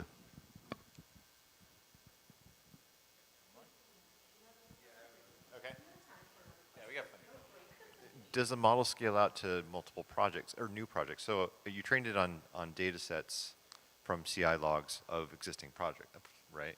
Yeah. So if you were to add something that's completely new, okay, would it understand and be able to predict based on that? Yes, that's one of the reasons we use generative AI, because by definition, they have already seen massive amount of data. So what we are doing is not really training, but fine-tuning. We are now taking OpenStack data and said, okay, you have seen a lot of data, but this particular data that we want to make prediction on, this is the structure, learn the pattern in this structure. So if a new project within OpenStack comes in, it already have seen the pattern, it cannot make prediction on this new pattern. Because in machine learning, we have also what we call out-of-back distribution. And that is where most models sometimes can fail to make prediction when that distribution shift occurs. And then the model have been used to seeing one particular type of thing. I'll give example like the self-driving cars. It was tested in Australia. It has never seen a kangaroo. They never trained it on a situation where kangaroos are. It looks at the kangaroo and does not know what that is. And it crashes into it. Now that is out of distribution. But if you have enough data to train the model, it will see those hidden patterns. And if you give a new instant, that's in frames time, it will make decision. Because when you train a model, you don't train with all your data. You train, you keep portion of the data for evaluating the model, and you keep another portion for testing the model. Yeah.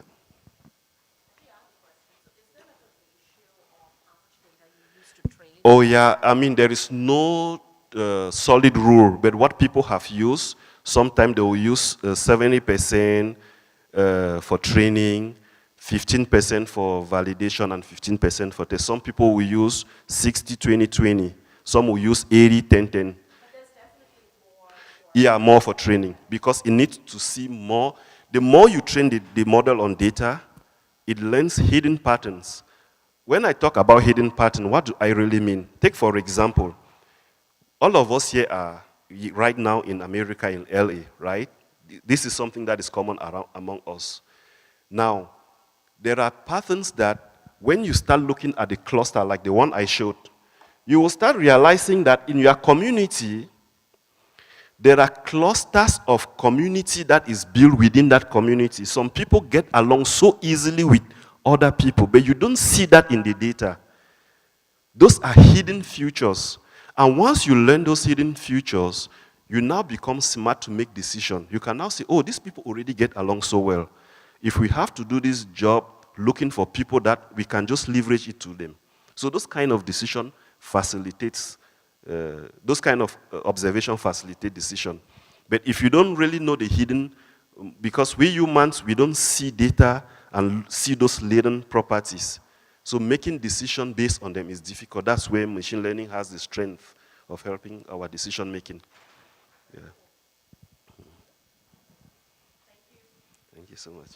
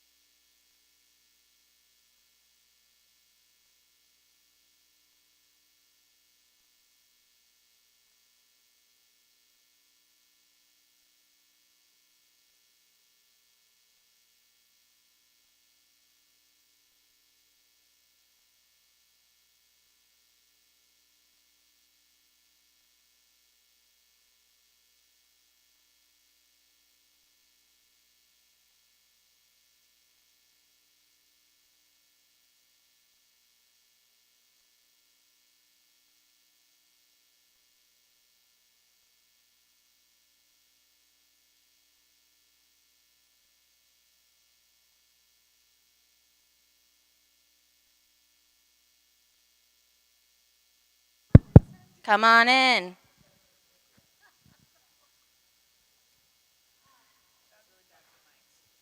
This? It's not mine.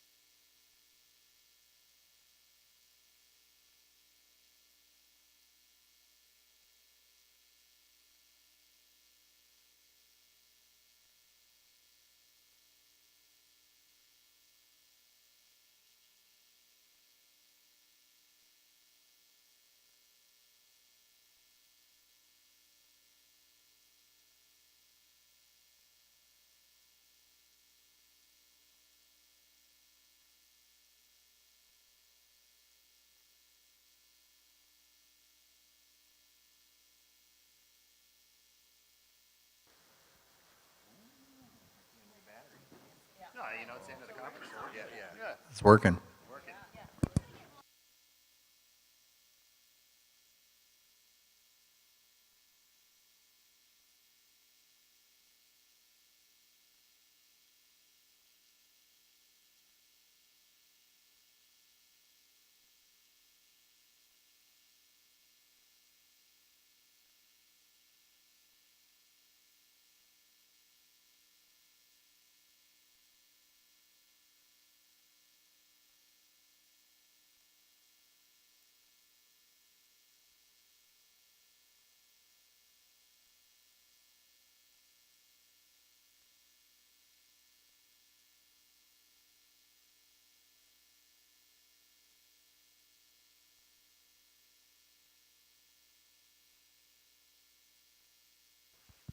We will start in a few minutes.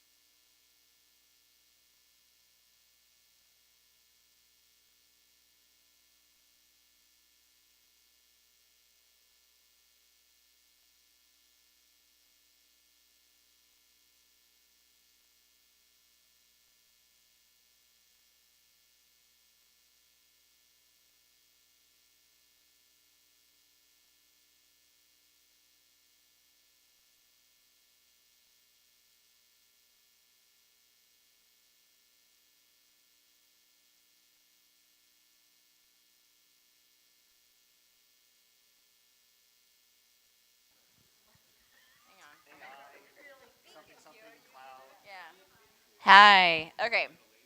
Okay. Hi. So my name's Allison Price. I'm with the OpenInfra Foundation. I think I've probably talked to every single person in this room this week. So welcome to 5 p.m. We've made it. Most of us. Kevin made it. Woo! So today we're going to be talking about unleashing AI with OpenInfra, the future of open source and artificial intelligence. So all the buzzwords, one headline. I'm moderating the panel, so I get to pepper these folks with questions, some of who read the questions, some of who didn't. You'll see. But before we kick things off, I want to make sure everyone gets a chance to introduce themselves. So I'm going to pass it to Kevin. Hey everybody, appreciate you all being here at 5. My name is Kevin Carter. I'm the product director for our OpenStack IVU at Rackspace, and I'm excited to be here and talk about buzzwords. So, we'll start right ahead. We're buddies. Evidently, I was supposed to read the questions. See? Ooh, see, we It's didn't know it was okay. a It's going to make for a test. better panel. Right. I'm Todd Robinson with Open Metal, and Open Metal is a on-demand private cloud provider. Kind of unique in this space and being able to let people just have clouds and practice on them. So we have little tiny clouds, 3 servers, hyperconverged. Steph's underneath is providing the storage layer, but HA properly set up as much as everything could be at that size. But one of our things is that we allow people to come on and experience it and learn it based upon a configuration that has a standard that's been kind of burned in and tried and true. So hopefully those are helpful. If you do sign up for that, don't sign up with like a fake Gmail address and try to run Bitcoin mining on it. It's not cool. But definitely if you're interested and you're in that spot where you're trying to get into the space, we'd love people to learn, and that's why we built that thing. Thank you so much. I'm Armstrong Founjem. I'm a researcher from the University of Montreal, the engineering school called Polytechnic.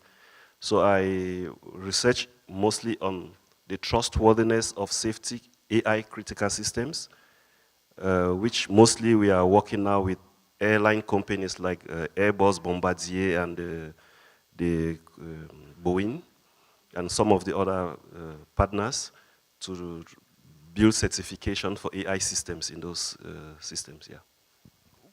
Awesome. Well, welcome. So, one of the big things that we have all been talking about this week is the power of open source, whether it's OpenStack, Kubernetes, or the millions of other projects. So when you're looking at AI, which everyone's trying to build a strategy around, what are the actual benefits in your perspectives of open source solutions versus the proprietary ones from either the hyperscalers or other vendors out there? Oh yeah, right.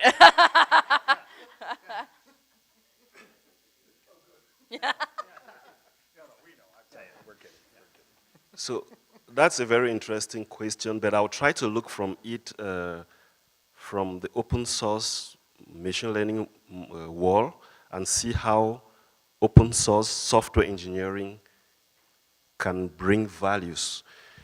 I remember quite well last year or so, we investigated the Hugging Face platform, and after doing some studies with the community, most of the works I did with OpenStack, I could suggest to the Hugging Face community some modifications and some benefits and best practices to make, which the work was published, and you could see it in the Hugging Face website. They accepted the paper from Sena last year. And now one of the things that we learned is software engineering is applied science. Machine learning could be theoretical, it could be mathematical, and most of them, be it computer scientists or mathematicians, they can write codes that can run, but not necessarily functional code that can be deployed. Now, most people who write codes that can print some output, things that they are software engineers. That's wrong. We need collaboration. Open source is a community. We need people from documentation, people from different aspects collaborating together. That aspect is missing in most platforms that are run by the modern day startups and things like that.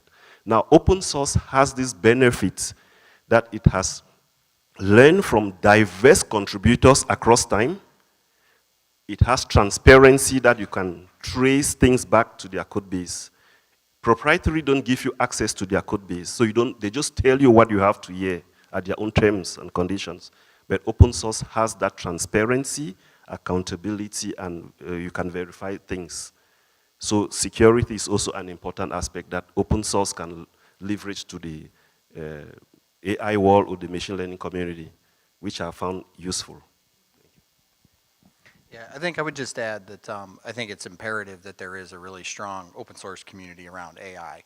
Like to have some of these big, these giant companies just get bigger off of this technology and off of the data that they've scraped off the internet or that they pulled from you over time. I think that's a dangerous thing unless there's a strong offsetting community that embraces the open source aspect of what can be brought. And I'll also say like the creativity that the world at large can bring to these models or these businesses, it's different than if you're trying to, well, all I do is just grab OpenAI's API. Okay, you can do that, but then at what spot then is your business model? Is your business model always up here and never down at the fundamental level? And so for me, I think one is like I would say thank you to Facebook, which I wouldn't normally ever say thank you to Facebook, but they've been a great open source contributor, whether it's hardware, they've done hardware in the data center, they've done JavaScript frameworks, and they've also kind of led in releasing some of their so I don't know how particularly you would support them, but I wouldn't go on Facebook. But anyways, but I would just tell I think we should be thankful for some of those companies that have led that way and said, look, yeah, we do believe in that, and then for us to get in there and use them and get familiar with them. And so I know I talked earlier, and there was just a board up about here's some of the stuff you've got to learn. Distillation, yep, you might have to learn. And it's kind of fun, to be honest. Like it's a new challenge for us. So I would just say it's imperative that we do get involved into it, and to have a community that's already formed, like an OpenStack community or any of these other ones, I think is great. So that's just my view on it. Yeah, you cheated. I did cheat intentionally. But I would also I would add, as when you're talking about open source AI, you really can't take away from the conversation that's happening around DeepSeek and everything that's coming out around that. And whether you trust the DeepSeek as a model, you have to look at what they've done and make, kind of made it so that you're getting these, marked improvements in the models themselves and how you run things and how you work with things. At where, up until that point where they kind of came out onto the space and didn't ask for permission, distilled all of their disinformation against other models, potentially, scraped all the same data or whatnot, but came up with a novel way of processing the data that didn't have such a reliance on the proprietary hardware. And so they are coming out with these capabilities that is really empowered by the open source community. And so if you take anything out of DeepSeek, even if you're fearful, I'm not going to use it, whatever.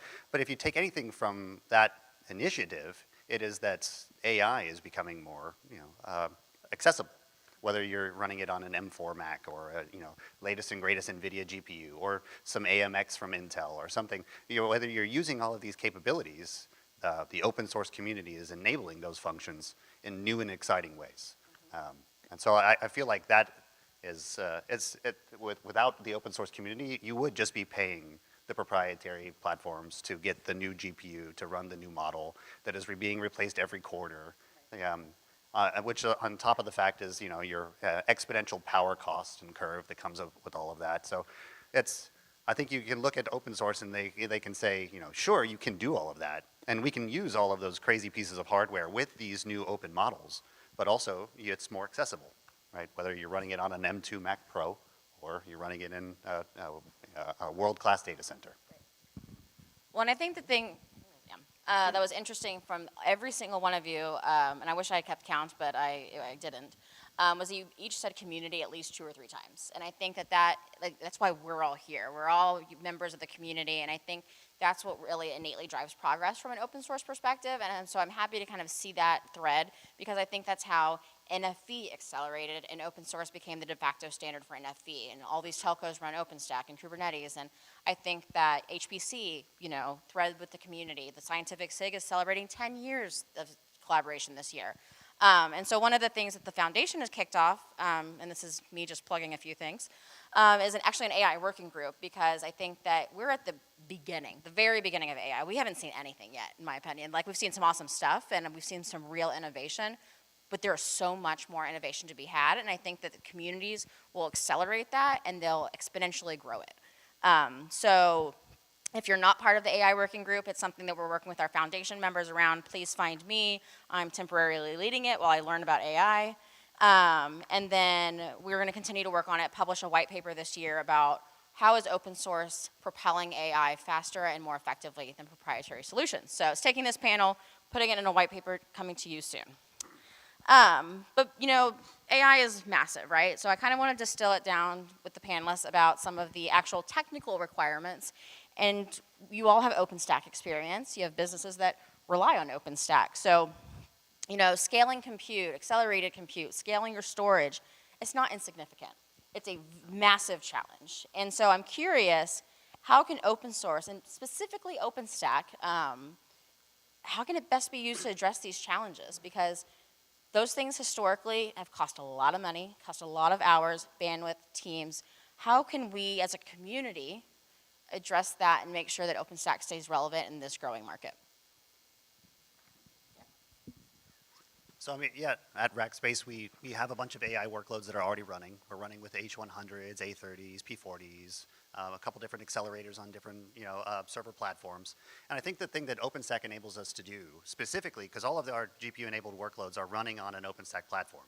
And what OpenStack allows us to do is to attach those workloads to different VMs, different scopes, different sizes. Whether a customer is needing 2 GPUs or 4 GPUs or 1, I can schedule that intelligently. Now, I think one of the hardest parts is the scale of that, because you're looking at some of these boxes where you're getting 4 H100s in it, and it's using 14 kilowatts of power. And in the US at least, a lot of our racks are set up for like 16 kilowatts power max. So that's 1 box per rack, and that's difficult. You have to you have to either come up with a new power strategy, or you have to come up with more efficient ways of hosting those workloads.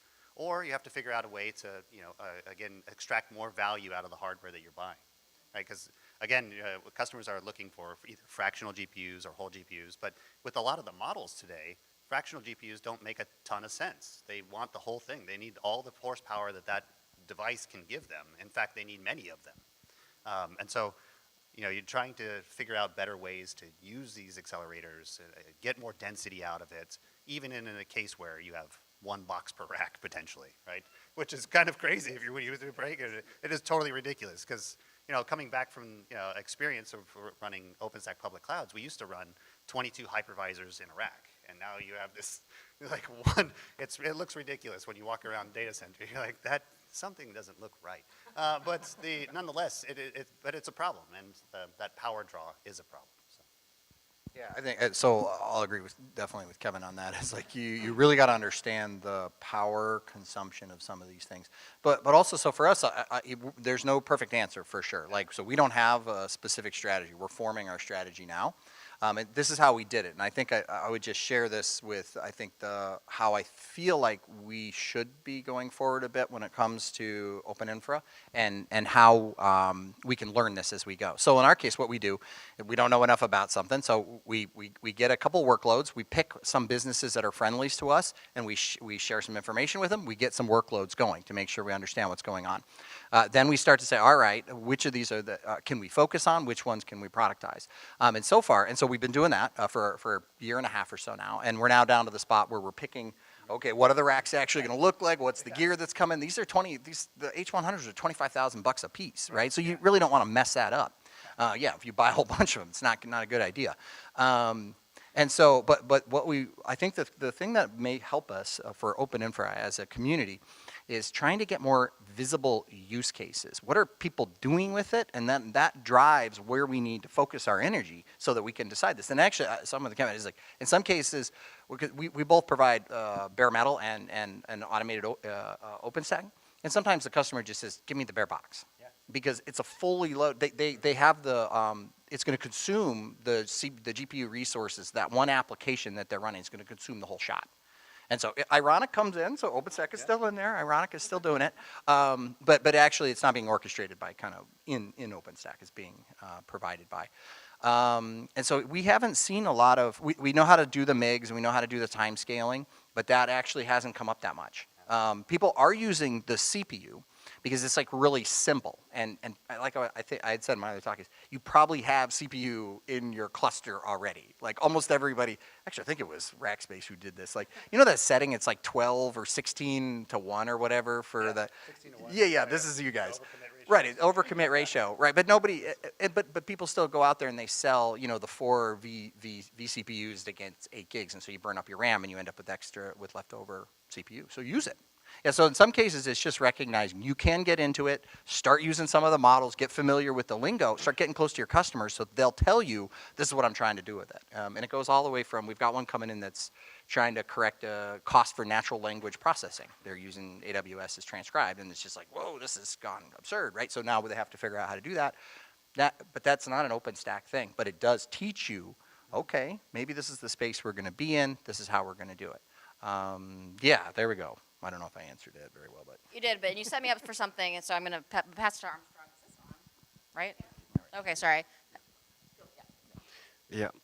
So like what the other panelists said, I think I can build some facts on that by saying that a lot of research institution right now runs on OpenStack. And it is time that OpenStack should go closer to those people to find out the challenges that they are facing on some of their workloads. Now, AI in general is a name that could be overused. We have to know each particular aspect of AI. For example, they are talking about generative AI. Not everyone now has that capability to do generative AI with infrastructure. But we need to get involved. We could start with other deployments.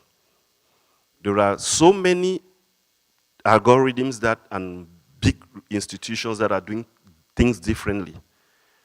We could start from a small workload on use cases, and then we start growing. But above all, we need to learn and understand from the end users. For example, in Canada, there are so many, like Compute Canada and many others are run on OpenStack, even though they may have multi-cloud, but OpenStack is one of them. If they have been using OpenStack for a very long time, they have seen some values. So we cannot sit back and just say, okay, they are using us, but what are the challenges? Because I remember around 2020, one researcher was about to spin some workloads for what he wanted to develop an algorithm. But the technicians that were running the clusters could not, the communication between this researcher and the technical team did not go well. And they had to abandon it and use services from Amazon. It wasn't something that they could not do, but that level of communication made the guy to come closer to say, okay, I've had this challenge, come to the community. Like this AI community that we are about to start, there are so many other communities that you can partner with them. ML Common is there, they are running HPC workloads. You have so many other universities that are actually doing works on these areas. I remember even last year I was teaching a course on cyber physical system, AI for cyber physical system. One of the platforms we were using, Amazon gave us some limited but free accounts. At some point in time, we ran into serious difficulties because when we wanted to train some models, with the limited resources, we could not even have flexibilities of doing any adjustment or modification. Half of the class said, but why can't we use OpenStack? At that point, I was convinced, I said, okay, write a petition so we can take it to the school, but it never went through because it was already at the beginning of the academic year. Now, people who are working at OpenStack, I think you should make more collaborations with research institutions because not all the big models are effective. Start with small, powerful, like the ones that are coming up right now. We have seen that smaller models, I just worked on a project that we're doing a generative code model. We wanted to replicate a work that OpenAI did like 2021. At some point, we fell into difficulties because we could not replicate that work. We don't have that resources. So we improvised smaller models and bypassed this, and we had similar results in so many areas. And that is where I think OpenStack can really come handy. I think I'll continue a little bit. Let's. I'll add Please. one more thing. So kind of tying it back to what you had talked about, like the open source community, improving the AI workloads in space, and building on what you were just talking about, how like the cross-functional groups that we can participate in. One of the things that OpenStack does extremely well is expose hardware accelerators and virtual functions, which is, whether you're working on, your telecommunications workloads, or you're doing your 5G, 4G, VNFs, or you're just trying to attach to an FPGA. Like the capability is already there because open source and OpenStack has done the work to make that accessible. And now, why that's important is because exactly what you were just saying, start with smaller models doesn't mean you have to start with an H100 or an A30 or a Flex GPU or the latest and greatest MI300 from AMD. You could start with on-chip accelerators or on-board accelerators, and because OpenStack has those virtual functions capabilities that you can tie into and schedule intelligently against to get that higher density out of it, you can do really, really incredible things with this platform, all because of the work that you have all done. Well, and I think you all kind of, oh, did you have a comment? No. Okay, I think you all set up my next question. And before I ask it, I want to say, like, this is totally open. I will run the mic to anyone who wants to ask a question or contribute a perspective, because we're all learning together. So please raise your hand at any point, and we'll figure out how to work it in. But something I think you all touched on is, there's work to be done. Like, I was actually talking, I'm going to call him out. Gotham is here. Hey. He's the chair of the OpenStack TC, and we were talking last night at the 15th birthday happy hour about this AI working group, right? And one of the most strategic outcomes of it that I'm very committed to doing is that it's not just us talking about what are people doing and what needs to happen, but it's connecting back to the upstream community and saying, these are the gaps, these are the opportunities. I actually, 1 year ago almost, Caracal, or 2024.1 came out and introduced vGPU live migration. It changed the game for a lot of organizations who are building their AI strategies, and I've recently just talked to a company in Vietnam. They have it in production, and their customers are really happy. So one of the questions I have for y'all, it wasn't in the preparation, but I'm curious, is like, what can the upstream OpenStack community, like, what do we need to be focusing on? What are some of the software gaps that y'all have experienced or you've identified that we need to start thinking about long-term solutions for if we want our community, our software, and our collaboration to remain relevant and used? I'm going to just borrow from philosophy in that case, because I think it does. Well, it goes back to this one, which is we don't know yet, honestly, right? So I would say you want to we need a pipeline of listening, right? Yeah. Like, what are people doing? I always say, like, because I've been into this stuff for a while, I used to introduce Hugging Face to people, and people would look at me like, what? That's not a real thing. Like, no, that's a real thing, right? But it takes us a bit to get used to. Like, this is a new community. You got to learn the new lingo. You got to figure out what the strengths, weaknesses are. Maybe we're going to be a hardware enabler. We enable other large companies to come into this space to compete against NVIDIA or something like that, because there's flexibility, and we actually will do that, right? The big clouds are like, I got my model fixed. I got my discount. That's my thing, and I just move on. Maybe they're going to go build their own, right? This wouldn't surprise me at some point, or maybe they're doing it already if somebody else knows. It wouldn't surprise me, right? If AWS or something, they have the clout to do that, and they're not going to pay the NVIDIA prices, right? But maybe we fit in like that. That one's a tricky one. So I would say, I think I'd love other people's opinions to learn where we could focus. And maybe there's something also, like I know with like Zuul and stuff, that like there's companies are donating hardware and access. Maybe we could do that too. You could ask companies like us to do that. I don't know if that's right or helpful, but it probably could be. Yeah. So unfortunately, tell me. Yeah. Who wants to go? I think that I don't have anything I would add to what you said. I think it's really perfect. We need to engage in this period of listening. I think as a community, we also need to figure out, what Brian Lilly, one of our leaders, used to say is we be less of a propeller head, and figure out like how we bring the technology to these people so that they can use it in an interesting and exciting way that isn't like create like if you've ever trying to work with virtual functions in Nova, it is a special kind of hell when you first get started, but it's really easy to get to do once you figure it out. But figuring it out is that like quantum leap that you have to take. So I would say that we need to figure out a better way, or at least a nice way to figure out how to, more easily enable these functions so that it doesn't require all of the propeller heads to run the platform. Yeah. So I want to look at it from a perspective where, since you mentioned the upstream to me should take a proactive measures. For example, Olama is an open source AI model. And the benefit of OpenStack is that it is in a modular form. You don't have to run all the projects to get it spin up. Going closer to Olama, look at their interface. Can you integrate this with Horizon? Can you integrate this with some of the projects that are existing to bring out values? Because the whole aspect of machine learning is that if you can collect massive amount of data, process them, and then try to make the visualization of this data meaningful to the end users.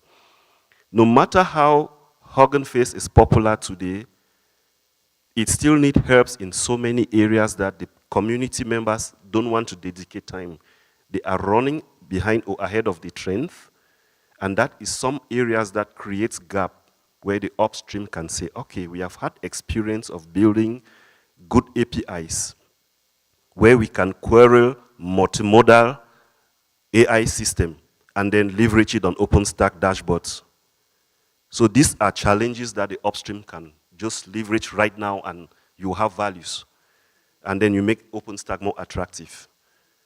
Yeah, so I think one way of doing that, and I will still go back to the same premises I made earlier, go closer to most research institutions. They need help from OpenStack and they get so little. And some of them are frustrated. Yeah. Well, and I think something you hit on, and I think it's been a conversation that we've all been having throughout this week and in our ongoing jobs, and is, we are one, or OpenStack is one open source project. We're one community, but there's a lot out there. So what other groups should we be collaborating with? Who else should we be learning from? Because I think if we just learn from within, it becomes really insular and we are actually not expanding our knowledge and what our technology should do. So from y'all's interactions, or like, we've mentioned Hugging Face, we've mentioned Llama, we've mentioned DeepSeek, like, who should we be reaching out to? Who should we ensure that they're actually coming within the OpenStack community, or we're going to them and we're learning from each other to ensure maybe integration, maybe just positive learnings and alignment, but what do y'all think? Yeah, if you don't mind. Yeah.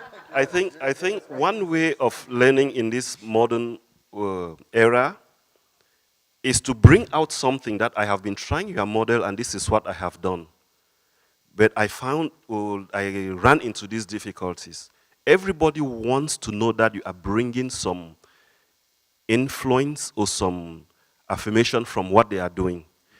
Okay, if you go to Hugging Face, I will still cite it again. They have one section of their online portal where they keep track of every paper that has been published based on Hugging Face community.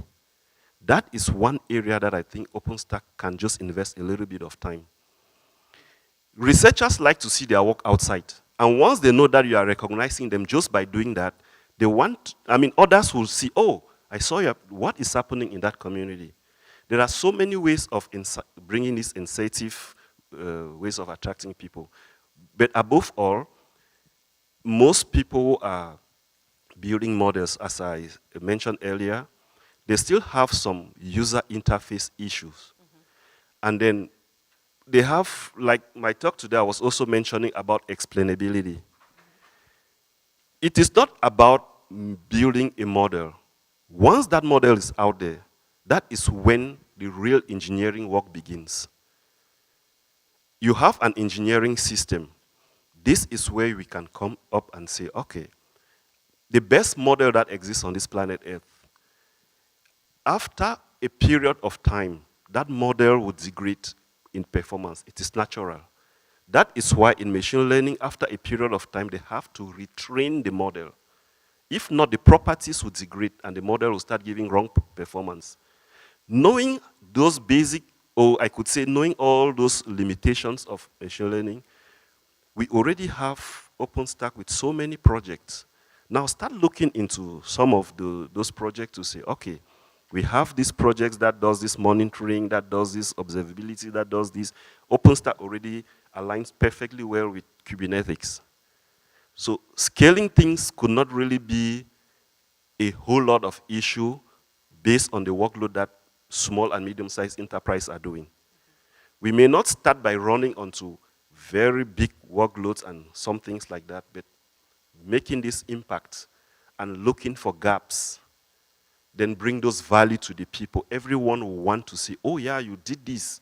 I've been thinking about this, but I don't have time. Now that you have started it, let's keep on with this discussion. A lot of these kind of things that I'm mentioning are happening out there. Most people have good products, but the user interface or the experience is sometimes crappy. Even OpenAI, I don't like the interface. But then what can you do? I mean, so some of these innovative things can start from the upstream. And then people start making contribution. Then you see it becomes now a service that you provide functionalities to multimodal community. You stay agnostic, yeah.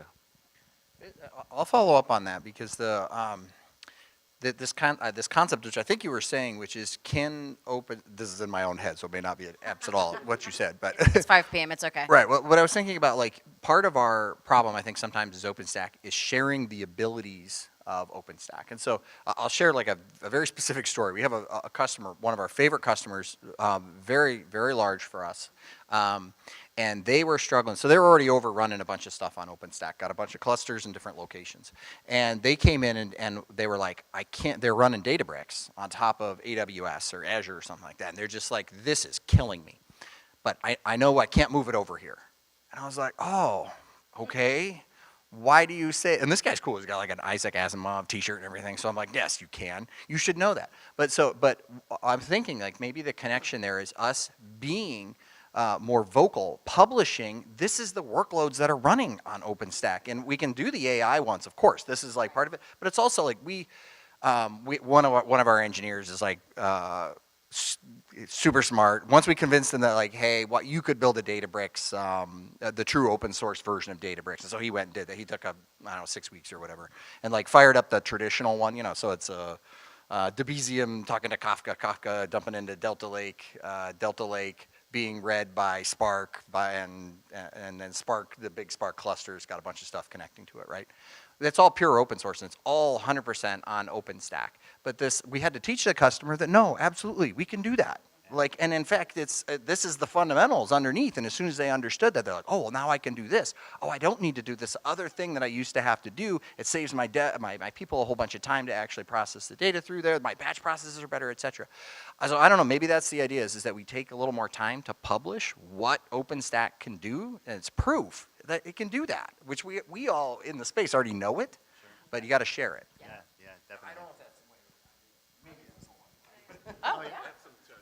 Audience participation, I love it. All right, I mean, this is interesting, right? I'm like connecting the dots here. So you asked the question like, who should I go partner with? So I'm ex-Intel, so I was like breathing accelerators on. And now I'm on the other side, like I'm working on the customer side of the company, right? I'm from Rackspace. So I wish I had the access to all the people that I'm talking to when I was there, right? So you speak about like, okay, I'm an open source community. I have all this great things that I want to do, like reduce the power consumption, bring all the power to cloud computing to real people and stuff. Hugging Face started with the same thing, right? I want to make sure that AI models are accessible. Like people can go, build it for their own applications and stuff. But they are in their AI domain, and I see OpenStack is in the infra domain. The real connection would happen when these two talk. The reason I say it, there is a lot of corporate thing going on in Hugging Face too. If I want to like go access the AI models, it's all NVIDIA underneath. So they have amazingly created the stickiness. So what happens with it? I mean, I love NVIDIA, I love Jensen, right? So, but what happens? for Intel. I work for Intel, but I still love them, right? So, I mean, like, he's made some bold, amazing decisions which has created that stickiness to their products. But I wish it was not just the GPUs alone, right? Because I mean, if you look at it, we have so much research on, even if you take a CPU-based workload, it's only 30% of the CPU is being utilized at a given time. And you have all of this change of the type of workloads that keeps happening. So there is a shift in how much CPU is being consumed and how much power, how much cooling and all of that. And when AI is becoming bigger and bigger and bigger, and you kind of, there's so much of marketing that's been done, like AI equals GPU equals, all that, right? I'm like, how do you even make people go and look at other accelerators and CPUs?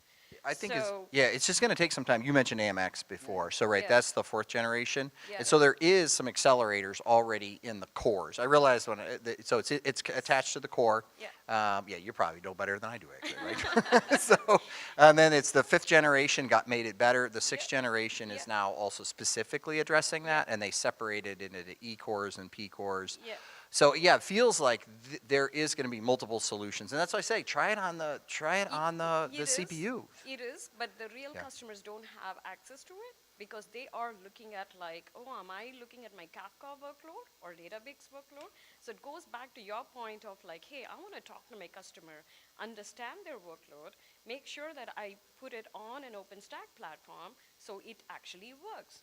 Right, so then how do you partner with somebody like Hugging Face and goes to his point of let's start small, right? Like what kind of smaller AI workloads that you can take, and then you have access to like, hey, Kevin said like, hey, you can access a CPU or an accelerator or a GPU, FPGAs, anything you want, and that's probably something you create POC type of platforms for customers, and community can help with the reach and stuff.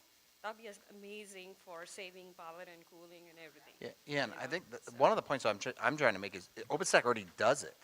Like, it's CPU. It's already efficiently handling this stuff. So you can run these models directly in a VM today, right? You can just go do that. So that's the entry point.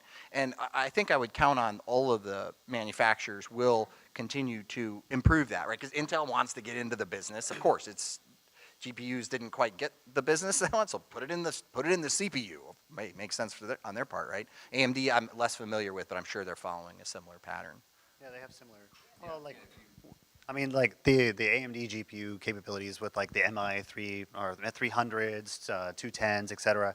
They have a lot of the same features and functionality. It's what doesn't work great is the software.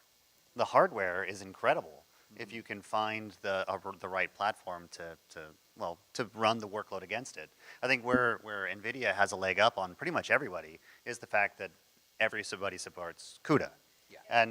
And this is where I think that DeepSeek kind of exposed that as you don't really need that if you construct your software in a slightly different way.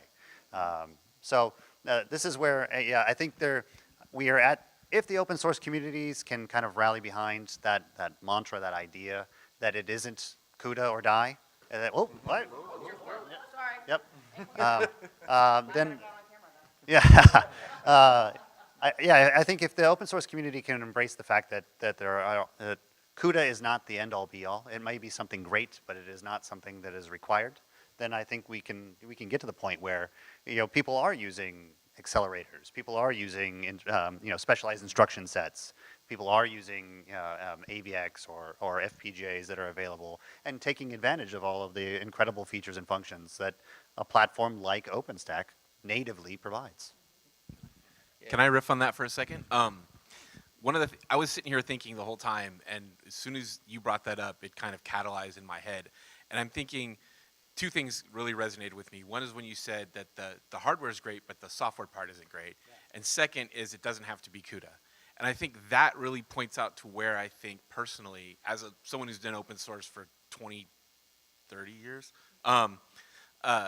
now that's I think the opportunity for OpenStack is how do we build a framework that, like, we're talking about AI now, but it could be other things. Just the same way we built a framework for NFV. We built this framework for pluggable networking back in the early days just with Neutron and, ML2. Yeah, quantum, sorry.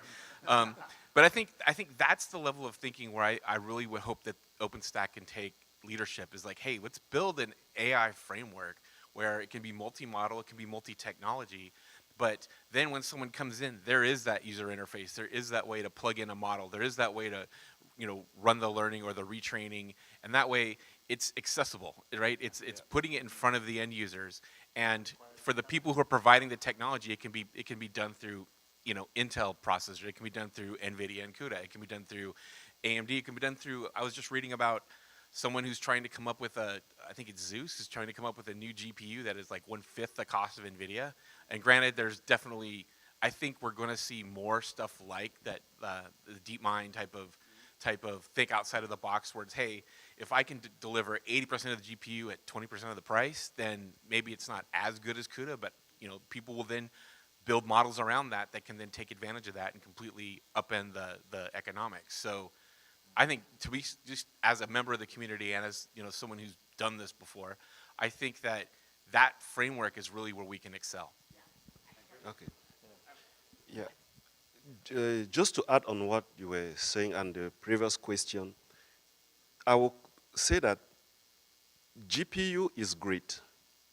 CPU is even better, but do we need it in all cases? Now, if we are doing high-level computations with massive amounts of data, okay, we can be talking about CPUs at this point. But then if our workload is mostly working on, let's say, natural language processing or any aspect of language models, we have a lot and tons of pre-trained models already available where CPU can do a good job fine-tuning. My laptop here is not even the latest.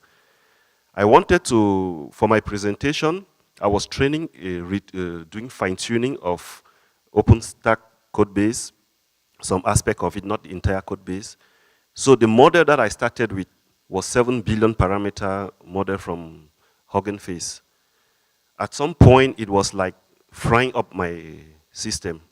I said, but why should I kill this system for this work? I started just doing some more findings and investigation. I saw a 66 million parameter model, which did incredible work and gave me the best performance that I could imagine. I don't have GPU on my laptop, I have CPU. And when I saw the result, I was so pleased.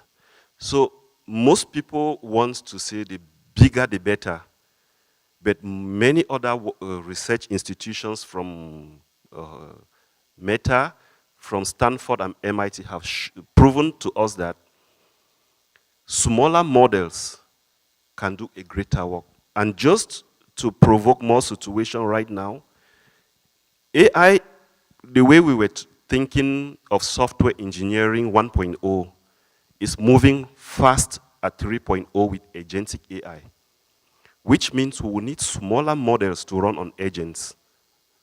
And those agents will become now the new, what name should I give them? We will be managers of those agents. Right now, we are at that level where programming is no longer a job of a software engineer.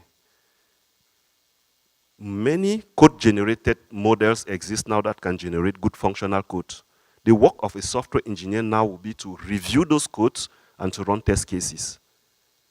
And then AI agents now will spin up and do most of the jobs. We don't need those fancy large models to run on agents, smaller unit, and that is where OpenStack really comes handy. Just to conclude on this topic, look at Amazon. The CEO started by selling books. We all know that. At some point that we know from his, from the storyline, he almost like, what am I going to do when businesses are going down and all this massive amount of data I've collected over time? Internet was at his doorpost. From all his intelligence and inquiry, internet with that data, he spin up something that is so massive today. Don't waste your many years of experience, innovations, and building product. Look that vision of Amazon and say, okay, OpenStack have been doing this business. We have well-structured community and many have learned from us. Just leverage it now to a new adventure direction. And think about agentic solution. It will bring many breakthroughs, I believe so. So we are actually at the time. Did you have were you about to? No, I was just going to say, OpenVino, look that up if you're interested in CPU, doing like inference on CPU. Help me out. There's a couple other ones that I should know that were on a slide deck that was, I gave somebody else's presentation that I didn't know what was on that slide. But OpenVino, with one API, yes, thank you. Yeah, exactly. So OpenVino and one API. Just look that up if you're interested in that. And again, it lets you get involved without having to like, oh my God, I got to get an H100, which is ridiculous, right? And one rack to run your one server. Or yeah, go. Sorry, go ahead. No. Well, I think that the interesting thing, one of my biggest takeaways is like, there's still a lot of unknowns. Like there are things that we need to figure out, we need to learn. But to Ken's point that I want to draw back to is like, we also need to be leaders in developing those materials, developing those learnings, getting the right people in to share their stories. And it's actually exactly what the OpenInfra for AI working group is poised to do. We are starting with OpenStack, given that there are some proven production scenarios already out there that we're trying to schedule architectural show and tells that we can publish, that we can open up for public Q&A and say, you know, there's a lot of architectural decisions that go into supporting an AI workload. Like, you know, Madhvi highlighted some, the panel highlighted some, and I think hearing what's working, hearing what those challenges are, and then funneling that back to other operators, but more importantly, in my opinion, to the upstream community to ensure we're all working together. That's what the OpenInfra community, I think, is really poised to do right now, and we're at a really opportune time because we are still at the beginning to be leaders in this space and make sure that our projects integrate in the right places and remain relevant. But like I said, we ran over by 4 minutes already. I do want to thank my amazing panelists. I thought it was a really great discussion. Yeah. And actually, it feels strange to say, and I want to take a picture of how many people are in a room at 5:49 on a Friday afternoon. So I want to also thank y'all for being here. I hope it was interesting. I know this is actually about to be the closing remarks for the event. So as someone from the OpenInfra Foundation, I just want to thank all of y'all for being here this week. I've had incredible conversations with a lot of you.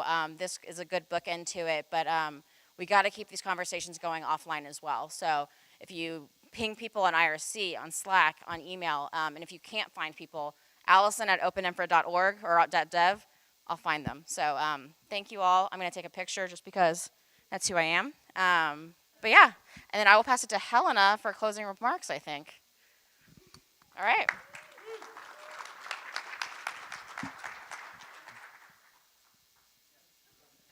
All right, smile. Panel, you're in it. Woo, Kevin. Yeah. All right, thanks, y'all. I'm like, I'm not.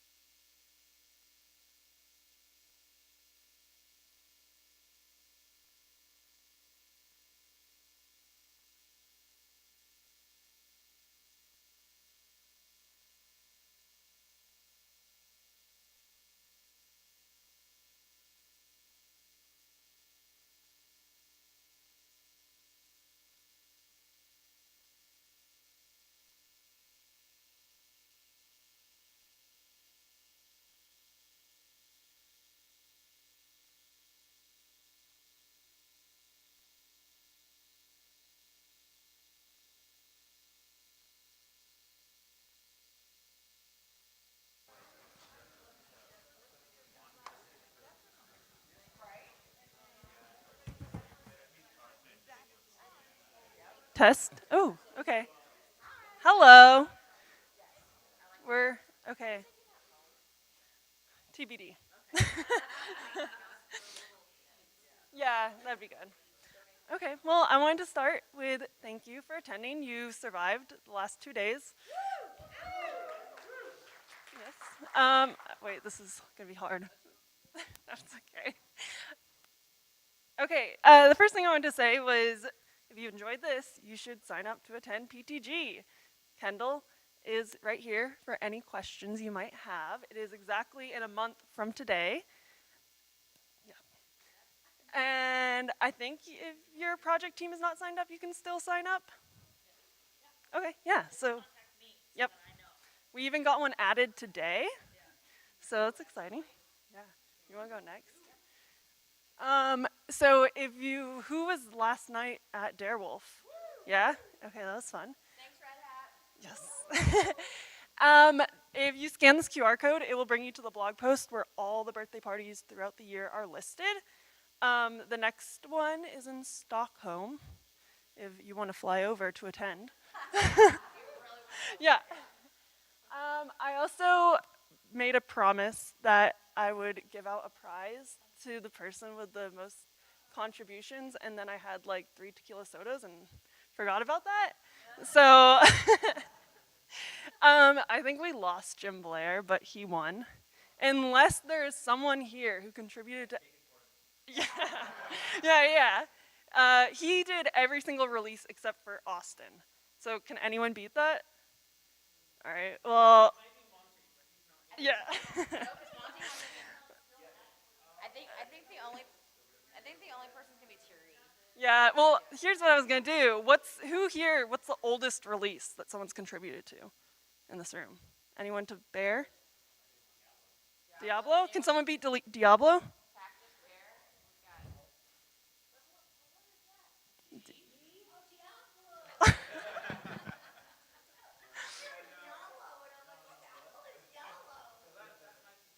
All right, well... Oh, okay, well, hold on. From the current release, all the way, consecutive, what's the oldest? Ice House? Can someone beat Ice House? Can tie? I do have 2 prizes, so we can do a tie. All right, well, Tony and Jay, I have a tote bag for you guys. Congratulations. And Jim, if you were here, you would be getting the tote bag, but... Yeah, you can go next. Okay, and then I want to say thank you to our sponsors, Headline, Rackspace, thank you, and Z-Converter. Get a round of applause. If y'all, the Rackspace team wants to take a stand. As well as our other wonderful sponsors, thank you all for supporting this event and making it possible, so thank you. And then our organizers, if you guys want to come up here, come on, Billy, Amy, Gotham. Where's everyone? Yeah, so these are the lovely faces here and there that helped us to put this whole thing together. Yeah, we're missing Chris and Sean, and Mike is here but not in the room, so thank you guys. Oh. Yeah. I think Helena undersold it a little bit, so I'm just gonna comment more. Like, this group of people, like, a lot of planning went into it, like a lot of conversations. Helena was really strategic from the foundation side, but like, none of this is possible, without all of their hard work, and always open for more volunteers if you want to get involved, but like, it's a lot of behind the scenes that you don't see, and so I think it's a lot of thank yous are owed, so yes, thank y'all. I think that's the last one. Yeah. So in terms of membership, community participation, events, you can join all of that. So there's a QR code. I think it brings you to some page on the OpenInfra website. I did not test that link. Yeah. Yeah, I was about to say that too. But yeah, thank you. That's everything. If you have any questions about any of the other OpenInfra days this year, we have one. Yeah, I forgot that link, but we can get that sorted. I would love, actually, if you want to give me live feedback, I'm still here for 20 more minutes. Anyone have a feedback?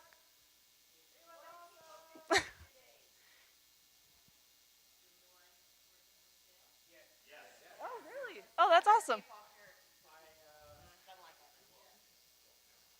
My recent conference experience has been summits and food cons, so it's really nice to get back to something like SCaLE. Okay, good. I'm glad to hear that. Yeah. I, I would like to point out that, like, if for folks who aren't familiar with the SCaLE's format, it is entirely volunteer run. If you've met Elon, he was probably at the Red Desk. He's the mastermind behind the whole thing, and they have like a really good committee programming situation. They're really awesome. So. Mhm. So.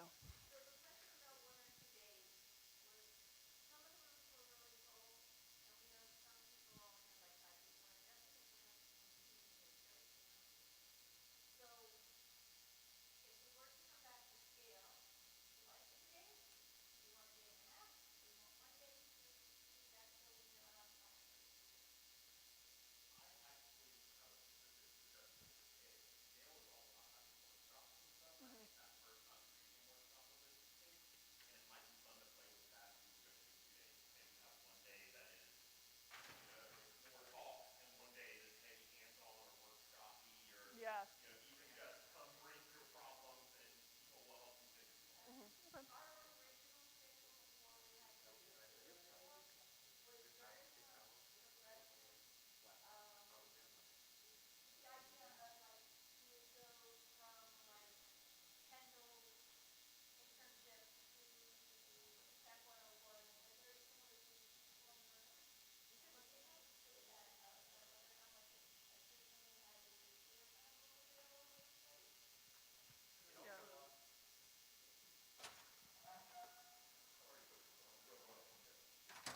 Well, I guess one thing to note was like, we didn't follow some of SCaLE's standards when it comes to scheduling. The SCaLE standard is 1 hour long sessions. And so that, like, I'm wondering, like, kind of to the question of attrition, like, we probably lost some of that because of like, you're stuck in an hour long SCaLE session versus like, yeah.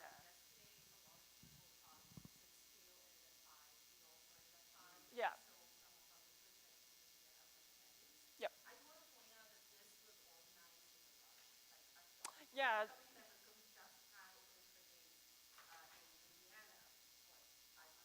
Yep. Mhm. Yeah. Well, if anyone out there wants to sponsor OpenInfra Days North America 26 at SCaLE, come talk to me. Sorry, Julia? Yeah. Also.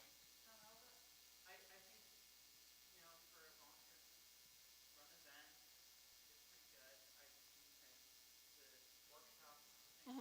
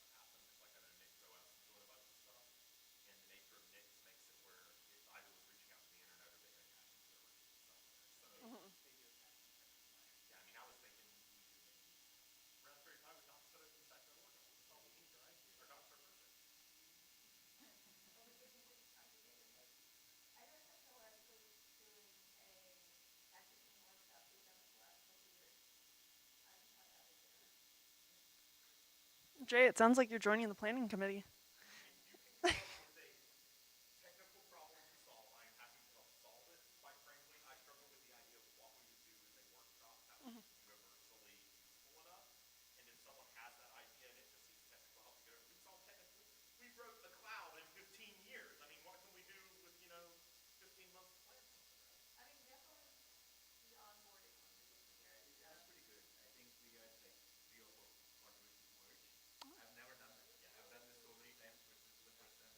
Did they fill out a card?